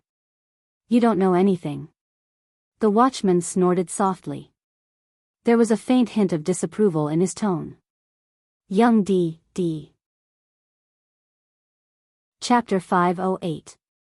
In the main hall of Roran Castle, Gilbert's pupils reflected the light from the everlasting lamp in the distance. Baron Williams told me that a few days ago, Duke Cyril Fakenhas paid you a surprise visit. The Foreign Affairs Minister asked gently but cautiously, I believe that he did not just bring you a sword. Thales paused for a moment. He did indeed say a lot. The teenager swallowed the piece of meat. His gaze focused slightly, and he seemed to be deep in thought. It also made me very uneasy. Gilbert's expression darkened. Interacting with different people is always the most direct way to understand the world. Gilbert's tone was still gentle, but there was a hint of caution and deliberation in it. But, Your Highness. Please make sure that you never forget, Gilbert sat opposite him and said profoundly, everyone shows you what they want you to see. Everyone wants you to see what they want you to see. Especially when your status is so special, and your identity is so sensitive. Thales put down his knife and fork, and he was lost in thought. What a coincidence. Not long ago, Thales' expression was resigned and mocking. Count Chroma said something similar. Gilbert stared at him. He wanted to say something, but he did not. Thales continued eating his dinner until Constellation's cunning fox sighed. Since you have met them, Your Grace. Then, what kind of people do you think the nobles of Western Desert are? Thales's hands slowed down. The nobles of Western Desert, what kind of people are they? His thoughts returned to the past, to the moment when he met the three nobles, Falkenhaz, Chroma, and Bosdorf. The prince narrowed his eyes. They are not stupid. They know that you know what we want to do. From Blade Fang's camp to Blessing's town. Thales stared at the lights in the distance in a daze. Gilbert furrowed his eyebrows slightly. He was heard clearing his throat. Then, how did they deal with it? I mean, with U.S. How to deal with it, Thales sank into deep thought again. He was immersed in what he saw and heard in Western Desert. It's hard to say. From the Guardian Duke to the appointed Count, from the four-eyed skull to the crow and the black lion, from the new nobles to the old forces, it's obvious that they don't have a good relationship with each other. Thales cut the steak that was neatly cut by Doyle into smaller pieces. He frowned. I guess they didn't handle it well. Under the light, Gilbert's expression became a little complicated. Really? Thales nodded, but he was worried. Step by step, we are forcing them to come together to fight against us, against their common enemy. Gilbert grunted in acknowledgement and suddenly asked, yes. For example? Wang Zi raised his eyebrows. For example, Williams. When he thought of this name and Stake's mutilated corpse on the sand, Thales felt that the ribs in his mouth were disgusting. Gilbert nodded in understanding. Thales forced himself to swallow his food. He did not wait for the man to speak. Why him, Gilbert? Thales put down his knife and fork and turned to Gilbert. His expression was serious and puzzled. Why is this unreasonable person staying in Western Desert, representing Renaissance Palace and the royal family, and ruling over Blade Fang's camp? Thales shrugged. He can't even work well with the people from the kingdom's secret intelligence department. Gilbert's expression changed a few times. Your Highness, but Thales did not let him interrupt him. And based on my understanding of him during the short time I spent with him, Thales raised his index finger and furrowed his eyebrows tightly. Every minute the legendary Wing stays in Blade Fang's camp makes the local nobles of Western Desert feel more hopeless and uneasy. He pushes them further away from Renaissance Palace and intensifies the conflict between them and the royal family until they are driven to desperate measures and take a risk. Don't even compare him to the kingdom's wrath, who is crude but meticulous, or the experienced and prudent Fortress Flower. The prince turned his head around and looked at Gilbert, who had a complicated expression on his face. To put it bluntly, Thales sighed. He searched for a suitable description and said helplessly, that's right. He said in resignation, even the Star Killer knows how to conduct himself better than he does. Gilbert furrowed his eyebrows tightly and did not speak. His gaze first landed on Thales, then moved to the messy plate the prince had eaten. He remained silent for a long time. Just when Thales thought that there was no answer to his questions and that he could only helplessly turn around and continue working on his dinner, you are as sharp and intelligent as you were 6 years ago, Your Highness. Gilbert sighed slowly, and his gaze became sharp. But, my Lord Duke, I'm thinking that maybe you need to jump out and look at the situation in the West Desert from the perspective of the kingdom, the breadth of history, and our perspective. The height of the kingdom. The breadth of history. Our angle. Thales blinked with a puzzled expression. Let's not talk about the other small and medium nobles that we didn't expect. Let's take the 3 great clans of Western Desert that you mentioned as an example. They do indeed have different attitudes toward Renaissance Palace. Gilbert sat up straight with a smile on his lips. It was as if he had once again become the tireless teacher from 6 years ago. One is gentle and conservative, one is radical and discontented, and the last one is insensitive and ambiguous. What do you think of the situation for us? Thales leaned back against the dining chair and rolled his eyes. Gentle. Radical. Numbness.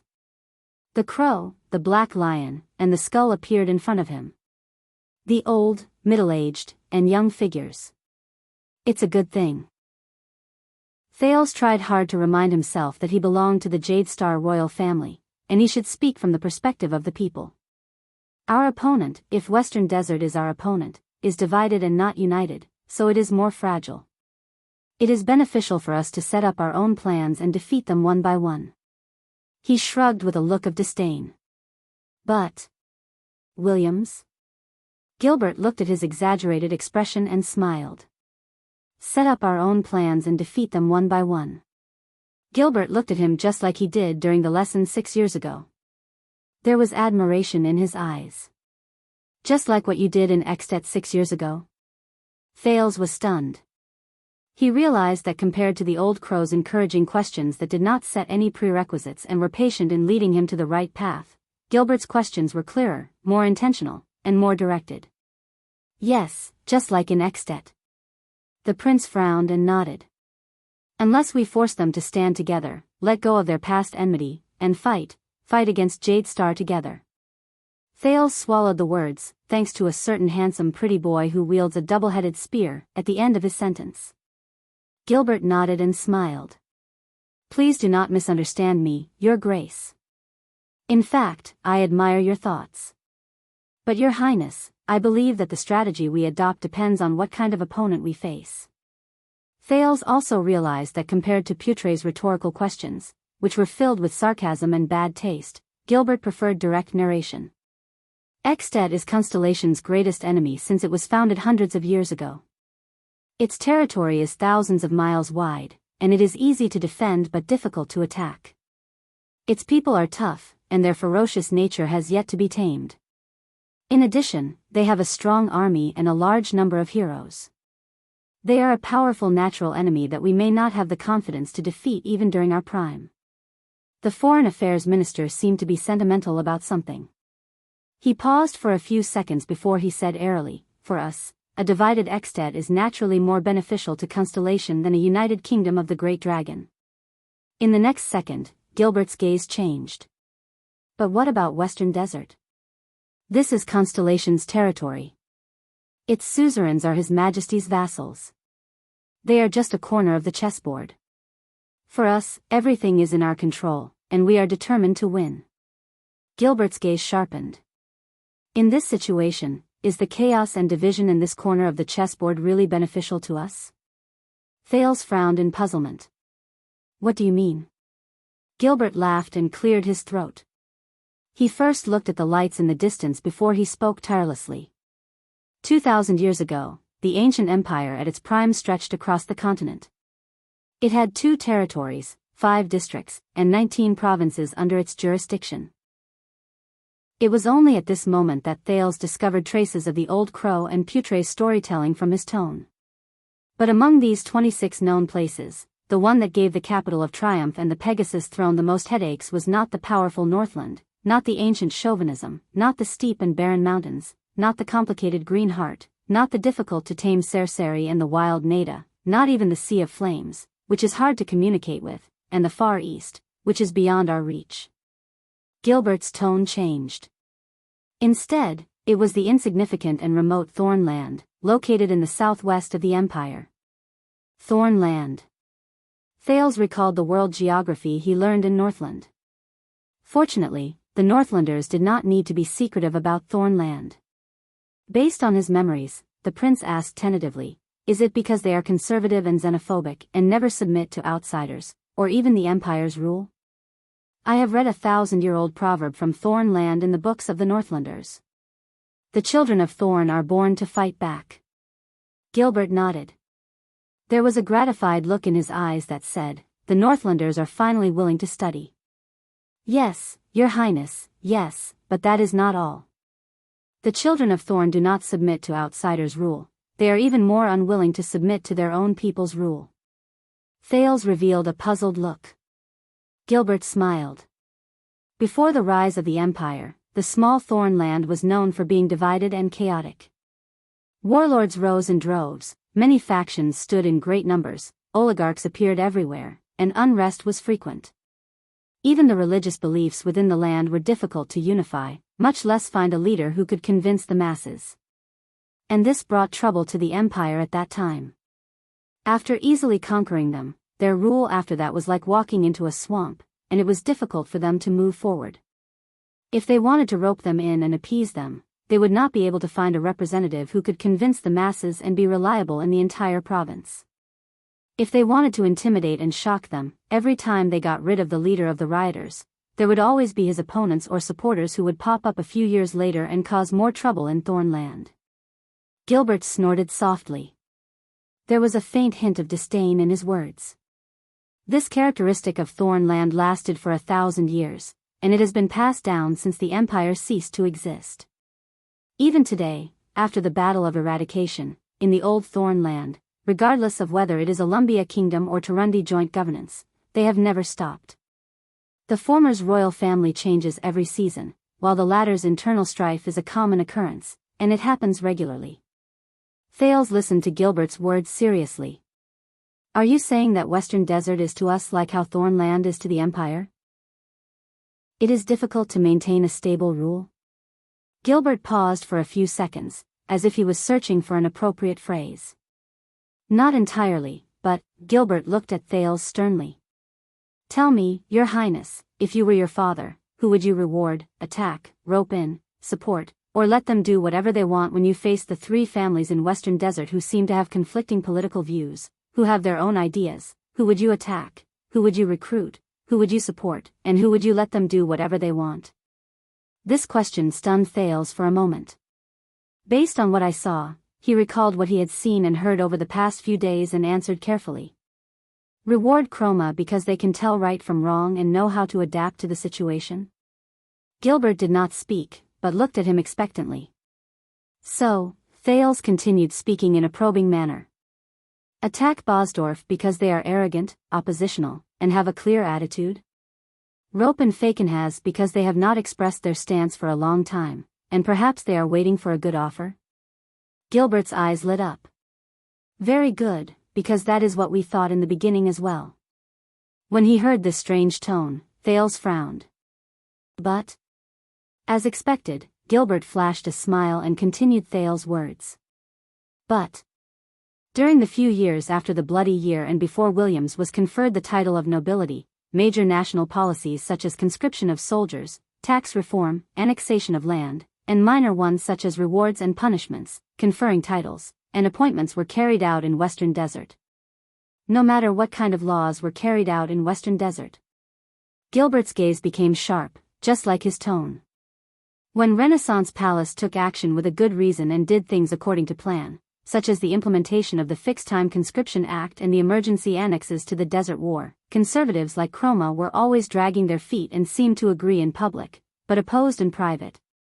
When His Majesty treated them gently and supported them, such as temporarily suspending the tax exemption order for the development of border counties as a form of compromise and goodwill, stubborn people like Bosdorf would jump out and take a mile when given an inch, and resist stubbornly to the end. When Eternal Star City decided to take action and strike like a thunderbolt, such as punishing the nobles who violated the central tax order, the unpopular Fakenhas would suddenly appear. He would make jokes and feign ignorance, and he even stirred up the mess in Western Desert to the entire country, causing our plan to fail. What? As he listened to these specific matters, Thales only felt his head swell, and his frown deepened. This is Western Desert from another perspective? The other middle and small nobles took sides, and there were few exceptions. There was a hint of resentment in Gilbert's words. No, it was not just a few years, and it was not just 1 or 2 generations. It was the past 100 years. Every time Constellation had a king's decree and a great government was about to be carried out, every opposition in Western Desert could always find a place they wanted to belong to, regardless of whether it was the Black Lion, who was famous for his unyielding attitude, the single-winged crow, who appeared to be submissive, or the four-eyed skull, who had nothing to do with it but was shrewd and ruthless. The more Thales listened, the more fearful he became. No matter what we did, one of the 3 parties who did not agree with each other would always be able to throw out an unexpected trump card. They would play the rules of the game to perfection, and they would be able to react with ease. They would either dodge or move, act shamelessly to stall for time, or strike a blow to the head.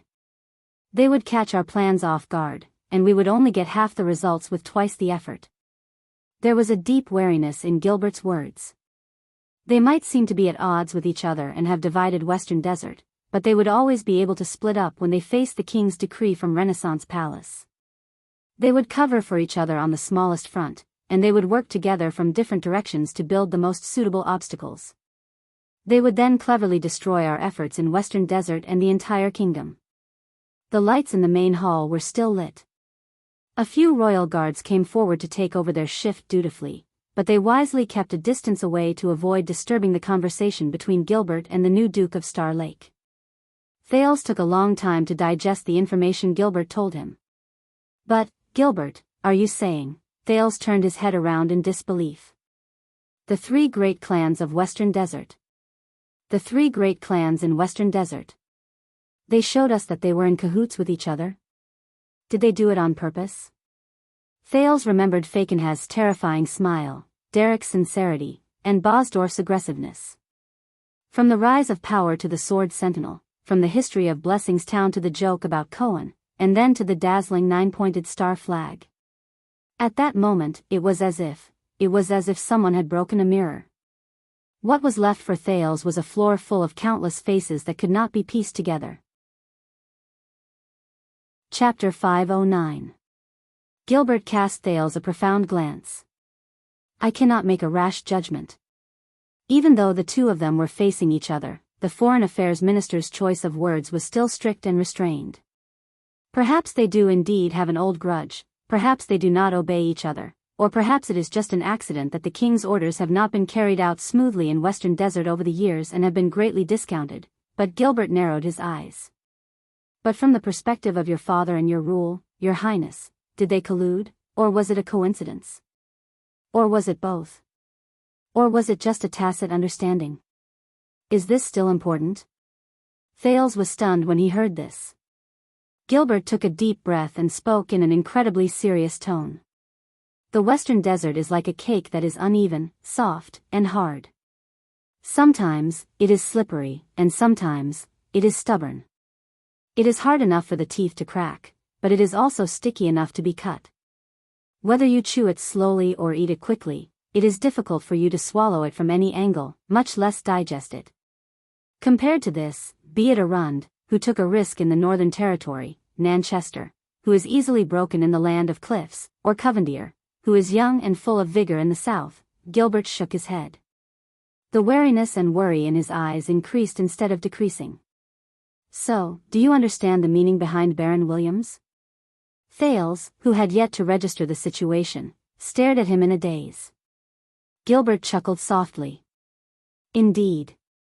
Compared to his fame in the desert, those who have truly come into contact with the inside story know that the legendary wing is arrogant, egotistical, difficult to get along with, has countless enemies, and disdains making friends. His choice of words was precise and direct. Even Renaissance Palace looks down on him. He has no respect for nobles in his eyes, and he does not care about tradition. When he is angry, he can mobilize an army, and when he is pleased, he can destroy a city. He is stubborn, and it is difficult to control the king's orders. Naturally, he does not care about the petty political tricks in Western Desert. Thales froze. The image of Roman coldly grabbing Norb and openly threatening to invade Renaissance Palace appeared in his mind. There was faint disdain in Gilbert's tone. And with the support of the royal family and the army, he is even more fearless. Be it the Black Lion's toughness, the Crow's shrewdness, the Four-Eyed Skull's unpredictability, or the legendary Wing's uncontrollable madness and fierceness overnight after the Desert War, all of them pale in comparison. Gilbert's eyes shone with the excitement of a fox catching its prey. Therefore, I became a fiendish demon who didn't even listen to the king, and took root in the complicated, chaotic Western Desert. He did not continue speaking. He only looked at Thales with a smile. On the contrary, Thales looked at him in surprise. So, what you need is not a West Desert that is at odds with each other, but a West Desert that is forced to unite under the heavy pressure outside the rules? So that you can hold the end of the rope and grasp the key, and you can solve the problem once and for all. Trapped beasts in a cage. And Williams is that pressure? In front of him, Gilbert still had the same smile as before. Williams, Falkenhaz, Chroma, Bosdorf, and now, it was Gilbert, Kessel V. Thales leaned against the chair weakly and rubbed the space between his eyebrows in distress. He felt as if his brain was about to explode. After a while, he put down his palm. But is it useful? The nobles in Western Desert, even the most radical ones, will not obediently surrender just because there is a madman causing trouble at their doorstep. On the contrary, they will only be angered, and become even more. Thales could not find any good words, so he decided to use an example to explain. Just like this time, Gilbert. The arrogant Williams almost burned through half of Blade Fang's camp and took away all the supplies the suzerain of Western Desert placed here, but at this moment, a terrifying thought flashed in Thales' mind. He continued to speak, but he had unknowingly slowed down. The prince's words came to a halt. He stared at Gilbert in a daze. Gilbert, if the legendary wing is part of your plan, Thales stared at his former teacher in disbelief. Then, how do you expect Western Desert to react? Gilbert seemed to have realized something, and his smile slowly disappeared. Your Highness, it is getting late. He cleared his throat. But Thales seemed to be immersed in his own world. He continued to speak absent-mindedly. I always thought that Blade Fang's camp was not your target, but a bait. And the nobles of Western Desert suffered great losses and had to give up the camp. That is your result. But what if I am wrong? Thales stared at the shattered food on his plate. Gilbert did not speak. He only looked at him worriedly. What if Blade Fang's camp is not even bait? What if it is just a gambling table with rules written on it? What if the nobles of Western Desert, who think they understand the rules, carefully place their chips? Thales slowly organized his thoughts. As he deduced, he narrated. The more he spoke, the more shocked he became. Until their chips were eaten by Williams, who ignored the rules. What if this is the real bait? What if the result you want is not just to make the suzerains of Western Desert give up Blade Fang's camp? What if what you want is for them to fight back when they are fooled and severely injured, and when they are forced to lose their composure under heavy pressure? Gilbert frowned and shook his head. You are overthinking this, Your Highness. Why should we? But Thales interrupted him again. Gilbert. Thales stared at his plate in a daze. The thousands of regular soldiers of the royal family who were mobilized from the inland, the Northern Territory, and Central Territory along with you and Mallows, they are not going to relieve Blade Fang's camp, nor are they here to welcome me, right? Gilbert pulled up his face, and his smile was a little forced. I do not understand what you mean. Of course they are here to welcome the heir of the kingdom. Thales continued to stare at his plate in a daze. He subconsciously shook his head. Or perhaps they are here to fight against the nobles of Western Desert who intend to counterattack after a night of despair. This time, the silence around the table lasted a little longer. Thales was just stunned in his seat. He did not move. When he saw the second prince's expression, Gilbert sighed heavily. You think too much, Your Highness. The nobles are not that stupid, nor are they that impulsive. Even the most radical of them all, Bosdorf. Gilbert coughed violently. They do not have the confidence to defeat the legendary wing on the battlefield, and they do not have the bargaining chips to force Renaissance Palace to give up on Blade Fang's camp. Why would they do something so unwise? When he finished speaking, Gilbert stared at the prince worriedly. This time, Thales stared back at him in a daze. 6 years ago in Mindy's hall, compared to Yodel, who did not show himself, and Gines, who spoke bluntly, the polite and amiable foreign affairs minister was one of the few people he trusted wholeheartedly and admired from the bottom of his heart. During his 6 years in Northland, every time he thought about the time he spent in Mindy's hall, he would have a clearer sense of belonging to his hometown and the path back, which had gradually become blurry. But for some reason, after 6 years in Northland, after the halo of meeting his old friends faded away, for some reason, he felt that Gilbert's gaze had suddenly become a little unfamiliar. Yes, you are right. Thales stared at the edge of the table in a daze. He spoke mechanically, as if he was repeating Gilbert's words. Even if they suffered such a great loss, the Western Desert people do not have bargaining chips. They will not be so unwise as to give the royal family a reason to punish them for no reason and completely seize power from them. The Western Desert people do not have bargaining chips. Bargaining chips. A bargaining chip to tempt the nobles of Western Desert to counterattack. At that moment, he suddenly understood. Thales looked up and stared straight at Gilbert. He forced himself to curl up the corners of his lips.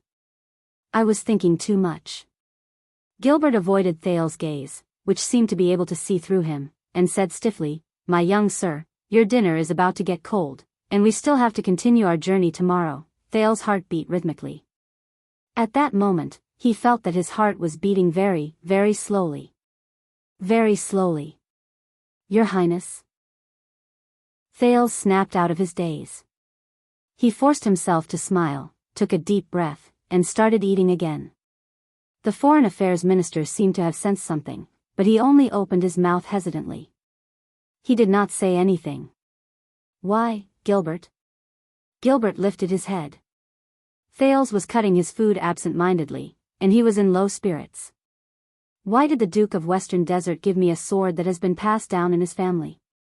Why did the legendary Wing fly into such a rage when he saw it? Why? The Count of the Single-Winged Crow came in person and politely sent me on my way home." It was clearly a question, but there was no questioning tone in it. When he saw Gilbert's dumbfounded and hesitant expression, Thales understood something. Gilbert paused for a moment before he explained patiently and gently about this, but Thales could no longer hear what he said. He remembered the story the watchman told Derek when he first met Mallows yesterday. "So, that is not just a story." Thales lowered his head and stood rooted to the ground. The ugly old thing was right. My father is indeed a genius. Isn't he? But, Thales tightened his grip on the knife in his hand. "So, this is a common tactic used by nobles to curry favor and draw people to their side." Gilbert finished his words amiably and pulled Thales out of his silent thoughts. The prince raised his head like a rusty doll and forced a smile. "Yes. So, very soon, the entire kingdom will know that the Duke of Western Desert and the returning Prince of Constellation were chatting and exchanging gifts in Blade Fang's camp." Thales said bitterly, and the small conflict between the Baron of Blade Fang's camp and the suzerains of Western Desert that happened the night before has disappeared without a trace. Their goal has been achieved.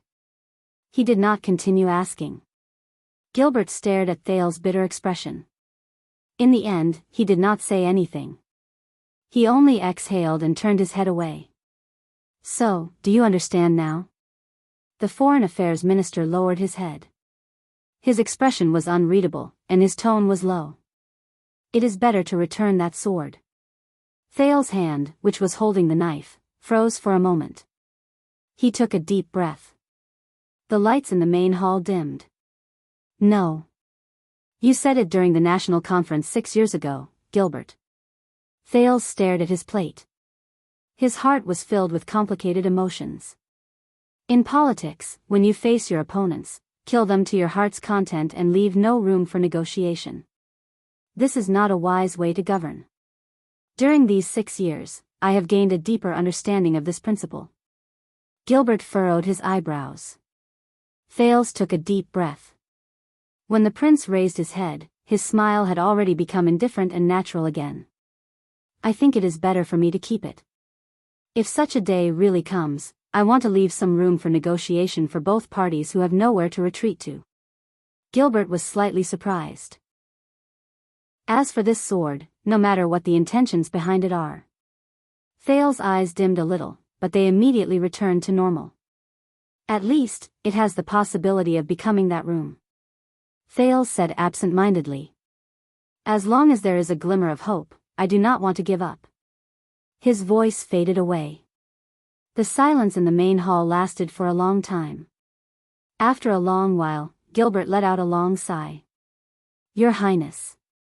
The cunning fox of Constellation looked at Thales with a gratified expression. "You have grown up." Thales curled his lips and forced himself to be spirited.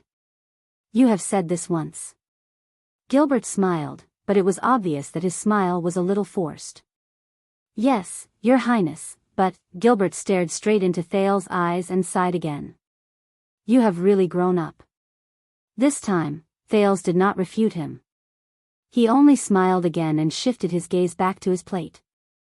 Just as the two of them looked at each other in silence, Gilbert. Has my father ever thought about it? The prince slowly chewed on a piece of food that he did not even notice. What if I die on this journey? Gilbert's expression became tense. Your Highness, the entire kingdom will do everything in its power to protect your safety. Thales hummed in acknowledgement and curled up the corners of his lips in anguish. Yes, you have said this before. 6 years ago. The Foreign Affairs Minister was instantly rendered speechless. A few seconds later, Gilbert continued the conversation in a very unnatural manner. This is also the reason why Yodel has been by your side throughout the journey. He forced himself to speak. His Majesty is concerned about your safety, so he sent his most trusted secret protector. He believes that Yodel can protect you, just like how he believes that he can protect His Majesty himself. Once he finished speaking, Gilbert turned his head around and scanned the air beside him, as if he was confirming something. Am I right, old friend? But there were only 2 people at the dining table in the main hall. There was only the sound of knives and forks clashing against plates in the air. There was no response. Gilbert's smile slowly froze. Thales looked up and stared at his former teacher with an indecipherable expression. Gilbert exhaled. Perhaps Yodel is not here right now. The Foreign Affairs Minister smiled bitterly. Or perhaps he is just. Gilbert looked around him. In the end, he lowered his head awkwardly and sighed in resignation. Does not want to talk to me. At that moment, the latter, a hoarse voice suddenly rose. The Foreign Affairs Minister was shocked. Gilbert instinctively turned his head around, but what he saw was still empty space. Thales curled up the corners of his lips. All right. Gilbert felt sorrowful. By the way, you have completed your mission, old friend. You did not let down His Majesty's trust in you. You protected his heir's safe return. There was still no response. Gilbert could only sigh and turn his head around resentfully. But Thales suddenly put down his knife and fork and stared at the air. What is it? Gilbert asked in concern. Thales did not look at him. He only grabbed a spoon and scooped up a spoonful of beans. Nothing, it's just. Thales stared at the beans in a daze. He subconsciously twitched the corners of his lips. I miss Northland a little. Especially, during mealtimes. Gilbert raised his eyebrows in realization. You know, after 18 years ago, there was quite a long period of time. The Foreign Affairs Minister nodded. His tone was filled with endless nostalgia. I think so too. The old man and the young man were immersed in their own memories by the dining table. A few seconds later, Thales snapped out of his daze and put down the spoon of beans gently. He grabbed the knife and fork that were difficult to use. The second prince flashed a fitting smile at Gilbert and ate a piece of meat covered in sauce with perfect etiquette. Gilbert gave him a gratified smile in return. But only Thales knew. That piece of meat had been left for too long. Bitter. Stiff. Under the dim light, Count Bosdorf stepped into the room, looking travel-worn. A guard with the emblem of a four-eyed skull on his armor rushed forward, but he was pushed away rudely. The guard was enraged. He was about to draw his sword. It's fine. A sharp and cold voice rose in the room, causing the guard's arm to stop. He can come in. Count Bosdorf did not even look at the guard who was ordered to retreat. He strode straight to the owner of the sharp voice and stared at the man who was eating. You came in without announcing yourself. Cyril Fakenhas swallowed a mouthful of fruit. He then raised his terrifying face and narrowed his eyes at the guest. If Gotham was here, he would have beaten you to death. With his fists. But his threat did not seem to work on the guest. My father respects you, Cyril, the master of the Black Lion, Louis Bosdorf said coldly. I do not. The Duke of Western Desert sneered. Coincidentally, I also respect your father. He shifted his attention away from the plate in front of him. His tone was cold. But not you. Bosdorf snorted angrily. You were the one who asked the crow to travel day and night to rush to the camp to fetch him? Count Louis gritted his teeth. The anger in his eyes almost overflowed. You? The Duke of Western Desert chuckled again and did not answer. But Bosdorf was not prepared to let him go just like that. Asterisk thud. Asterisk he punched Fakenhaz's dining table with his iron-gloved fists, causing a plate of fish to flip over. Juices splattered everywhere. The Duke of Western Desert did not panic or become angry. He only quietly took out a handkerchief and wiped his face, which had been splashed by the juice. The Count of the Black Lion bent his elbow, and his upper body slowly pressed down on the Duke. I even prepared the boy's family flag. It's very big. Louis' gaze was as sharp as a knife. He gritted his teeth and said, all I need to do is to welcome him. The Duke of Western Desert snorted. Really? Count Bosdorf stared at the seemingly indifferent Duke. Then, he curled up the corners of his lips. He looked as if he was so angry that he laughed. In Blessings Town, that boy was right in front of me. He was as close as I am to you right now. He could slit his throat with one slash. Bosdorf tilted his head. There was a fierce glare in his eyes. He met the Duke of Western Desert's eyes, which were sometimes murky and numb, and sometimes clear and sharp. And he was still as self-righteous as he was 6 years ago. He proudly showed off his ridiculous eloquence to me, completely unaware that he was only 1 foot away from disaster. Fakenhaz did not realize that he was being threatened at all. Instead, he laughed. You have to admit that the boy does have some eloquence, don't you? Bosdorf did not seem to have heard him. He gritted his teeth. And that damn crow and his equally damn crow whelps are standing there, between him and me. They are within the reach of my army. They are smiling at me, like a god's personal bodyguard. Bosdorf's voice was cold, and his words were suppressed. Because of you.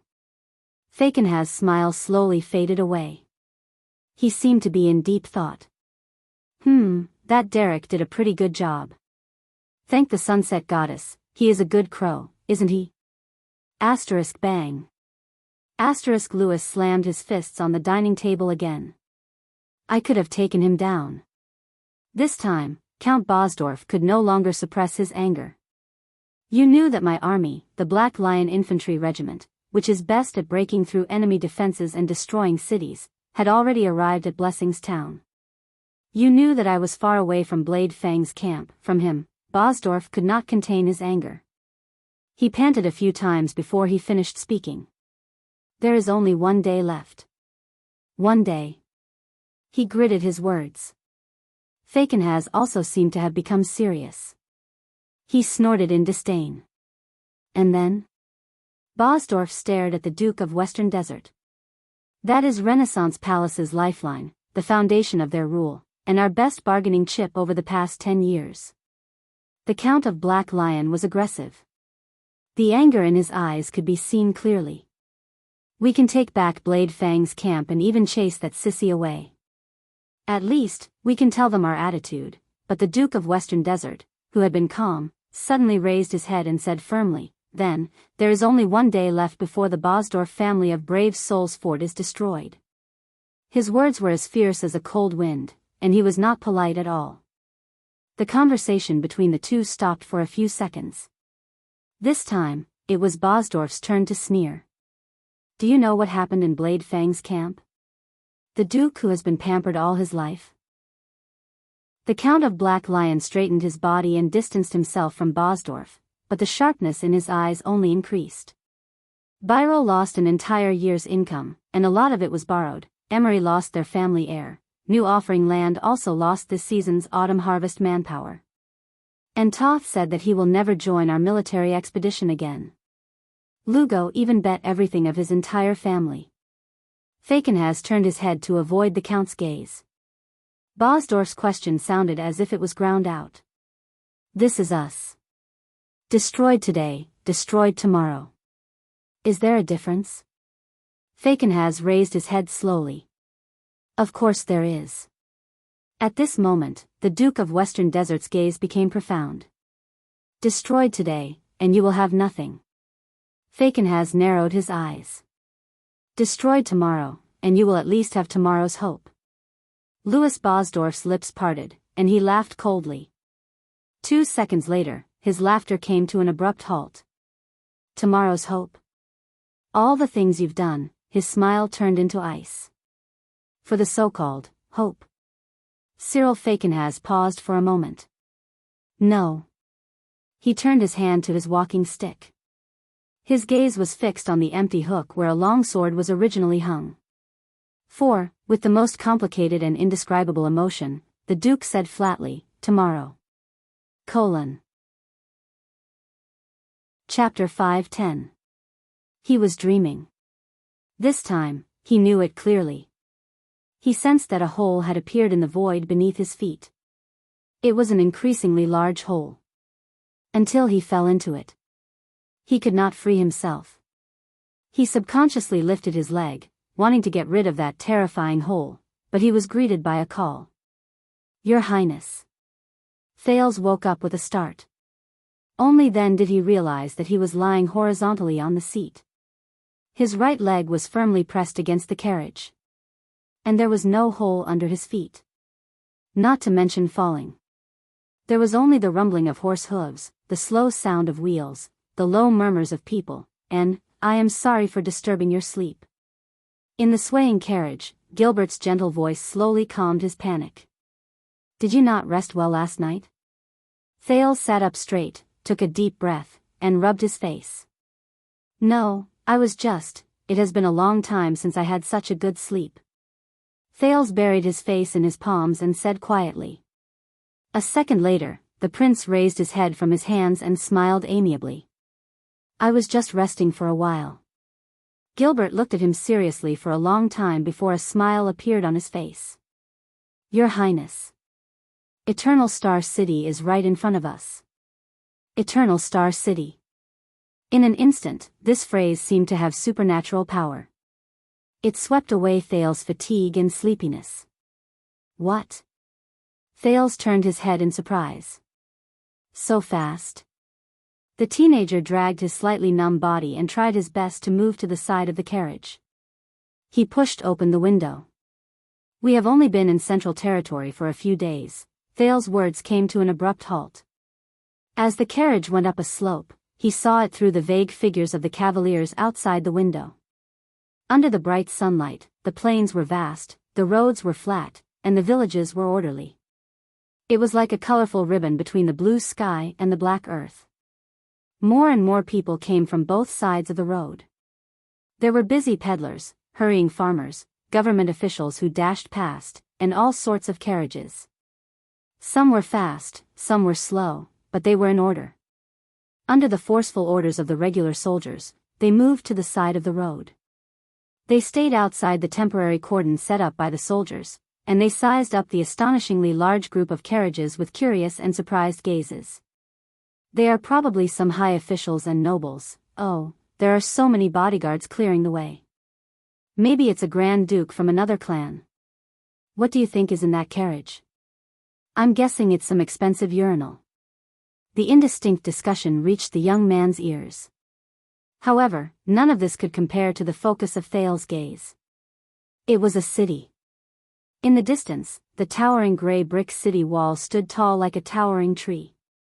The protruding sentry towers and battlements were uneven, creating a different kind of scenery. The starry blue flag on top of the city wall fluttered in the wind like rolling waves. It was not as grand and majestic as Dragon Cloud City, not as sturdy and tough as Broken Dragon Fortress, and not as chaotic and free as Blade Fang's camp. But, for some reason, this orderly, and seemingly ordinary city attracted his attention so much at this moment. Eternal Star City. Thales was a little dazed as he watched. You don't need to be nervous. Gilbert seemed to have sensed the teenager's complicated emotions. You went home, that's all. Thales' gaze still could not leave the city in the distance. He said absent-mindedly, I know. I know. Gilbert did not say anything. He only smiled as he watched the prince lose his composure. If you want to, Your Highness, Gilbert gave him an encouraging look. Then let's go out and see for ourselves. To see it with his own eyes, he was unfamiliar yet familiar, hometown. Thales slowly came to his senses, and his gaze gradually became determined. Gilbert grinned and said, I think it's time for Eternal Star City and the entire kingdom to see the heir they haven't seen for 6 years. After 6 years, Thales' gaze passed through the soldiers, passers-by, the wilderness, and even the city walls in the distance and the clouds in the sky. Of course, Gilbert. Thales turned his head around. His expression was complicated and difficult. Of course. The Foreign Affairs Minister was silent for a few seconds under the prince's rare gaze. After that, Gilbert gently pushed open the window, knocked on the carriage, and stuck his head out slightly. Lord Mallows, could you please slow down and raise the 9-pointed star flag? Perhaps it is time for His Highness to show himself in public. Count Casso's shout caused the horses' hooves and wheels outside the carriage to change their speed and trajectory at the same time. The royal guard surrounding the prince's carriage moved. They quickly formed a formation and revealed Watchman Mallows, who was approaching on horseback. Let His Highness see his Eternal Star City as well, Gilbert continued speaking, but, I am very sorry. No. Mallows' voice came from afar like the hooves of a horse. His tone was gentle and polite, but his refusal was very straightforward. There was no room for negotiation. Gilbert was stunned for a moment, as if he did not expect that his suggestion would be rejected. Thales frowned as well. Fortunately, the Foreign Affairs Minister only paused for a few seconds before he continued to lean out of the carriage and tried to make another effort. All right, Lord Mallows, I understand your work, but we do not need to stop, and we do not need to deviate from the route. It is just that when His Highness enters the main road, but what welcomed him was still Mallows' polite answer. I cannot allow it. Thales was stunned. Gilbert also froze for a moment. My lord? Mallows' face appeared outside the carriage window, and he exchanged a glance with Thales, who was in the carriage. I believe that you understand the commotion caused by the prince's return to the country better than I do. The nobles in the western desert are a good example. I can even imagine what kind of crowd and chaos we will have to face if the Duke shows himself in public. From the commoners who are watching the show to the nobles who are trying to get information. This is too troublesome for us. For safety's sake, I do not think it is suitable for you to show yourself. Instead, you should stay in the carriage until we enter Renaissance Palace. The watchman continued to smile. He looked at the curious commoners on both sides of the road and rejected him with a friendly tone. And there is no need for us to make a big fuss and attract more attention. For safety's sake. When he heard the other politely but resolutely reject him, Thales frowned a little. Lord Mallows, if you are thinking about safety, we have already reached the capital, and we have all of you and even the regular soldiers behind us. I believe that all of you have the confidence to ensure His Highness. Gilbert spoke softly, but he was interrupted by Mallows. No, no, no. Do not overestimate us, Count. We do not have the kingdom's wrath, and we are not the fortress flower. Mallows continued to smile, but in Thales' eyes, he did not like it. If we were to really face the people who would explode like a tidal wave, we would at most have a 50-50 chance of winning. Gilbert was speechless for a moment. The royal guards looked at each other. Mallows, on the other hand, was still grinning. The prince's mood became a little gloomy. Gilbert sensed that the atmosphere had stiffened. I admire the royal guard's caution and apprehension, but other than that, shouldn't we consider more?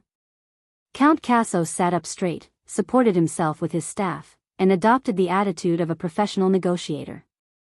Regardless of whether he is the prince or the Duke of Star Lake, on the first day of his return, he should show himself in public. At least for a few seconds, let everyone see him enter the city and let the news spread. Constellation's cunning fox narrowed his eyes. And this is for the royal family, for His Majesty's rule and interests. Lord Mallows. When he heard the other party's righteous and noble reason, Mallows lowered his head and remained silent for a while. But just when Thales thought that he was about to compromise, ha ha ha. Perhaps I did not express myself clearly. Perhaps you were just joking. Mallows raised his head.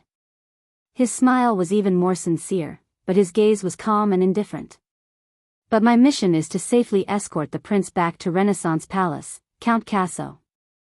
Mallows curled the muscles on both sides of his lips, but there was a sparse smile in his eyes. Nothing else. The nail that was neither too hard nor too soft made Gilbert frown. When he sensed that Mallows was not cooperating with him in this matter, Thales cast a glance at the narrow carriage that he had stayed in for a long time, relatively speaking. He sensed the numbness on his butt from being shaken by the carriage. He then looked at the vast scenery outside the window, as well as the famous city of his hometown. He was silent, and his emotions were a little depressed. "We should have talked about this, Your Grace." Gilbert's tone became a little stiff. "You and I have our own missions, and we tried our best not to make things difficult for each other. Before this, we worked together pretty well, didn't we?" As he stared at Gilbert's gaze, Mallows smiled as well. He was only silent for a few seconds. "I am very sorry that my mission conflicts with yours." Mallow's expression was still gentle and polite. "But all I can do is say, sorry. Count Casso." He nodded respectfully at the end. Gilbert's expression was a little unpleasant. Even though every sentence he said started with a polite and humble apology, Thales listened to Gilbert's repeated rejections and looked at the slightly displeased Gilbert. He then glanced at the royal guards who surrounded him tightly from the corner of his eyes. He suddenly thought of Dragon Cloud City, Heroic Spirit Palace, and Blood Court. Nicholas' subordinates did the same over there. They blocked every entrance and exit so tightly that not even a drop of water could trickle through. As he thought of this, the discomfort in the prince's heart reached its peak. "Your Grace." Gilbert sighed. "The Duke will stay in the carriage. This will save us a lot of trouble." The watchman smiled as usual and interrupted Gilbert. "That will be enough." When he heard this, Thales, who could not listen to it anymore, could not help but interrupt. "So, because you think that it is very troublesome, you would rather trap me in the carriage?" The prince subconsciously raised his voice. "I thought His Majesty asked you to escort me, not to imprison me." The sound of the horse's hooves changed a little. The prince's loud voice was obviously not normal. A few royal guards, or rather, the members of the Star Lake Guards, rushed over nervously, including Doyle and Glover, whom Thales had gradually become familiar with. Gilbert's expression also changed slightly. Mallows finally shifted the focus of his gaze to Thales. Thales frowned. He looked like he wanted an explanation. But Mallows only paused for a moment before he smiled. "I'm sorry to make you feel that way, Your Grace. After meeting His Majesty, you can protest to him at any time and suggest that he remove me from my position." Thales was stunned. Mallows looked at Thales in a gentle manner, shrugged, and said softly, "But before that, according to tradition and rules, as the watchman of the royal guards and the person in charge of your personal guards, I'm afraid that my consideration and judgment for your personal safety takes precedence over your personal preferences. It's my duty, please forgive me." In that instant, the air inside and outside the carriage seemed to freeze. Thales' expression was stiff. Mallow's expression remained the same. Doyle and Glover looked at each other among the royal guards around them. Their eyes were filled with surprise, but they did not dare to breathe loudly. For some reason, Thales remembered Roman's expression when he was still in Blade Fang's camp, where he said, "Don't tell me how to do my job." Just as Gilbert wanted to say something to soothe his cheeks, Thales shut his eyes tightly before he opened them again. "Are you royal guards or my personal guards?" Thales spoke slowly. "You should obey my orders." But Mallows only shook his shoulders. "You are the Prince of Constellation and the Duke of the Kingdom." The watchman remained respectful, but his words did not show any signs of weakness. "You should also respect His Majesty's orders." His eyes shone with a profound light. "Especially on the first day you returned." Thales' expression darkened. "Are you saying," the prince stared at Mallows and enunciated each word clearly, "is this His Majesty's order?" At that moment, Gilbert's expression changed as well. "No," the watchman said faintly while he rode on his horse. "It's just the way I carry out my orders." "The way I carry out my orders." Thale's gaze changed. Doyle, who was listening by the side nervously, suddenly felt that the air around him seemed to have become thick. Lord Mallows. Under everyone's gazes, the prince faced the watchman who refused to back down and spoke softly. I want you to stop the carriage, now. But Mallows only snorted softly. I really want to, my lord. Gilbert, who sensed that something was wrong, shouted sternly and interrupted Mallows. The Foreign Affairs Minister then turned to Thales, who had a cold expression. He said gently, Your Highness, we have traveled a lot today. Perhaps you do need to rest. I believe that Lord Mallows is also doing this to protect you, but Thales interrupted him. Protect me. The prince's words seemed to have been dipped in ice water. Just like 6 years ago. Gilbert was momentarily speechless. Thales and Mallows' gazes met in the air. One of them was cold and sharp, while the other was calm and indifferent. Doyle, who was watching by the side, suddenly had a bad feeling. Gilbert, tell me, the prince said softly. The personal guards of each Duke of Star Lake, such as John, are all royal guards directly mobilized by the king and stationed around him? Gilbert froze. Mallows also narrowed his eyes slightly. The Star Lake guards around them looked at each other with different expressions. A few seconds later, Gilbert coughed, and he seemed to be rather embarrassed. That is because you have been away from home for too long, and you lack the manpower by your side. His Majesty is also worried. Thales did not hear the rest of his words. He only stared intently at Mallows. It was as if he was staring at another person. I understand, the prince said softly. Continue. Mallows' expression froze. What? Thales stared straight at him. Continue smiling, Lord Mallows. Under the puzzled gazes of the royal guards around him, Thales snorted coldly. Because if you don't smile, then you will look like a dead man. Mallows was stunned. Gilbert looked at Thales worriedly. Your Highness. But Thales ignored Gilbert's words. He only minded his own business and looked at Mallows, who had a puzzled expression on his face. Mallows frowned slightly and ignored him. He turned his horse around and gave his order. Return to the previous formation, but this time, the prince spoke before he could. Then, the watchman of the Royal Guards, the Royal Knight, and my captain of the Star Lake Guards, Lord Tormund Mallows. The watchman's gaze froze. Thales raised his voice so that the royal guards around him could hear him clearly. To thank you for your hard work and diligence in escorting me back to the capital. When he said this, all the guards were puzzled. Thales stared intently at Mallows and said slowly, I want to reward you. Steel fragrance. Chapter 5:11.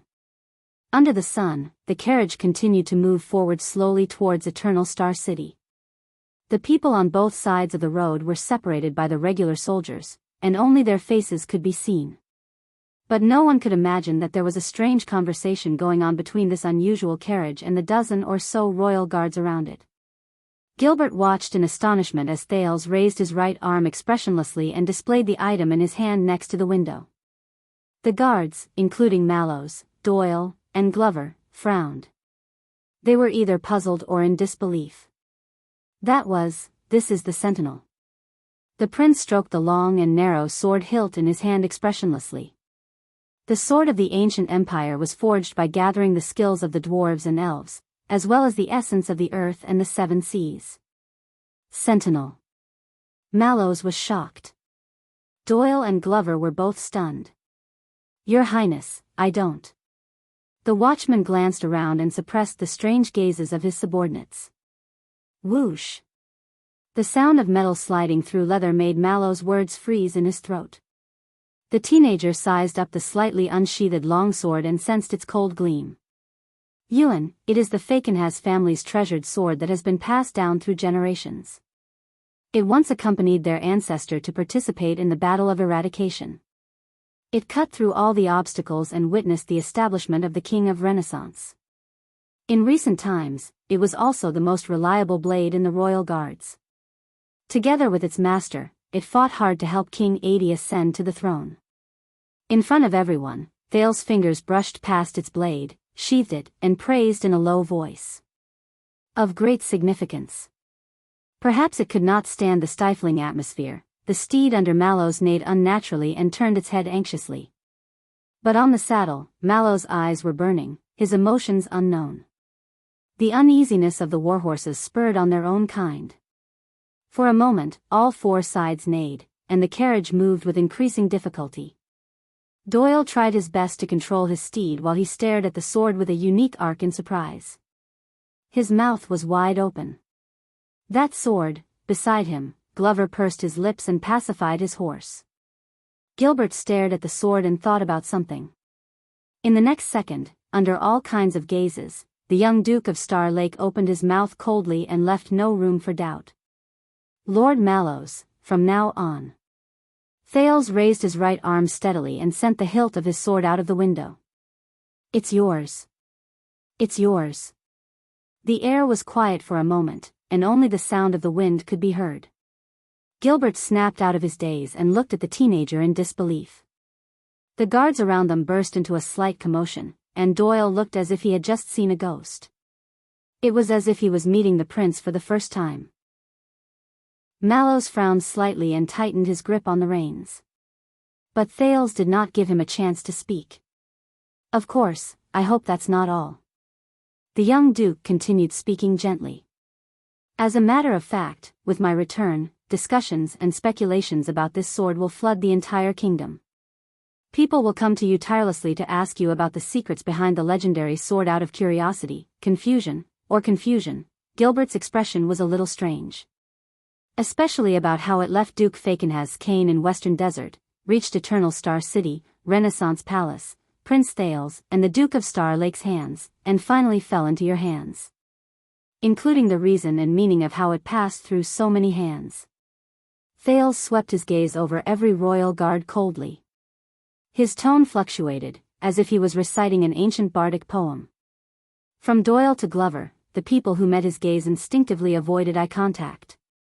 In the end, Thales' gaze returned to Mallows, who did not say a word but was frowning even more. But I believe that you can handle it. Am I right? The young Duke said nonchalantly and raised the hilt of his sword. Everyone fell silent. They looked at Mallows in unison and waited for his decision. In the next moment, Mallows turned his head around abruptly. He looked at everyone with a burning gaze. The royal guard seemed to have come to a tacit understanding. They turned their heads away in unison. They did not dare look at Mallows or Sentinel anymore. It was as if the former was not their superior, and the latter was not a famous sword. The place fell silent again. But there was no longer any hint of relaxation on Mallows' face. He tightened his grip on his steed in a slightly stiff manner and forced it to calm down. Time seemed to have turned into a distant mural. It was dim and silent, and as Mallows moved, it peeled off piece by piece. Your Grace. He stared at Sentinel, which had half of its body sticking out of the window. What does this mean? Mallows' words were very soft and soft. It was like the sound of an old page being flipped. But the guards around him held their breaths. They did not even dare to breathe loudly. Logistics Officer Stone, who was at the back, even subconsciously gulped. Gilbert did not say a word either. What I mean is, only the Duke of Star Lake was different. He smiled in a relaxed manner. Congratulations, Lord Mallows. From now on. Thales' gaze met Mallows, and it was as if they were fighting in the air. Sentinel has a long history and is of great significance. It is the heirloom of the noble and loyal Mallows family, one of the 7 Jade Star attendants. He said softly, remember, pass it down to your son, and to your grandson. Mallows froze on his horse. His face was so dark that it looked like it was about to drip water. He could only let his steed move him up and down. And Thales just watched him quietly. The guards looked at each other. Their expressions were different. They did not know how to deal with it. Ahem. Although the prince admires you very much, I do not think that this is a good time to accept the reward, Gilbert said stiffly and slowly. What do you say, Lord Mallows? No one responded. After what Doyle felt was about a century, Mallow's voice traveled into his ears slowly. It sounded as if a rock stratum had cracked open. This gift is too precious and too heavy. Forgive me, but I cannot accept it. Once he finished speaking, without waiting for Thales to react, the watchman whipped his horse, and its hooves swept past Thales' window. Mallows raised his voice and ordered with a stern face. The prince is tired. Hurry up and continue forward. The royal guards, who had long since felt very uncomfortable being stuck between the prince and their superior, turned around and obeyed the order. But Thales' voice traveled through the crowd again and rang clearly. Then this is no longer a reward. Everyone subconsciously stopped what they were doing. The young duke in the carriage said coldly, "It is a responsibility that you cannot shirk from." Lord Tormund Mallows. Mallow's figure also slowed down in the air. Responsibility? You are the watchman of the royal guards, right? Watchman, under everyone's gazes, Thales easily put away his sword hilt and toyed with the black gemstone embedded in it. If I remember correctly, this position has been sacred and important since Constellation was founded. It is second only to the captain of the guards. One of its duties is to protect the royal family's treasury and control the movement of secret treasures. When he said this, the royal guards around him were all stunned. Doyle frowned and looked at Penal Officer Gray Parson, but the latter could only look at him with a gloomy expression. Even Gilbert sank into deep contemplation. Thales stared at Mallow's back. His tone allowed no room for doubt. So, protecting the secret treasures of the Jade Star royal family, including the Sentinel. If I remember correctly, it is my family. This is your duty. You cannot shirk it. The Sentinel trembled in Thales' palm and flipped over. The Duke's young voice rang in everyone's ears. Take it well and place it in the most eye-catching spot. No matter what occasion it is, I want to see it, with you. The sun was still shining, and the sound of hooves thundered. However, Mallow's back had completely stiffened. Doyle looked at his superior cautiously, but the latter did not show any reaction. A few seconds later, the watchman's voice rose slowly. Abusing the rules and abusing public office to avenge personal wrongs are not the qualities a king should have. Your Grace. His voice was no longer as relaxed and indifferent as before. Instead, there was a solemn and gloomy tone. Thales smiled. I am sorry to make you feel this way, Lord Mallows. The new Duke of Star Lake's next sentence sounded familiar, and it caused everyone's expression to change. After you enter the palace, you can bring this sword and protest to His Majesty at any time. You can suggest that he remove you from your position. Of course, I guess that in the end, he will still put this sword into the royal family's treasury. Thales narrowed his eyes, and his words were cold. But before that, according to tradition and rules, as the watchman of the royal guards and the person in charge of my personal guards, I am afraid that your duties as a member of the guards will take precedence over your personal preferences. At that moment, the muscles on Mallow's arm tensed. Thales snorted softly and said in the end, "It is my duty, please forgive me." Mallow still had his back to the carriage. His expression could not be seen, but the guards who drove the carriage did not dare to look at his face. In the dead silence and awkward atmosphere, Thales knocked on the window with the hilt of his sword. Sir Watchman? At that moment, Doyle coughed violently and interrupted him with a laugh. Ah, about that, as the watchman, you have a rather high rank. You need to report to your superiors before accepting gifts. How about this, our flag bearer, Hugo Fubel, will record everything that happened today, and His Majesty will make the final decision. Perhaps it was because of his talent, Doyle's words made the atmosphere become much more relaxed. Thales frowned slightly. So troublesome? Doyle rushed to the window and gave the prince an apologetic smile. The young duke also smiled. Then forget it. This sword will not be given to Mallows. Hearing this, everyone heaved a sigh of relief. But, young D. The sudden address made Doyle subconsciously perk up. Huh? But he immediately realized who was calling him. Yes. Yes, Your Highness. The Duke leaned against the window and sighed. Did you know, 60 years ago, the silent Sumer IV's widow, the witch Empress Vera from the Covendier family, once worked together with the Tabark family from Blade Edge Hill to murder my grandfather. They tried to support John Jadestar, the previous Duke of Star Lake before me, to be crowned king. Thales's tone was very mysterious, and it made every noun that came out of his mouth even more stirring. What? There was a small commotion among the royal guards again. Even Gilbert could not control his expression. Perhaps it was because his impression of Doyle was too different from before, or perhaps it was because there were too many secrets in his words, but Doyle was stunned for a moment before he answered in an extremely unnatural manner. Yes, is that so? But Thales did not care. He only stared at the sentinel in his hand in a daze. It is thanks to this legendary sword that my grandfather did not lose his throne and was successfully crowned. Doyle quirked his eyebrows slightly. He wanted to send his superior a questioning look, but Mallows did not even turn his head around. But can you feel it? The prince's expression of fascination slowly turned into solemnity. Can you feel the bloody storm between the supreme royal family and the two aristocratic families 60 years ago from the sword? Bloody storm, Doyle's eyelids twitched. But Thales did not give him the chance to answer. Today, I have decided to bestow the sentinel to you, Protector Danny Doyle. At that moment, Doyle's entire body trembled. The Duke of Star Lake turned to Doyle and handed over Sentinel with a stern expression. As the most reliable person among the 6 protectors under me, perform well. Thales narrowed his left eye. Do not disgrace it. Just like his peers, Doyle was stunned on the spot. All right.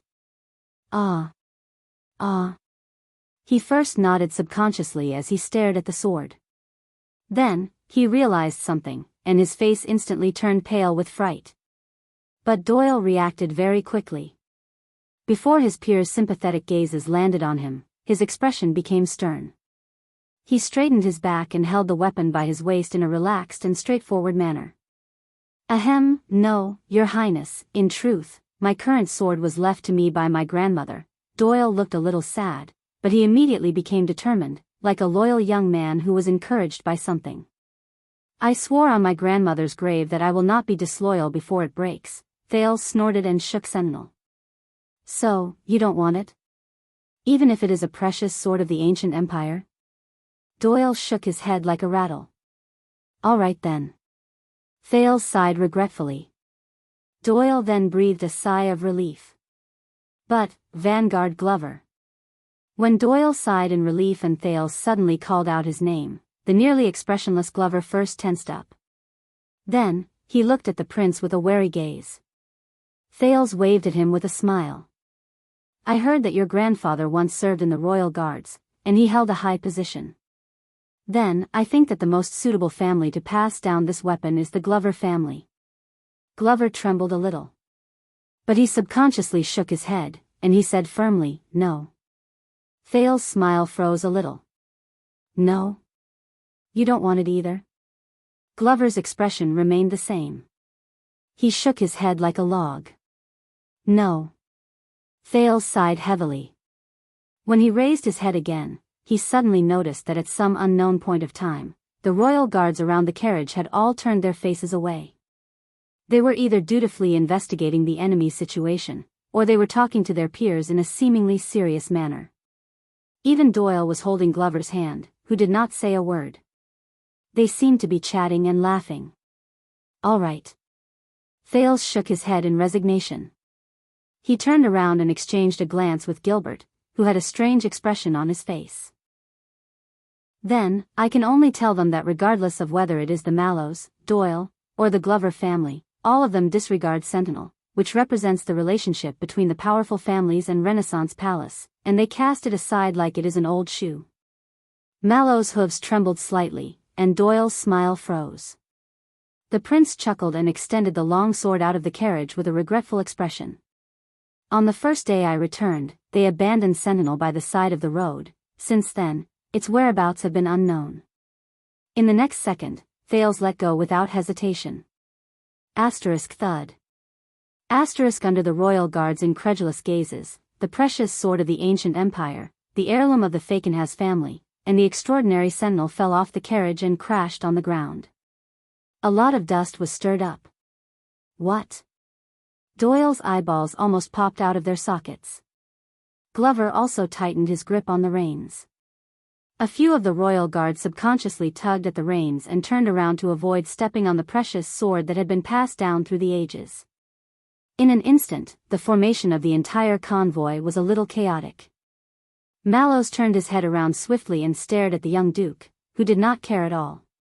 He gave Doyle a look, and Doyle quickly urged his horse to catch up to them. He wanted to scoop up Sentinel before it was covered in dust. Very good, Doyle. Thales placed his elbows next to the carriage window, and his eyes lit up. Thank you. In the end, you still accepted this weapon that no one dares to take. Doyle had already stuck his body out of the saddle, and he froze in midair. His feet were hooked in the stirrup, and his palm hovered above Sentinel. It was only 1 foot away from the hilt of the sword. Doyle's strange posture showed that he was a great horseman. That is, if you did not look at his expression. Remember, it holds great significance. You must treat it well. Thales looked at Doyle, who seemed to be frozen above the long sword, with great interest. Enough. Finally, Mallows pulled the reins and pulled his horse back. His expression was sullen. Your Highness, what exactly do you want to do? The entire convoy stopped because of him. Gilbert sighed. He looked at Thales with a slightly complicated gaze. Doyle, who was frozen in midair, looked as if he had been pardoned. He tumbled and crawled back to the saddle. He did not even look at the extraordinary sword. What do I want to do? Thales repeated these words slowly, and his tone became solemn. He turned to Mallows, and his originally humorous and relaxed expression became serious and serious. It's very simple. Thales swept his gaze over every royal guard and spoke in a deep voice. I want to tell you that my sword is very heavy and very heavy. Mallows' eyes sparkled slightly. From Central Territory to Western Desert, from Constellation to Extet, it carries the weight of many people. It is so heavy that sometimes, I do not know if I can even lift it. Doyle and Glover looked at each other at a loss. So, when my mission conflicts with yours. Thales stared at the watchman's expression, and the rhythm in his words was stretched to the limit. So, when my mission conflicts with yours, I hope that all of you can do more than just say sorry. My personal guards. No one answered. Including Mallows. Thales averted his warning gaze and sat up straight. And next time, if all of you insist on placing His Majesty's orders and my will on 2 sides of the chessboard, he said faintly, then you better first decide whether you, who are in the middle, can lift this damn sword. The royal guards were silent. Even Mallows stopped where he was. He looked at Thales with an incredibly complicated gaze. Thales knocked on the carriage and stared coldly at the sentinel on the ground. Because, no matter how troublesome you think my will is, do not forget that in this world, there are many more troublesome things than all of you think, even more troublesome things. At that moment, Thales suddenly understood something with some satisfaction. Fakenhas did not just give me a sword. Instead, he gave me a direction. As he thought of this, Thales returned to his seat. Sorry, I am not in a good mood today. Can you take my sword back? Doyle shuddered. He was about to bend down to retrieve the sword, but he hesitated again. Are you saying, your sword? Thales exhaled. Yes. He flashed a friendly smile at Doyle through the carriage window. It is my sword. Thales said with a profound meaning. Because no one can lift it except me. Mallows was silent. Hence, under everyone's gazes, Doyle quickly picked up the sentinel with extreme caution and handed it back to the prince at lightning speed, as though he would be in great trouble if he was any slower. Thales held the sword, stroked its arc, and sighed softly. Now, because of all of you, this sword is covered in dust, and the carriage is filthy. Thales put down the sentinel and looked at his personal guards indifferently. So, before returning to Renaissance Palace, I need to go outside and breathe some fresh air. It would be best if I am on a good, docile, tall, and strong horse. He stared at the leader, Mallows, with a burning gaze. Is there a problem? Under the nervous or uneasy gazes of his colleagues, Mallows did not say a word. He only frowned deeply. A few minutes later, Thales sat comfortably on the horse. He swayed and rose and fell as he followed the royal guards forward. As he looked at the scenery of the wilderness in the suburbs of Eternal Star City, he slowly sighed in relief. The royal guards pulled up the cloaks that concealed their identities. They seemed to be in a messy formation, but in truth, they surrounded him tightly and meticulously. Besides that, Mallows also rejected Gilbert's request to erect the 9-pointed star flag. He asked the carriage to go first, and they disguised themselves as regular soldiers who came to take over the defense. But, this is just the beginning. Isn't it? Thales whispered in his heart. You have not only grown up. Gilbert, who was riding on another horse, sighed softly. You are also different. Thales lowered his head. His emotions were indescribable. Is that so? Gilbert nodded. His eyes were filled with emotion. Just now, I thought I had returned to when I was 35 years old. Thales raised his head. Why? Gilbert smiled. He heaved a long sigh, as if he had returned to the past. Yes, because I went to Broken Dragon Fortress at that age. Thales was stunned. Broken Dragon Fortress? It was also there that I met him for the first time. Thales frowned. Who did you meet? The Foreign Affairs Minister froze for a moment. Him. Gilbert's tone was filled with fascination and wariness at the same time. My opponent in the negotiations. The Overlord of Extet. The Born King. Nuvan VII. When he heard this name, Thales was stunned. Nuvan. In the face of Gilbert's gratified and respectful gaze, he watched the people coming and going in front of him in a daze. The scenery changed. He did not reply for a long time. You're tuning into the Carefree Valley YouTube channel. Don't forget to subscribe and join us on this journey to catch the most captivating stories.